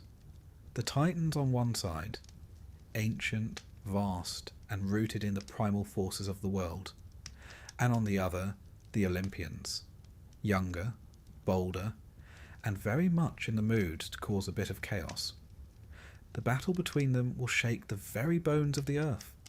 Mountains will crumble, seas will boil, and the sky itself will tremble. But that, as always, is a story for another time. For now, we leave our young Zeus, triumphant in his first great act, standing at the edge of war, with lightning in his blood and rebellion in his heart. The old order has been challenged. The storm is coming. And Kronos, poor, unfortunate Kronos, is left to wonder how it all went so wrong. War had never come to the cosmos before. Until now, divine disputes were more in the realm of poetic drama than actual combat. Kronos overthrew Uranus in a single gruesome act, more surgery than skirmish, and the rest of the Titans merely nodded along, perhaps relieved to be free of a father who treated his children like unruly houseplants. But when Zeus freed his siblings from Kronos' divine digestive tract, something shifted. For the first time in history, such as it was, 2 generations of gods stood in opposition. And this was no family disagreement over who forgot to sacrifice properly at the winter solstice. This was war, capital W, the kind sung of by poets with blood in their throats and dust on their lyres. On one side stood the Titans, ancient, elemental, vast. They embodied the raw forces of the world, the endless ocean, the bright sun, the turning heavens. Powerful, yes, but also set in their ways. They were accustomed to being worshipped, or at the very least not interrupted. On the other side were the Olympians, younger, hungrier, and armed with a sense of destiny so potent it could curdle milk. Zeus, Poseidon, and Hades led the charge, bolstered by their sisters, Hera, Demeter, and Hestia, and a growing band of divine allies. These were not primordial abstractions, but gods with personalities, ambitions, and the sort of confidence only found in immortals who'd never paid rent. The war is known as the Titanomachy, a word best pronounced with a stiff drink. It means Battle of the Titans, though that hardly captures the scale. This wasn't merely a squabble over succession, it was a seismic rupture in the fabric of creation. Mountains shattered, rivers reversed, the very heavens quaked. The battleground? Thessaly, according to tradition, though given the scope of the conflict, one imagines it spilled well beyond the map. For 10 years the war raged. Neither side gained a clear advantage. The Titans fought from Mount Ophrys, a gloomy peak befitting their age and gravity. The Olympians meanwhile took Mount Olympus, smaller at the time, but destined to become the celestial penthouse suite. It was a standstill. A divine cold war turned hot. Lightning clashed against stone, earthquakes thundered beneath the sea, and the skies rang with the clash of immortal arms. But the Titans, for all their strength, had a weakness. They lacked innovation. Their power was ancient, but static. The Olympians, however, adapted. They were learning, evolving. And soon they would find the allies they needed to tip the balance. Enter Gaia, again. The primordial matriarch, always watching, always intervening at just the right moment. Perhaps she favoured her grandson Zeus. Perhaps she merely enjoyed a bit of chaos now and then. Regardless, she revealed a crucial truth. The Titans could be defeated, but only if the Olympians enlisted those who had once been betrayed by Kronos, the Hecatonchires and the Cyclopes. You remember them? The 100-handed ones and the single-eyed smiths, exiled by Uranus, imprisoned by Kronos, and now languishing in the depths of Tartarus. Not exactly ideal allies, but desperate wars call for desperate resurrections. Zeus, never one to miss an opportunity, descended into the abyss. He fought his way past the guardian monsters and cracked open the prison doors. The Cyclopes, in gratitude, forged weapons for their liberators. To Zeus they gave the thunderbolt, to Poseidon the trident, and to Hades the helm of darkness, which rendered its wearer invisible and, if legend holds, quite smug. Armed with these new tools, and with 100 arms hurling boulders and trees like javelins, the Olympians turned the tide. Now, imagine the battlefield. The air thick with divine energy. Lightning bolts arcing across the sky like angry comets. Massive rocks soaring through the heavens like bowling balls launched from catapults. Trees uprooted, mountains gouged. And in the centre, Zeus, no longer the hidden babe of Crete, but a storm god incarnate, flinging thunder as though it were a family sport. Kronos, to his credit, fought back with grim determination. He wielded the sickle that had unmade Uranus. The Titans, towering and terrible, rallied around him. Atlas, Hyperion, Iapetus, and the rest. But age was against them, in every sense. This was not their world anymore. In the decisive battle, said to have lasted for days without pause, Zeus unleashed his full fury. The sky cracked open, flames poured from the earth, and at last the Titans began to fall. Defeated, the male Titans were cast down into Tartarus, imprisoned behind adamantine gates, guarded by the newly freed Hecatonchires, who had apparently found their calling as celestial prison wardens. Kronos, their leader, was bound and vanished into mythic obscurity.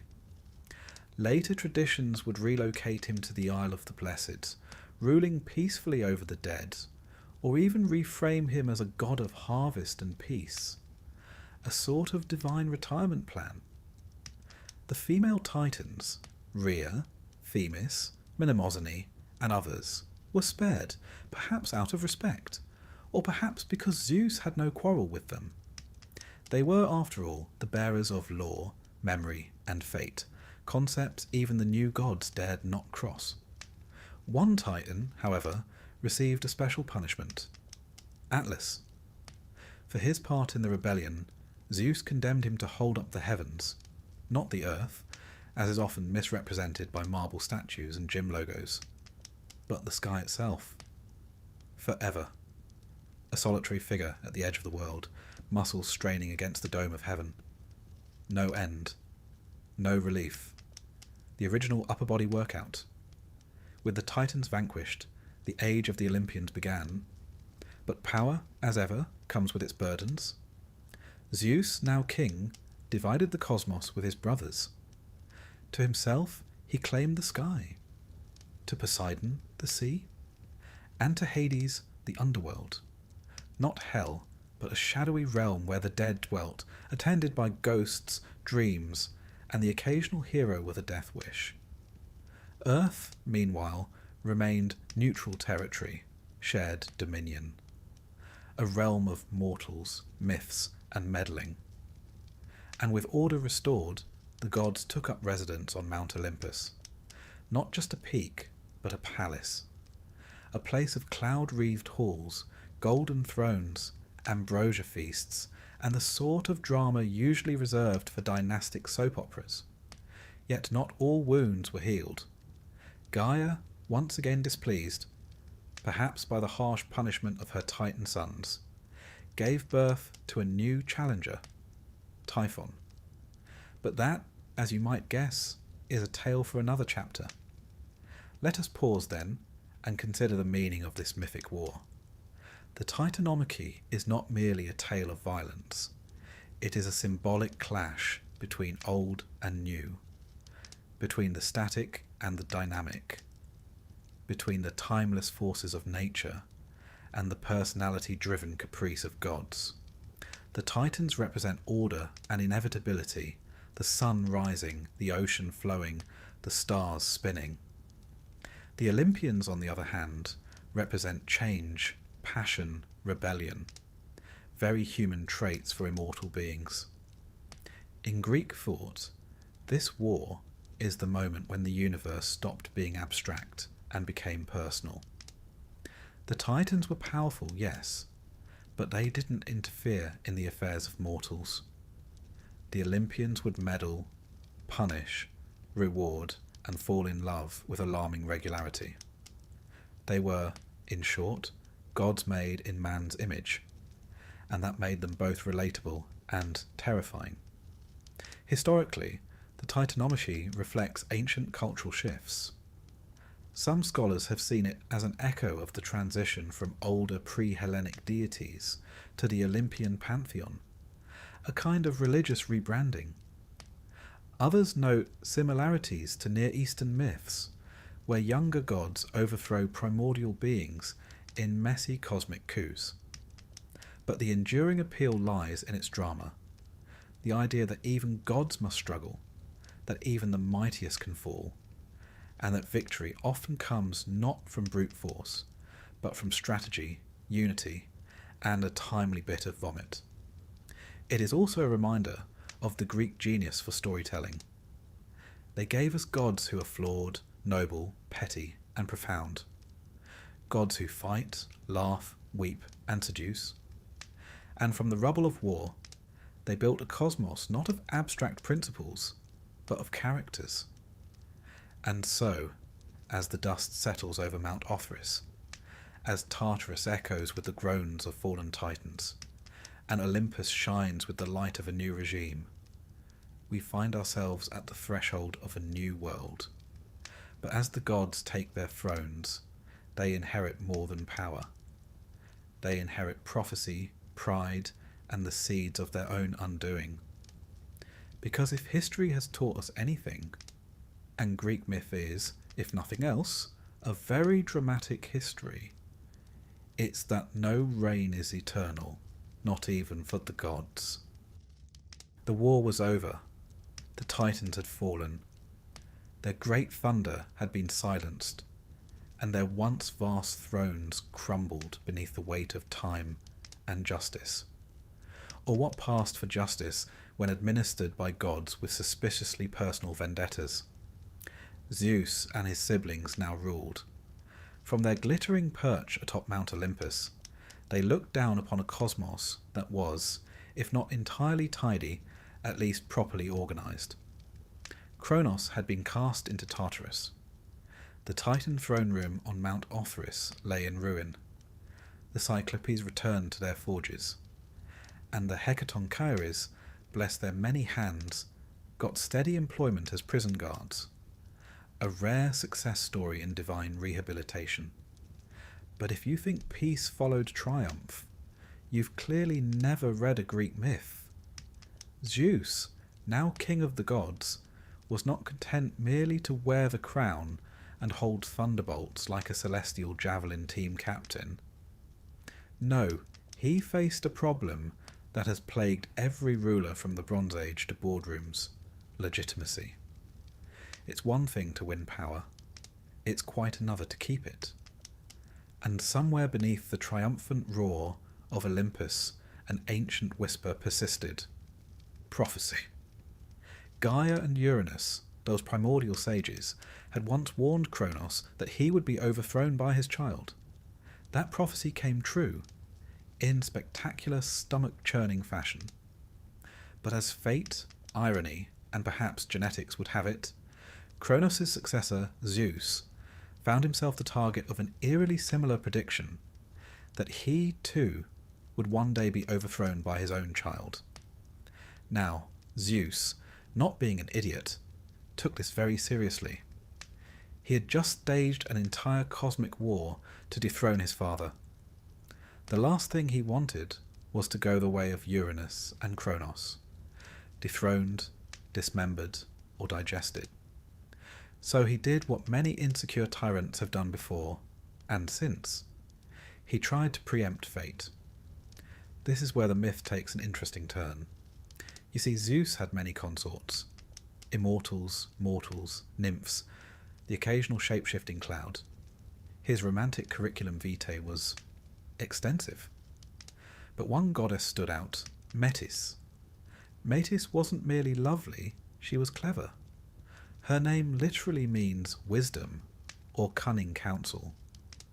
She was the daughter of Oceanus and Tethys, making her an Oceanid, and one of the original deities associated with practical intelligence.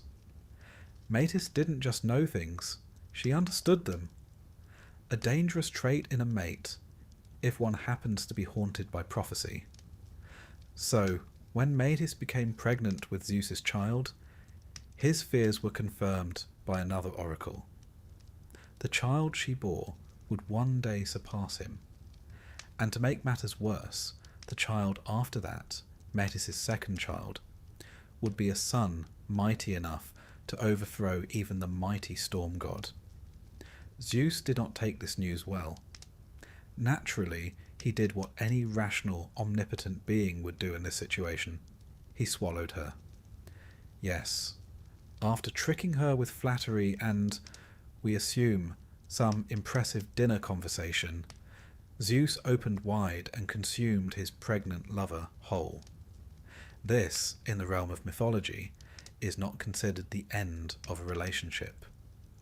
If anything, it was the beginning of one of the strangest births in divine history. Now, this act of divine ingestion was not without precedent. Recall that Kronos once swallowed his own children in a misguided attempt at family planning. But where Kronos digested, Zeus assimilated. Metis didn't perish. She lived inside him, whispering, advising, plotting perhaps. And the child? Well, she didn't stop growing. Eventually, Zeus began to suffer. Headaches, to be specific. Not your ordinary stress-induced migraines, but blinding, splitting, cosmically excruciating pain, as if an idea were trying to claw its way out of his skull, which in a sense it was. Desperate for relief, Zeus called upon Hephaestus, his smithing son, though in some versions it's Prometheus, or even Hermes who holds the axe. Whichever assistant you prefer, the solution was gloriously simple and violently theatrical. They split Zeus's head open with a bronze axe. From the wound sprang Athena, fully grown, clad in armour, brandishing a spear, and letting loose a triumphant battle cry that reportedly echoed across heaven and earth.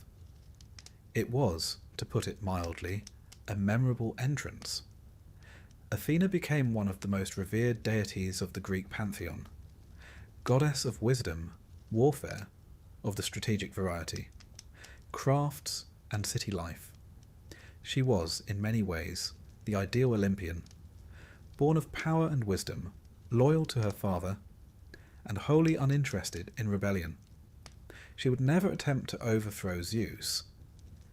In a neat bit of mythological judo, the prophecy had been fulfilled and diffused.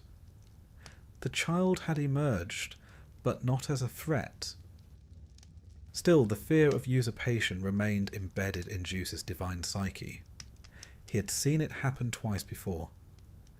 Perhaps that's why he ruled with such flair, a mix of charm and tyranny, benevolence and thunderous wrath. He could be a protector of oaths and the punisher of perjurers, a lover of justice and a champion of questionable seductions. Now, while Zeus fretted about fate and fatherhood, the other Olympians were busy expanding their portfolios. Poseidon ruled the sea, but not without conflict. He jostled with other gods over dominion of coastal cities. Athens most famously, where he lost a divine talent contest to his niece Athena. His gift, a saltwater spring, or a warhorse depending on the version, was outshone by Athena's olive tree. The Athenians, practical folk, chose olives, and Athena got a city. Hades, meanwhile, withdrew to his gloomy kingdom. Despite being cast as the villain in later tales, he was perhaps the most dutiful of the trio. His realm was orderly, bound by law, and surprisingly clean. He rarely ventured out, though when he did, it caused no small amount of trouble, as we'll see with a certain daughter of Demeter. Demeter herself, goddess of agriculture, tended to the fertility of the earth. Hestia kept the hearth burning, and Hera, ever regal, became queen of the gods. Though married to Zeus, her tolerance for his extracurricular activities was limited. Her jealousies, while infamous, were not without reason. She was the goddess of marriage, after all. It must have stung when her own was a soap opera. And so Olympus flourished in its dramatic, dysfunctional way. But even as the gods built palaces and shaped destinies, the world was not finished shifting. You see, Gaia, again, was not pleased. Her sons, the Titans, were still imprisoned. Tartarus groaned beneath their weight. And Gaia, who had borne Uranus, who had suckled the Titans, who had helped overthrow 2 generations of rulers, now stirred with fresh indignation. She gave birth to a new child, not a Titan, not a god, a monster. His name was Typhon. If the Titanomachy was a war of gods, what followed was something far more primal. Typhon was a being of chaos, born to unmake what Zeus had built. Towering, serpentine, with 100 dragon heads and a voice of many beasts, he was the very embodiment of fear and fury. But that is a tale for the next breath, the next thunderclap. For now, we leave Olympus in its uneasy peace, a mountain crowned with glory, yet haunted by prophecy, betrayal, and the distant rustling of wings. And in this fragile calm, one lesson persists. Power in Greek mythology is never inherited without cost. It must be seized, defended, and above all, outwitted. The gods are not static deities on high, but creatures of conflict and complexity. And though the Titans had fallen, their story was not quite done. Because even in defeat, the old powers whisper through the cracks of the world, waiting, as all fallen empires do, for a chance to rise. It begins, as so many grand tales do, with an uneasy peace and a gathering storm. Cronus, king of the Titans, ruler of time and devourer of his own offspring, had done everything in his power to preserve his reign. But fate, that most stubborn of forces, had other plans. And Zeus, the child he had so thoroughly attempted to avoid, was now a grown god, strong, clever, and not at all inclined to thank his father for the years his siblings had spent in the gastric dark. The Titanomachy, a word that really rolls off the tongue once you've practiced, was the great war between the elder gods, the Titans, and the young upstarts, the Olympians. It would span 10 years, shaking the foundations of the cosmos itself, and it would mark the end of one divine age and the beginning of another. Let's set the scene. After Zeus had tricked Cronus into vomiting up his siblings, a gruesome but oddly satisfying family reunion, the 6 children of Cronus and Rhea stood united: Zeus, Poseidon, Hades, Hestia, Demeter, and Hera. Quite the divine ensemble, though at this point they were more scrappy revolutionaries than polished gods. Think less Westminster robes and more French resistance, divine addition. Cronus, of course, was less than pleased to see his children hale, hearty, and not at all inclined to forgive him. But he wasn't alone. He summoned his Titan brothers and sisters, rallying them to his cause. After all, they'd ruled the cosmos since the defeat of Uranus, and the idea of handing over their power to these impudent young gods was simply undignified. On one side stood the Titans, led by Cronus and bolstered by powerful allies: Atlas, the general; Coeus, the inquisitor; Iapetus, the bringer of mortality; and Oceanus, who wisely kept to himself and his rivers; Switzerland in the coming storm. Some Titanesses also remained neutral or distant, perhaps sensing which way the wind was blowing. On the other side were the Olympians, who, let's be honest, were underdogs. Young, relatively inexperienced, and lacking the sheer primordial force of the Titans. But Zeus had something Cronus never could quite grasp: strategy, allies, and a knack for turning chaos into advantage. He also had brothers who weren't above a bit of trickery, and sisters with the brains to match. Now, as myth would have it, the war wasn't fought with swords and shields in any conventional sense. Instead, it was an all-out metaphysical brawl. Mountains hurled like pebbles, thunderbolts cracking through the sky, earthquakes, storms, rivers torn from their beds. Imagine a cosmic version of a rock concert, where each drumbeat causes tectonic plates to shift. Zeus, ever the ambitious son, knew he needed more than just brute force. So, he did what many generals throughout history have done. He broke into prison and recruited the roughest lot he could find. Deep in Tartarus, his grandfather Uranus had imprisoned the Cyclopes and Hecatoncheires, monstrous children of Gaia and Uranus, cast away for being rather aesthetically unpleasing. Now, the Cyclopes, those one-eyed smiths, weren't merely brute muscle. They were artisans, master craftsmen. It was they who forged Zeus's thunderbolts, Poseidon's trident, and Hades' helmet of invisibility. Rather generous, really, considering they'd spent aeons in divine solitary confinement. The Hecatoncheires, meanwhile, were creatures with 50 heads and 100 arms each. Not ideal for fine motor tasks, but excellent for flinging boulders at enemy fortresses. With them on the front line, the tide began to turn. It's worth noting that the Olympians' tactic here, recruiting the marginalized and weaponizing them, is not unlike many human revolutions throughout history. The French Revolution, the Haitian Rebellion, even bits of the Bolshevik rise echo this mythic pattern. The excluded become the decisive factor. Myth reflects history, or perhaps vice versa. The war raged across the land of Thessaly, specifically the region around Mount Othrys, the Titan's stronghold, and Mount Olympus, the base of the younger gods. You might picture Olympus as the divine penthouse suite, but at this stage it was more bunker than palace. The battlefield was not confined to the earth.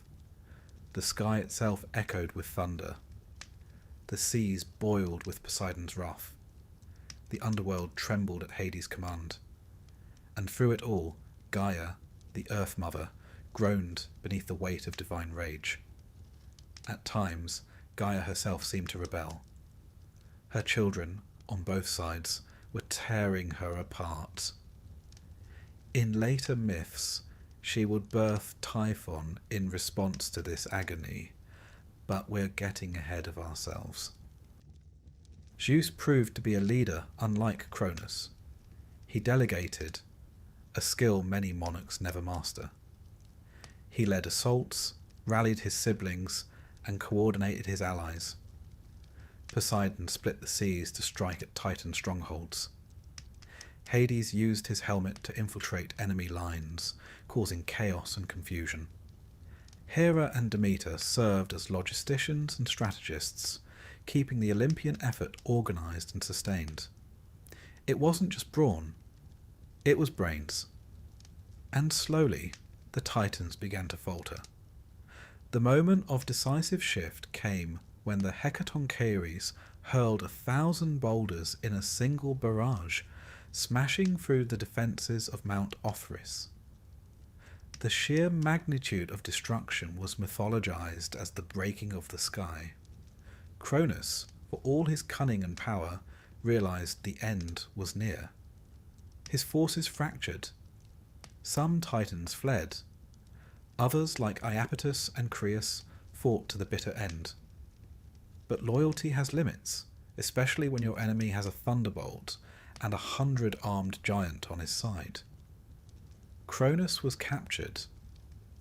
Atlas, who had led the Titan army, was singled out for special punishment. The Titans as a whole were banished to Tartarus, a deep pit beneath the underworld, darker and more dreadful than any human hell. There they would remain, guarded by the Hecatoncheires. Poetic, really, given that the very beings they once imprisoned now stood guard over them. Zeus had triumphed, but his victory came not merely through strength. It was adaptability, persuasion, and a keen understanding of mythic momentum that crowned him king. Now, the Titanomachy isn't just a mythic civil war. It's a pattern, a symbolic tale of generational overthrow. You'll find echoes of it in Norse mythology, with the Vanir and Aesir. In Babylonian myths, where Marduk rises against Tiamat. Even in Shakespeare's plays, we hear the same tension, old orders versus new ideas. In Hesiod's Theogony, this war is not only the climax of a cosmic soap opera, it is a meditation on the inevitability of change. The Titans represent the raw, untamed power of nature, primordial, ancient, and unconcerned with mortal affairs. The Olympians, by contrast, embody a more structured cosmos. They have temples, they have priests, they have rules, sometimes bent, often broken, but there nonetheless. Historically, some scholars suggest the Titanomachy may reflect real cultural shifts. Perhaps the arrival of new Indo-European religious systems supplanting older, pre-Hellenic earth goddess traditions. Others read it as pure allegory. Time devours its children, but wisdom, Zeus, prevails. Whichever lens one peers through, the story endures because it is so utterly human. Fathers and sons, rebellion and rule, fear of obsolescence and the audacity of youth. With the Titans defeated and imprisoned, the cosmos stood at a crossroads. For the first time, the universe wasn't ruled by abstract personifications of nature, but by gods with personalities, flaws, families, and, if we're honest, rather more drama than might be strictly necessary. Zeus and his brothers divided the world between them. Zeus took the sky, Poseidon the sea, and Hades, always the short straw, was given the underworld. The earth was shared, though Zeus, being Zeus, tended to treat shared as a suggestion. And so the Olympian age began. But peace, as we'll see, never lasts long in myth. Not when gods are involved. Still, for now, the thunder quieted. The earth stopped shaking. And somewhere in the vast gloom of Tartarus, Cronus brooded in silence, defeated by his own prophecy, and his own son. History, myth, and family dinners, it seems, all share the same lesson. Never underestimate the children. With the Titans hurled into the shadowy depths of Tartarus, their mighty limbs bound in chains, forged by the Cyclopes and the Hecatonchires, watching over them like the world's most enthusiastic prison guards. The Olympians might have been forgiven for expecting a well-earned rest. After all, a 10-year divine war tends to take the spark out of anyone. But this, dear listener, is mythology. And if there's one lesson to take from it, it's that peace is never more than a brief pause before the next calamity. Zeus now ruled from Mount Olympus, a lofty perch indeed, and began to lay the groundwork for the cosmos as we've come to understand it. Ordered, hierarchical, slightly theatrical. With his brothers Poseidon and Hades, he divided the realms. Zeus claimed the sky, Poseidon the sea, and Hades, with the weary acceptance of a younger sibling denied first pick, took the underworld. The earth, that ever-suffering neutral ground, remained shared, though one suspects Zeus took the lion's share when no one was looking. But ruling a world is one thing. Maintaining order among gods, who possess not only egos the size of mountains, but also the capacity to level said mountains with a glance. That's quite another. The Olympians, you see, were a fractious bunch, full of rivalries, grudges, and deeply dramatic love lives. If the Titans had been raw forces of nature, the Olympians were very much soap opera stars with divine powers. Petty, powerful, and often spectacularly self-involved. Still, for a time, Zeus managed to keep things together. The cosmos settled into its new structure. Mortals began to populate the earth in greater numbers, though their place in the divine story was still somewhat peripheral. Pawns, really, in the feuds and flirtations of the gods. These early humans, barely more than upright shadows in Hesiod's vision, looked up to the gods with awe and fear, and occasionally served as collateral damage in divine disagreements. But there was someone who was not content with the new order, someone ancient, rooted deep in the very bones of the world, someone with a rather personal grudge against both Titans and Olympians alike. Her name was Gaia. Gaia, the earth herself, mother of the Titans, grandmother of the Olympians, and the one who had once urged Cronus to rebel against Uranus, found herself watching the same cycle play out again. And this time, she was not impressed. Cronus had become just as tyrannical as Uranus.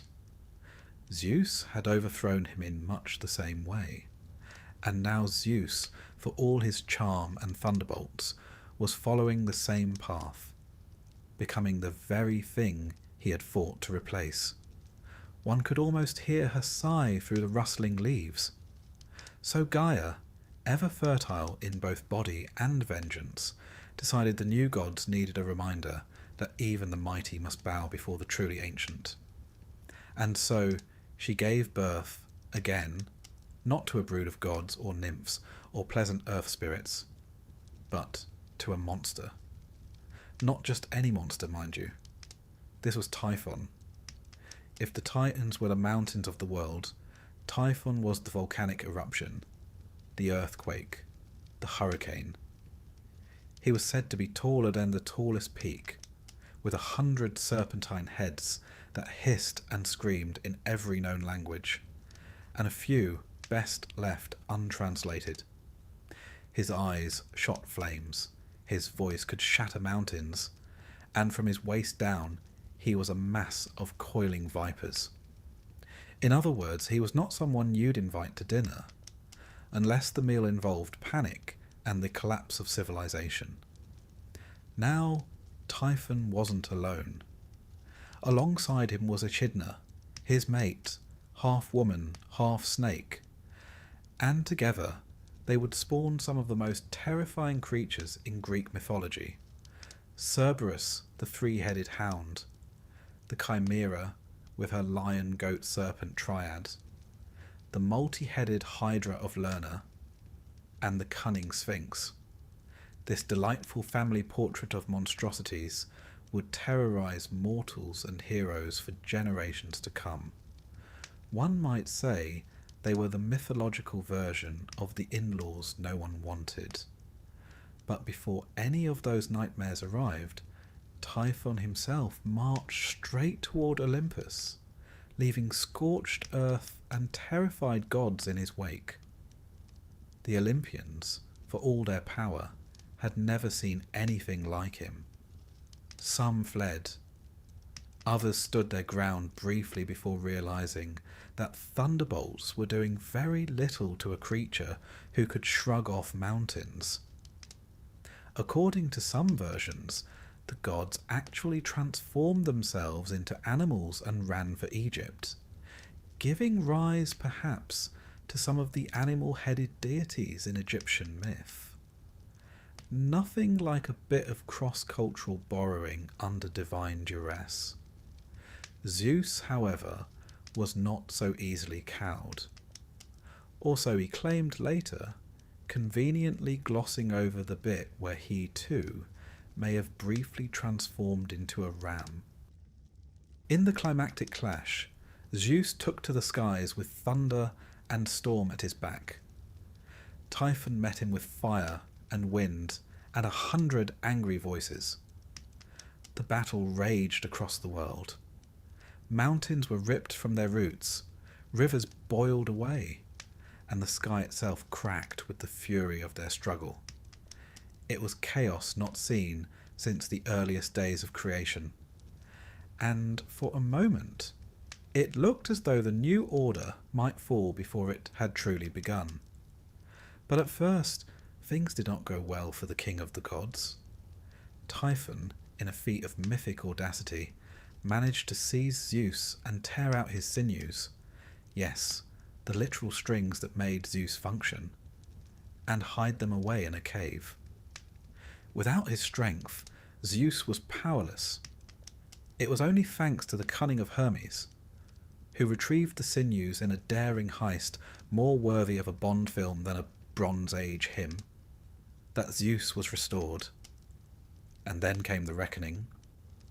With renewed strength and fury, Zeus unleashed the full force of the heavens upon Typhon.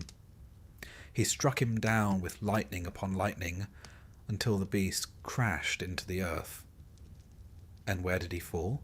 Beneath Mount Etna in Sicily, a volcano that, to this day, occasionally belches smoke and flame.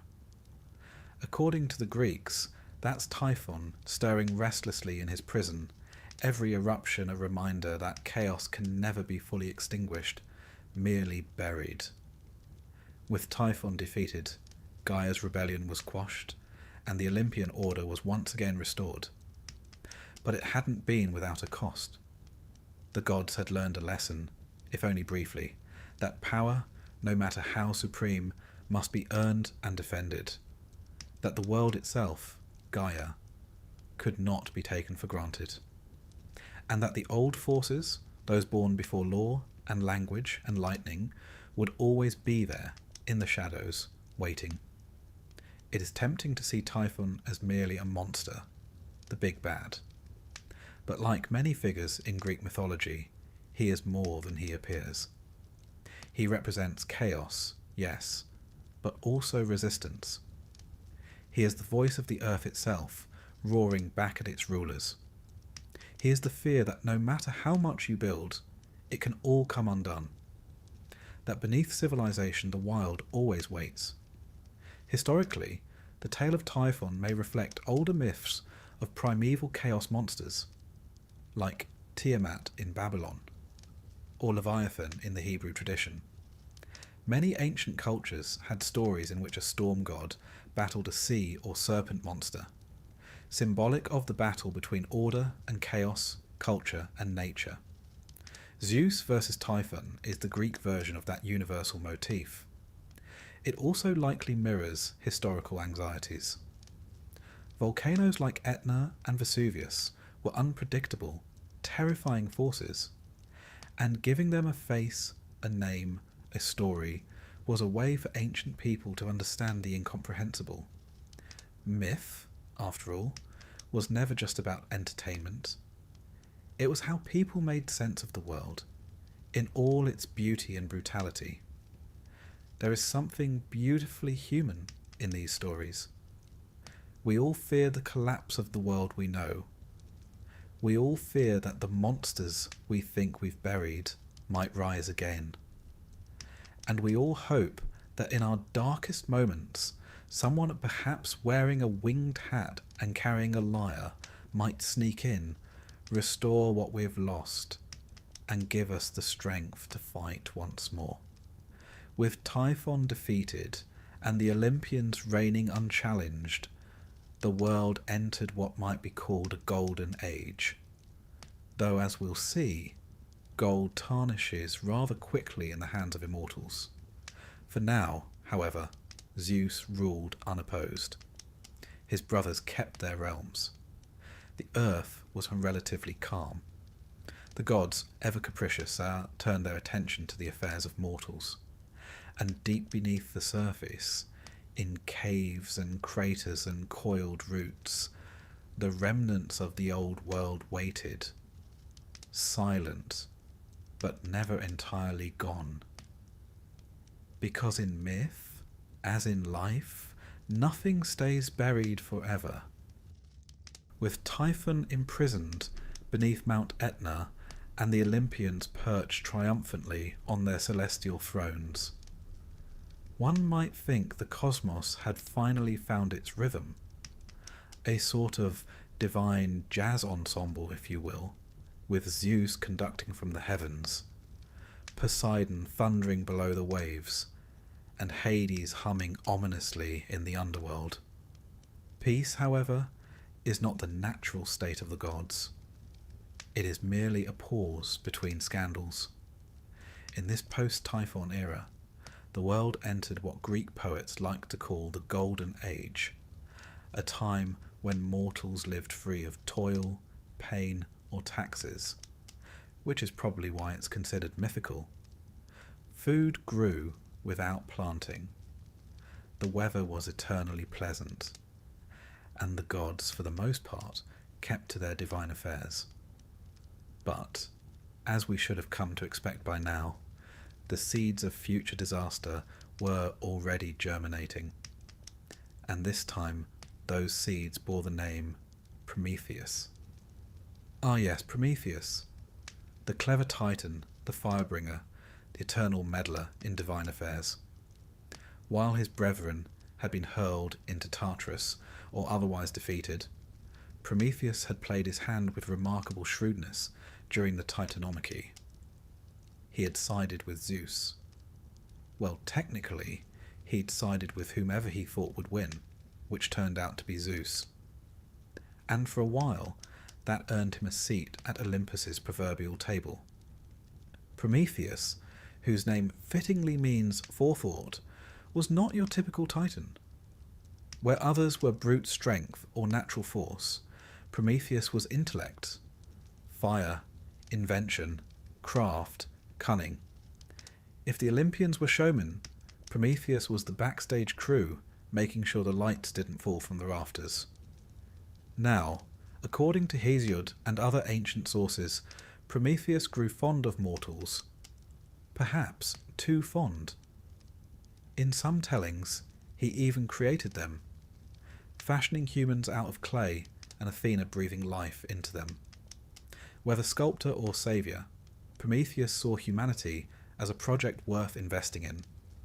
A bold choice, considering what we've become. But Zeus had a different vision. To him, humans were pawns, amusing at best, expendable at worst. He was determined to keep them dependent, obedient, and above all, ignorant of divine secrets. Chief among these was fire, that crackling, golden essence of civilization.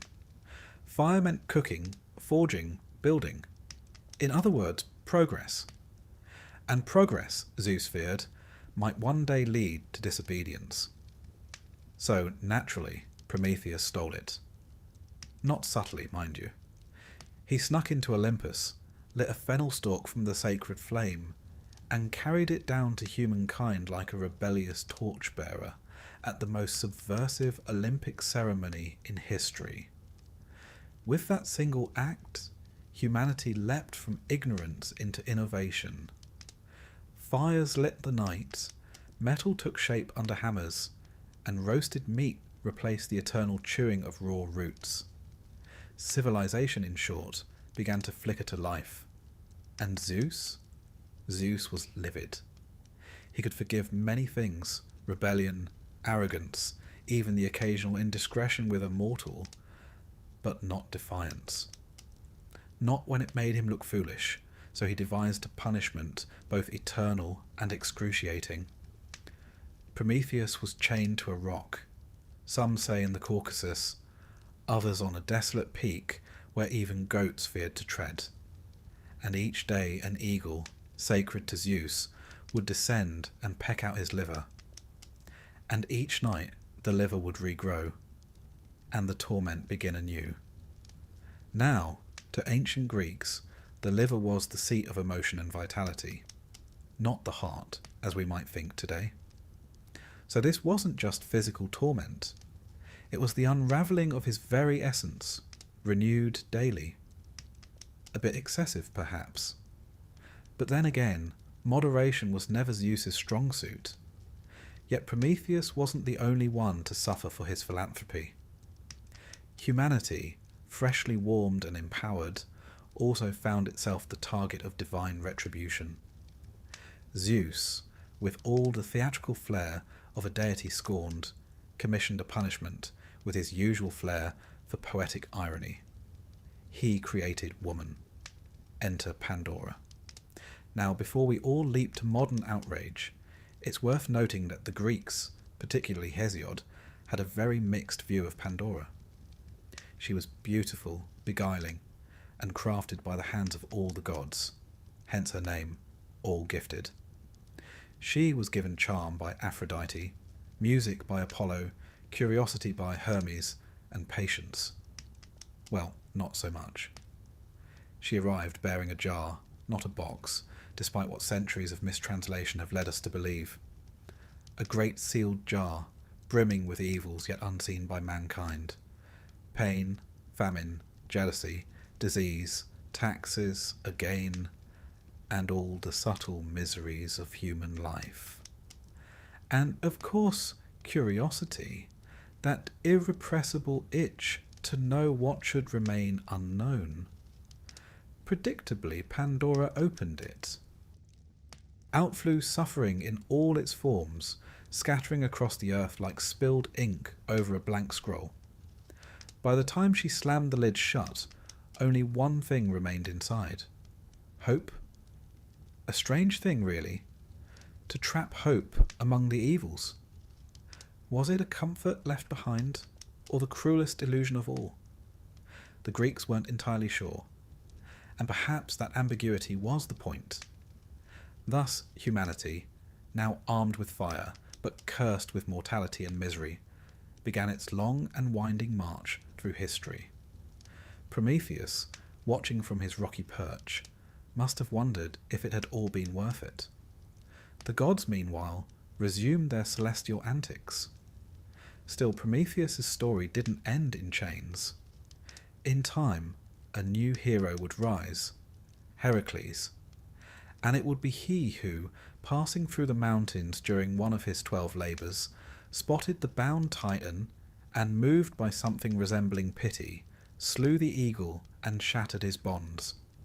Zeus, by then more mellow, or distracted, allowed it. Perhaps he even admired the audacity of a mortal defying him, though he'd never say so aloud. Prometheus's tale is often read as a mythological blueprint for the human condition. Intelligence versus authority, progress versus punishment, and the eternal price of defiance. The fire he stole represents not just literal flame, but metaphorical enlightenment, science, art, reason, imagination. He is the first rebel, the first scientist, the first martyr for the cause of humanity. And perhaps the Greeks saw in Prometheus something of themselves, a people whose philosophers questioned the heavens, whose engineers bent nature to their will, and whose playwrights dared to probe the flaws of gods. In Prometheus, they found a figure both heroic and tragic, a reminder that progress always comes at a cost, and that defiance, though noble, rarely goes unpunished. Historically, some scholars have argued that Prometheus may be older than even the Olympians themselves. Elements of his tale echo Mesopotamian and Indo-European myths: the fire thief, the culture bringer, the god who aids mortals against the will of his peers. His punishment bears striking similarity to other chained rebels like the Norse Loki, or even the biblical Satan, whose overreach is met with cosmic incarceration. But unlike those darker figures, Prometheus is rarely seen as evil. He is a complex hero, proud, clever, stubborn, and self-sacrificing. He challenges the gods not for his own gain, but to uplift others.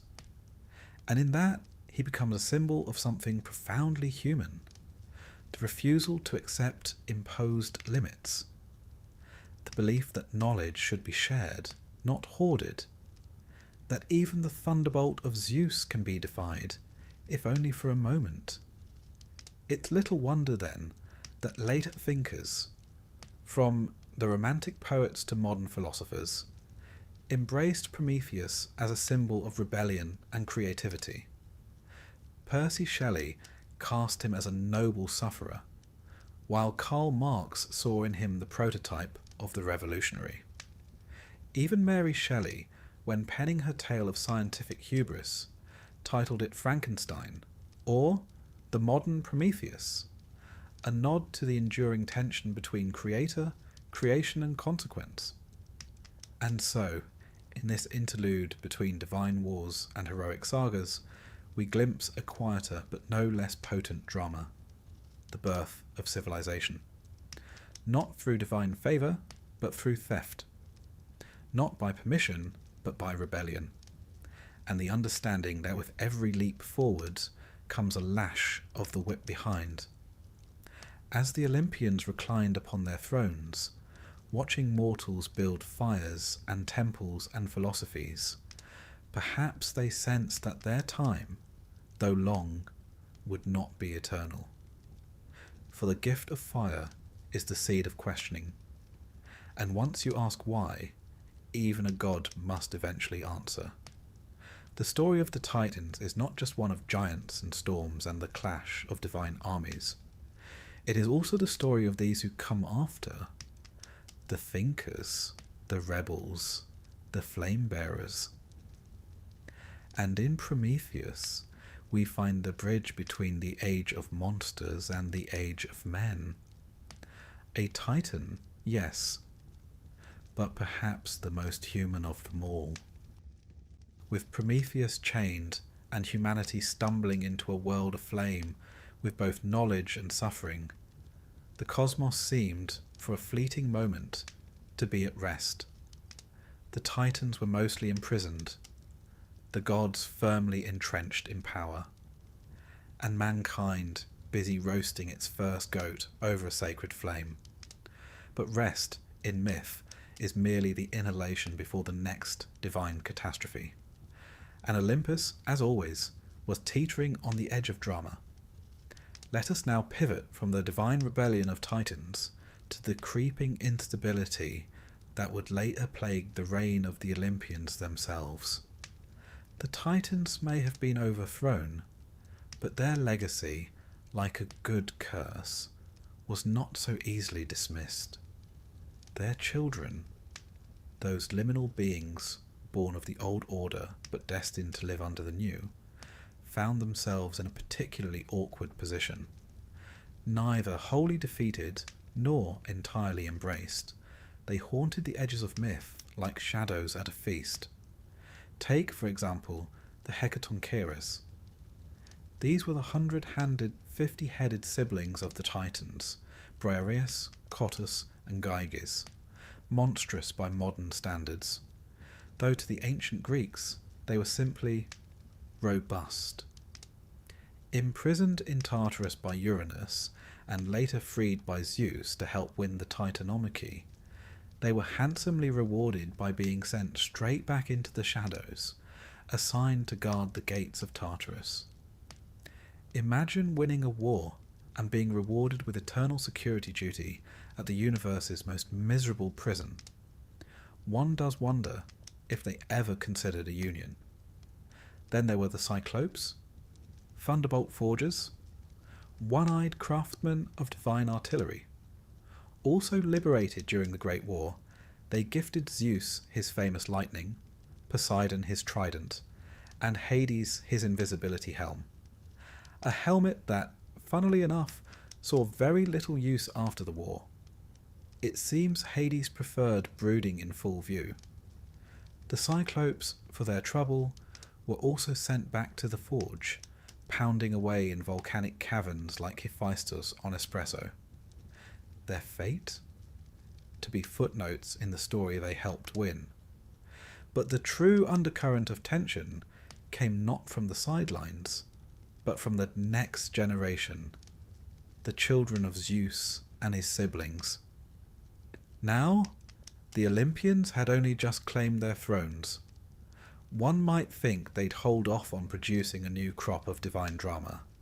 But no. Zeus, as prolific as he was powerful, began populating the cosmos with alarming speed. One assumes he kept a celestial diary just to track his conquests, mortal and immortal alike. From his many unions came a constellation of powerful figures. Athena, sprung fully formed from his forehead after he swallowed her pregnant mother, Metis, because nothing says parenting like cranial birth. Apollo and Artemis, twin children of Leto, were born after a harrowing pursuit in which their mother was denied rest by a jealous Hera. And then there was Dionysus, born of a mortal woman, torn from her ashes and sewn into Zeus's thigh, a rather creative alternative to childcare leave. Each of these offspring bore immense power, and with that power came something the Olympians dreaded above all: unpredictability. Athena, wise and warlike, challenged male authority without ever marrying. Apollo, radiant god of music and plague, brought both beauty and terror. Dionysus, with his wine and ecstasy, blurred every line imaginable: gender, sanity, mortality. These were not minor deities. They were forces of nature with bloodlines that tied back to both Olympus and the Titans. And let us not forget Hecate, a fascinating figure, often passed over in popular retellings. A Titaness by birth, yet honoured by Zeus, she was granted dominion over magic, crossroads, and ghosts. She moved through the world like smoke, appearing at night with her torches, straddling the boundary between old and new. Some say she remained loyal to neither side, and perhaps that's why she endured. She played the long game, but all this divine breeding had consequences. You see, when gods mingle with mortals, their children tend to be problematic. Not in the refuse to do their chores sense, but in the accidentally start wars, kill monsters, and spark genocides sense. The age of heroes was beginning to shimmer faintly on the horizon, and with it the last flicker of Titan influence. For the world was beginning to shift again, away from the gods and towards something else entirely. Fate. The Greeks believed in a cosmology where power ebbed and flowed like tide. No one held absolute authority forever. Not Uranus, not Kronos, and not Zeus. And what lingered behind every myth, like a looming shadow at the feast, was the whisper that Zeus, too, would fall. Prophecies abounded. Just as Kronos had overthrown Uranus, and Zeus had overthrown Kronos, so too would Zeus be overthrown by his own son. A divine game of patricidal dominoes. Naturally, Zeus grew paranoid. He swallowed Metis, the goddess of cunning, to prevent her from bearing a son. He punished dissenters with lightning. He tightened his grip, which, historically speaking, is the first sign of impending collapse. Yet the collapse didn't come. At least, not all at once. Instead, we began to see the cracks in the Olympian regime, not through war, but through mythological contradictions. Mortals began to question. Philosophers rose. The gods, once terrifying and remote, became flawed, comic, even ridiculous. Dionysus, for instance, challenged Apollo in Delphi. Mortals questioned the will of the oracle. Heroes like Heracles, born of both divine and mortal blood, committed acts of both supreme valour and terrifying violence. They did not obey the gods, they negotiated with them, sometimes even tricked them. Heracles, remember, was the one who freed Prometheus, an act that subtly undermined Zeus's authority without triggering full-blown rebellion. In Heracles, we see something new, a figure who stands between the age of Titans and the rise of men. He is not a Titan, nor a god in the traditional sense, but something in between, a bridge. And he is not alone. Perseus, Bellerophon, Theseus. They all emerge in this liminal space, echoing the chaotic energy of the old world, but redirecting it toward mortal ends. And it is here that myth and history begin to blur. The Greeks, as their civilization matured, began to mythologize their own past. Cities claimed descent from gods. Families traced lineages to heroes. The Titans, once vast cosmic entities, became symbols, metaphors for disorder, for chaos, for the ancient powers that had to be tamed before the polis, the city-state, could rise. And the gods themselves were domesticated. They gained temples, rituals, and priests. They were still powerful, yes, but bound by decorum, by narrative, by the very mortals who once trembled before them. This, perhaps, is the final insult to the Titans. Not their defeat, but their absorption. Kronos was not only imprisoned, he was reimagined. In some Hellenistic sects, he became a god of peace, even of agriculture. The devourer became the father of time, Kronos, a different spelling, but similar enough to fuse over the centuries. And Gaia, once a primordial mother, was reduced to little more than symbolic soil beneath our feet. Even the war, the mighty Titanomachy, became a cautionary tale, retold by poets to remind listeners of the price of rebellion, and by politicians to justify their own divine authority. Myth, you see, is never static. It evolves, it adapts, it serves whoever speaks it loudest. And yet, the Titans endure. Not on Olympus, nor in statues, nor in temples, but deeper, in the subconscious, in the primal forces that still quake beneath our feet and churn within our oceans, in the fury of a storm that no god can command, in the impulse to rebel, to question, to light a fire even when the world demands obedience. They are not gone. Not really. You cannot banish what you are made of. For we are all, in some distant sense, children of the Titans, born of chaos, tempered by fire, reaching forever upward toward the divine, not to serve it, but to understand it, even to challenge it. And as the age of heroes draws near, as mankind begins to tell its own story, the Titans slip into myth, not defeated, but transformed, not lost, but waiting. Waiting in Tartarus, waiting in memory, waiting in us. As the dust of divine rebellion settled and Olympus gleamed in its post-war splendour, a quiet shift began to take place, not among the gods, but in the realm below.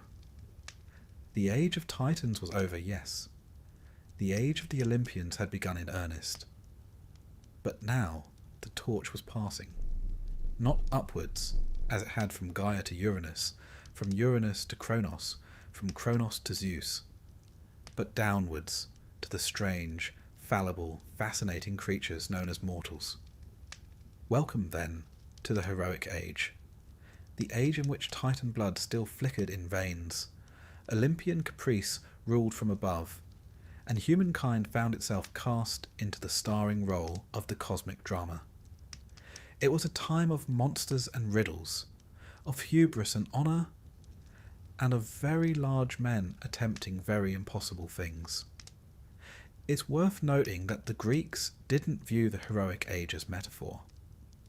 To them, it was a golden era sandwiched neatly between myth and memory. It preceded the fog of history, but followed the chaotic primeval stew of the gods. These weren't mere bedtime stories. These were origin tales, political, familial, even moral, and the heroes within them were closer to living fossils than to fictional characters. And the first great hero, in many ways the archetype of them all, was Heracles, or Hercules, if you prefer your heroes Roman and slightly more muscular. Born of Zeus and the mortal Alcmene, Heracles was the walking proof that gods could not resist mortal women, nor could mortals resist getting swept up in divine entanglements. Poor Alcmene, by the way, was tricked into lying with Zeus after he disguised himself as her husband. Zeus, it must be said, would have made an outstanding actor, but a deeply troubling partner. Heracles entered the world not as a symbol of glory, but as a threat. Hera, Zeus's wife, was incandescent with jealousy, and she set about making the boy's life hell. As an infant, Heracles famously strangled 2 serpents in his cradle, sent by Hera to kill him. Most babies grapple with teething. Heracles wrestled with serpents. The tone was set. His life would be defined by suffering. Not necessarily because of his own actions, though the man was hardly a beacon of wisdom. No, Heracles suffered because of Hera, and because of the curse that haunted all demigods. The curse of being too much, too strong, too violent, too connected to gods who wanted nothing more than to control them. The 12 labours of Heracles, his punishment for murdering his wife and children in a fit of madness inflicted by Hera, are, in essence, a purification. He is sent to defeat beasts, capture monsters, and even go to the underworld itself. Each trial peels away the chaos of his Titan ancestry and the burden of divine expectation. He is, in a very Greek way, being civilized through suffering. But what's curious is how many of the creatures Heracles confronts are directly tied to the Titans. The Nemean lion, born of Orthrus, who was the offspring of Echidna and Typhon. And Typhon, you'll recall, was the last monstrous son of Gaia, born to challenge Zeus himself. The Hydra? Another spawn of Echidna and Typhon. Cerberus, the three-headed guard dog of Hades, wrestled by Heracles in his 12th labour, was of the same ghastly lineage. In essence, Heracles isn't just performing tasks. He's cleaning up the remnants of the Titan Age, one beast at a time. But Heracles wasn't alone in this. The heroic age is a veritable parade of mighty mortals straining under the weight of legacy. Take Perseus, who beheaded Medusa, one of the three Gorgons, herself a twisted echo of ancient chthonic power, likely once worshipped before the Olympian pantheon shoved her into monstrous irrelevance. Or Theseus, who navigated the labyrinth to kill the Minotaur, a beast born of divine punishment and mortal pride, with echoes of older Minoan bull worship baked into its horns. Then there was Jason, leader of the Argonauts, whose quest for the Golden Fleece was more political than heroic. His tale reads like a very dangerous trade mission, tangled in family drama, betrayal, and a helpful sorceress named Medea, who, spoiler alert, doesn't take rejection well. All of these figures, larger than life and doomed to fall, share a common trait. They're liminal. They belong neither fully to the gods nor to mankind. They exist in a transitional space, much like the Titans did before them. And while the Titans represented primal chaos and power unbound, these heroes represent something newer, individual will in the face of divine indifference. The gods in these stories are often petty, distracted, or even absent. Zeus, by this point, is less a thunder-wielding monarch and more of a spectral administrator. Hera is a grudge incarnate. Athena is wise, yes, but curiously inconsistent in her favour. And so the mortals begin to shine, not because they are perfect, but because they dare. Hubris, the Greeks warned, was the great sin, but it is also, paradoxically, the engine of the heroic age. To be a hero is to reach beyond your station, to say, I will slay this beast, or I will build this city, or I will sail past the edge of the world. It is to challenge limits. And in every one of these myths, that challenge is tied, consciously or not, to the defeat of the Titan spirit. And yet, the Titans aren't gone. Not really. They echo in the backdrops, in the monsters, in the forgotten gods and the strange lands the heroes visit.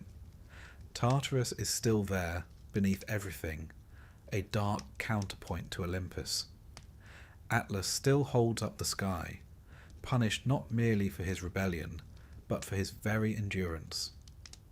Prometheus remains chained, gnawed upon by vultures, until Heracles, that walking demolition project, finally releases him.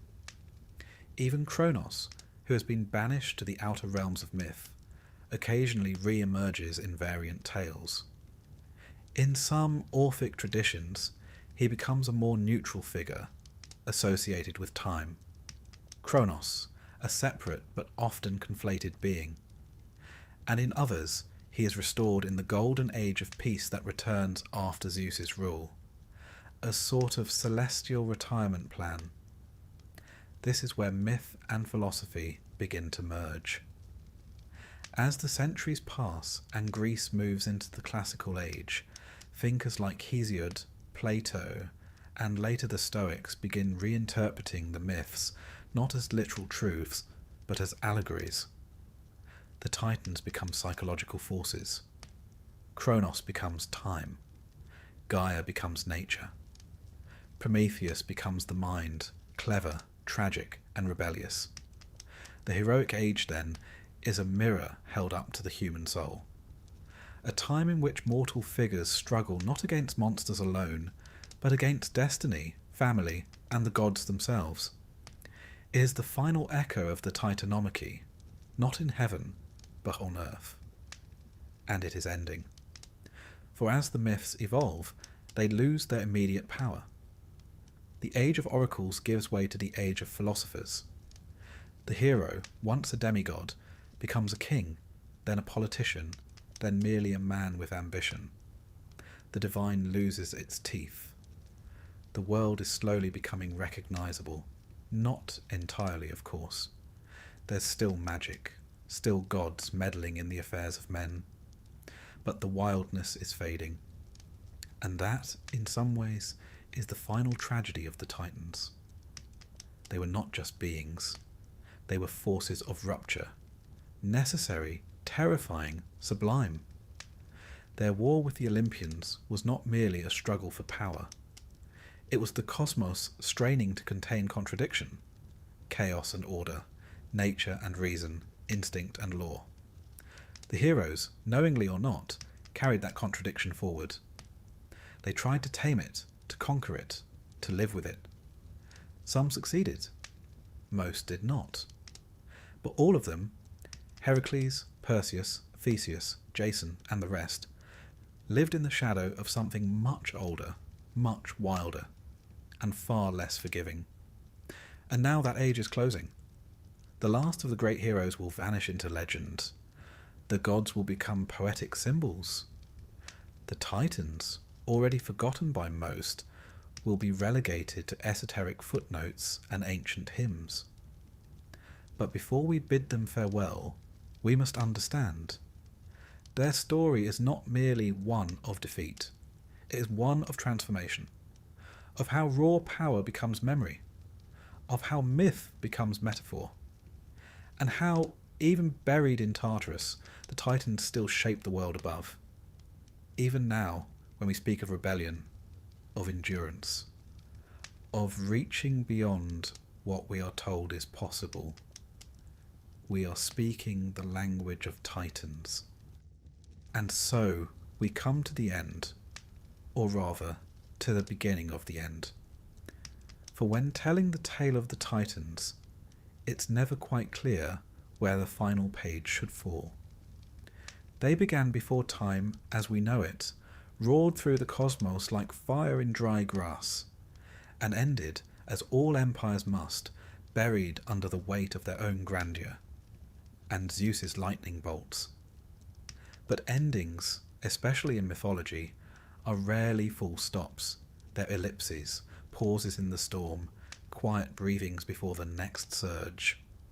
And though the Titans were defeated, exiled, and in some cases outright erased from memory, they have never quite left us. Not entirely, they endure, in symbols, in stories, and sometimes, quite sneakily, in ourselves.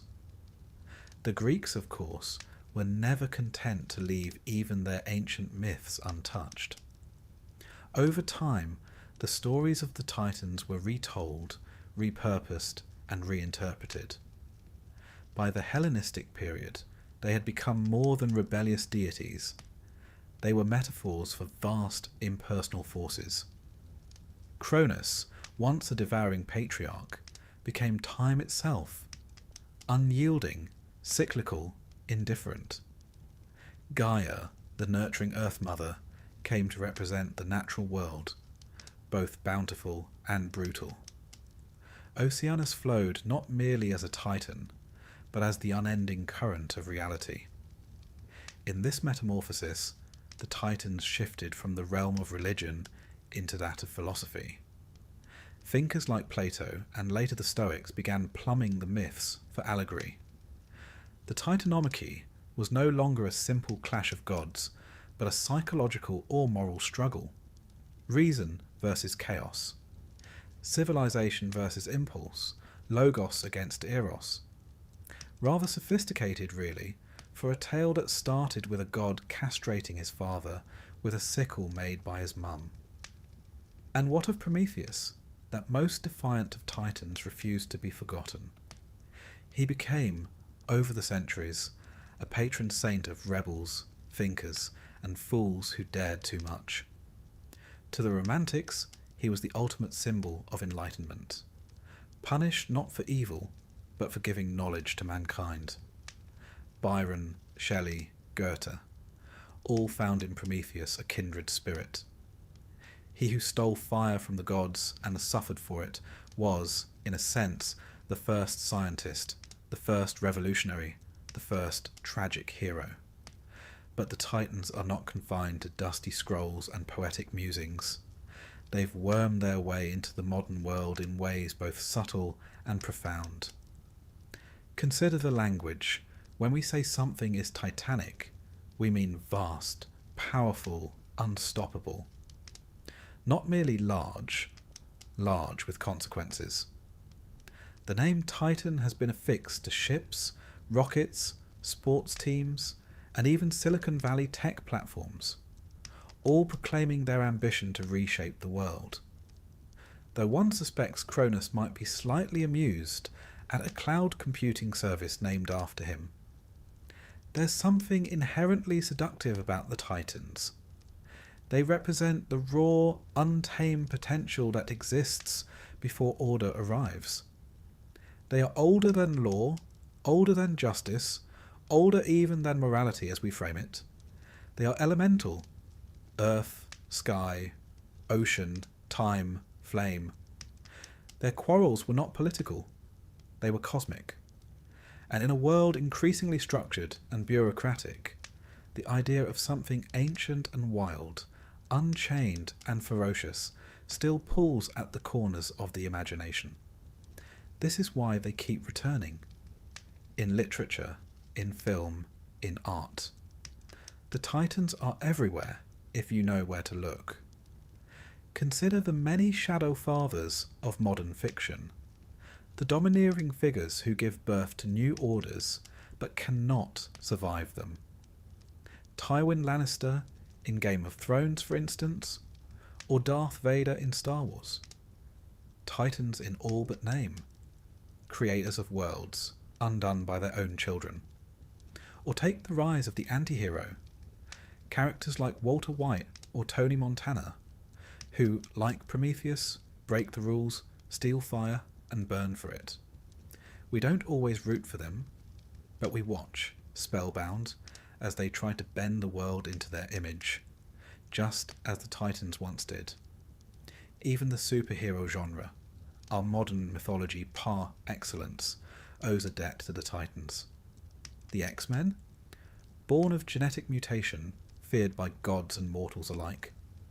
Superman? Raised among mortals, but burdened with divine strength. These characters straddle the same liminal space the Titans once did. Too powerful to be human. Too flawed to be gods. And in the background, still, the Titanomachy echoes. Every story of a younger generation overthrowing the old. Every tale of rebellion against cosmic authority. Every myth where the apprentice surpasses the master. It's all the same ancient rhythm, replayed with modern instruments. The Greeks understood this cyclical nature of power better than most. Their myths are laced with repetition. Uranus is overthrown by Cronus, who is overthrown by Zeus, who, if the Orphics are to be believed, may one day be overthrown in turn. The wheel turns. Each victory sows the seeds of its own destruction. Even the gods, in all their splendour, are not immune to fate. The concept of Moira, fate, stands above them all.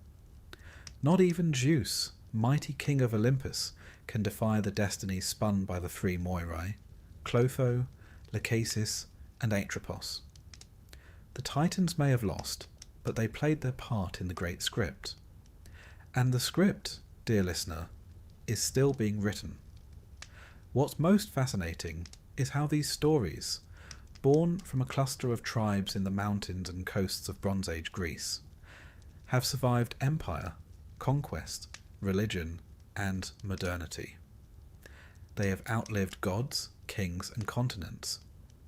And they endure not because they are true in the literal sense, but because they are true in the human sense.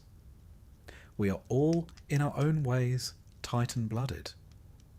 We carry within us the fire of rebellion, the burden of memory, the urge to shape the world according to our will. Every time we break a rule for the sake of something better, every time we defy authority in the name of justice, every time we dream bigger than we are told we should, that too is a Titan's whisper in the ear. Of course, this is not without cost. Prometheus paid in agony, Atlas paid in weight, Cronus paid in isolation. To carry Titan fire is to risk being burned, but the Greeks never shied from tragedy. They embraced it. They believed that from suffering came understanding, from downfall came reflection. And so we reflect, not merely on the tale we've just told, the epic rise and fall of the Titans from the yawning void of chaos to the dark prison of Tartarus, but on what it means, why these stories matter, why they continue to matter.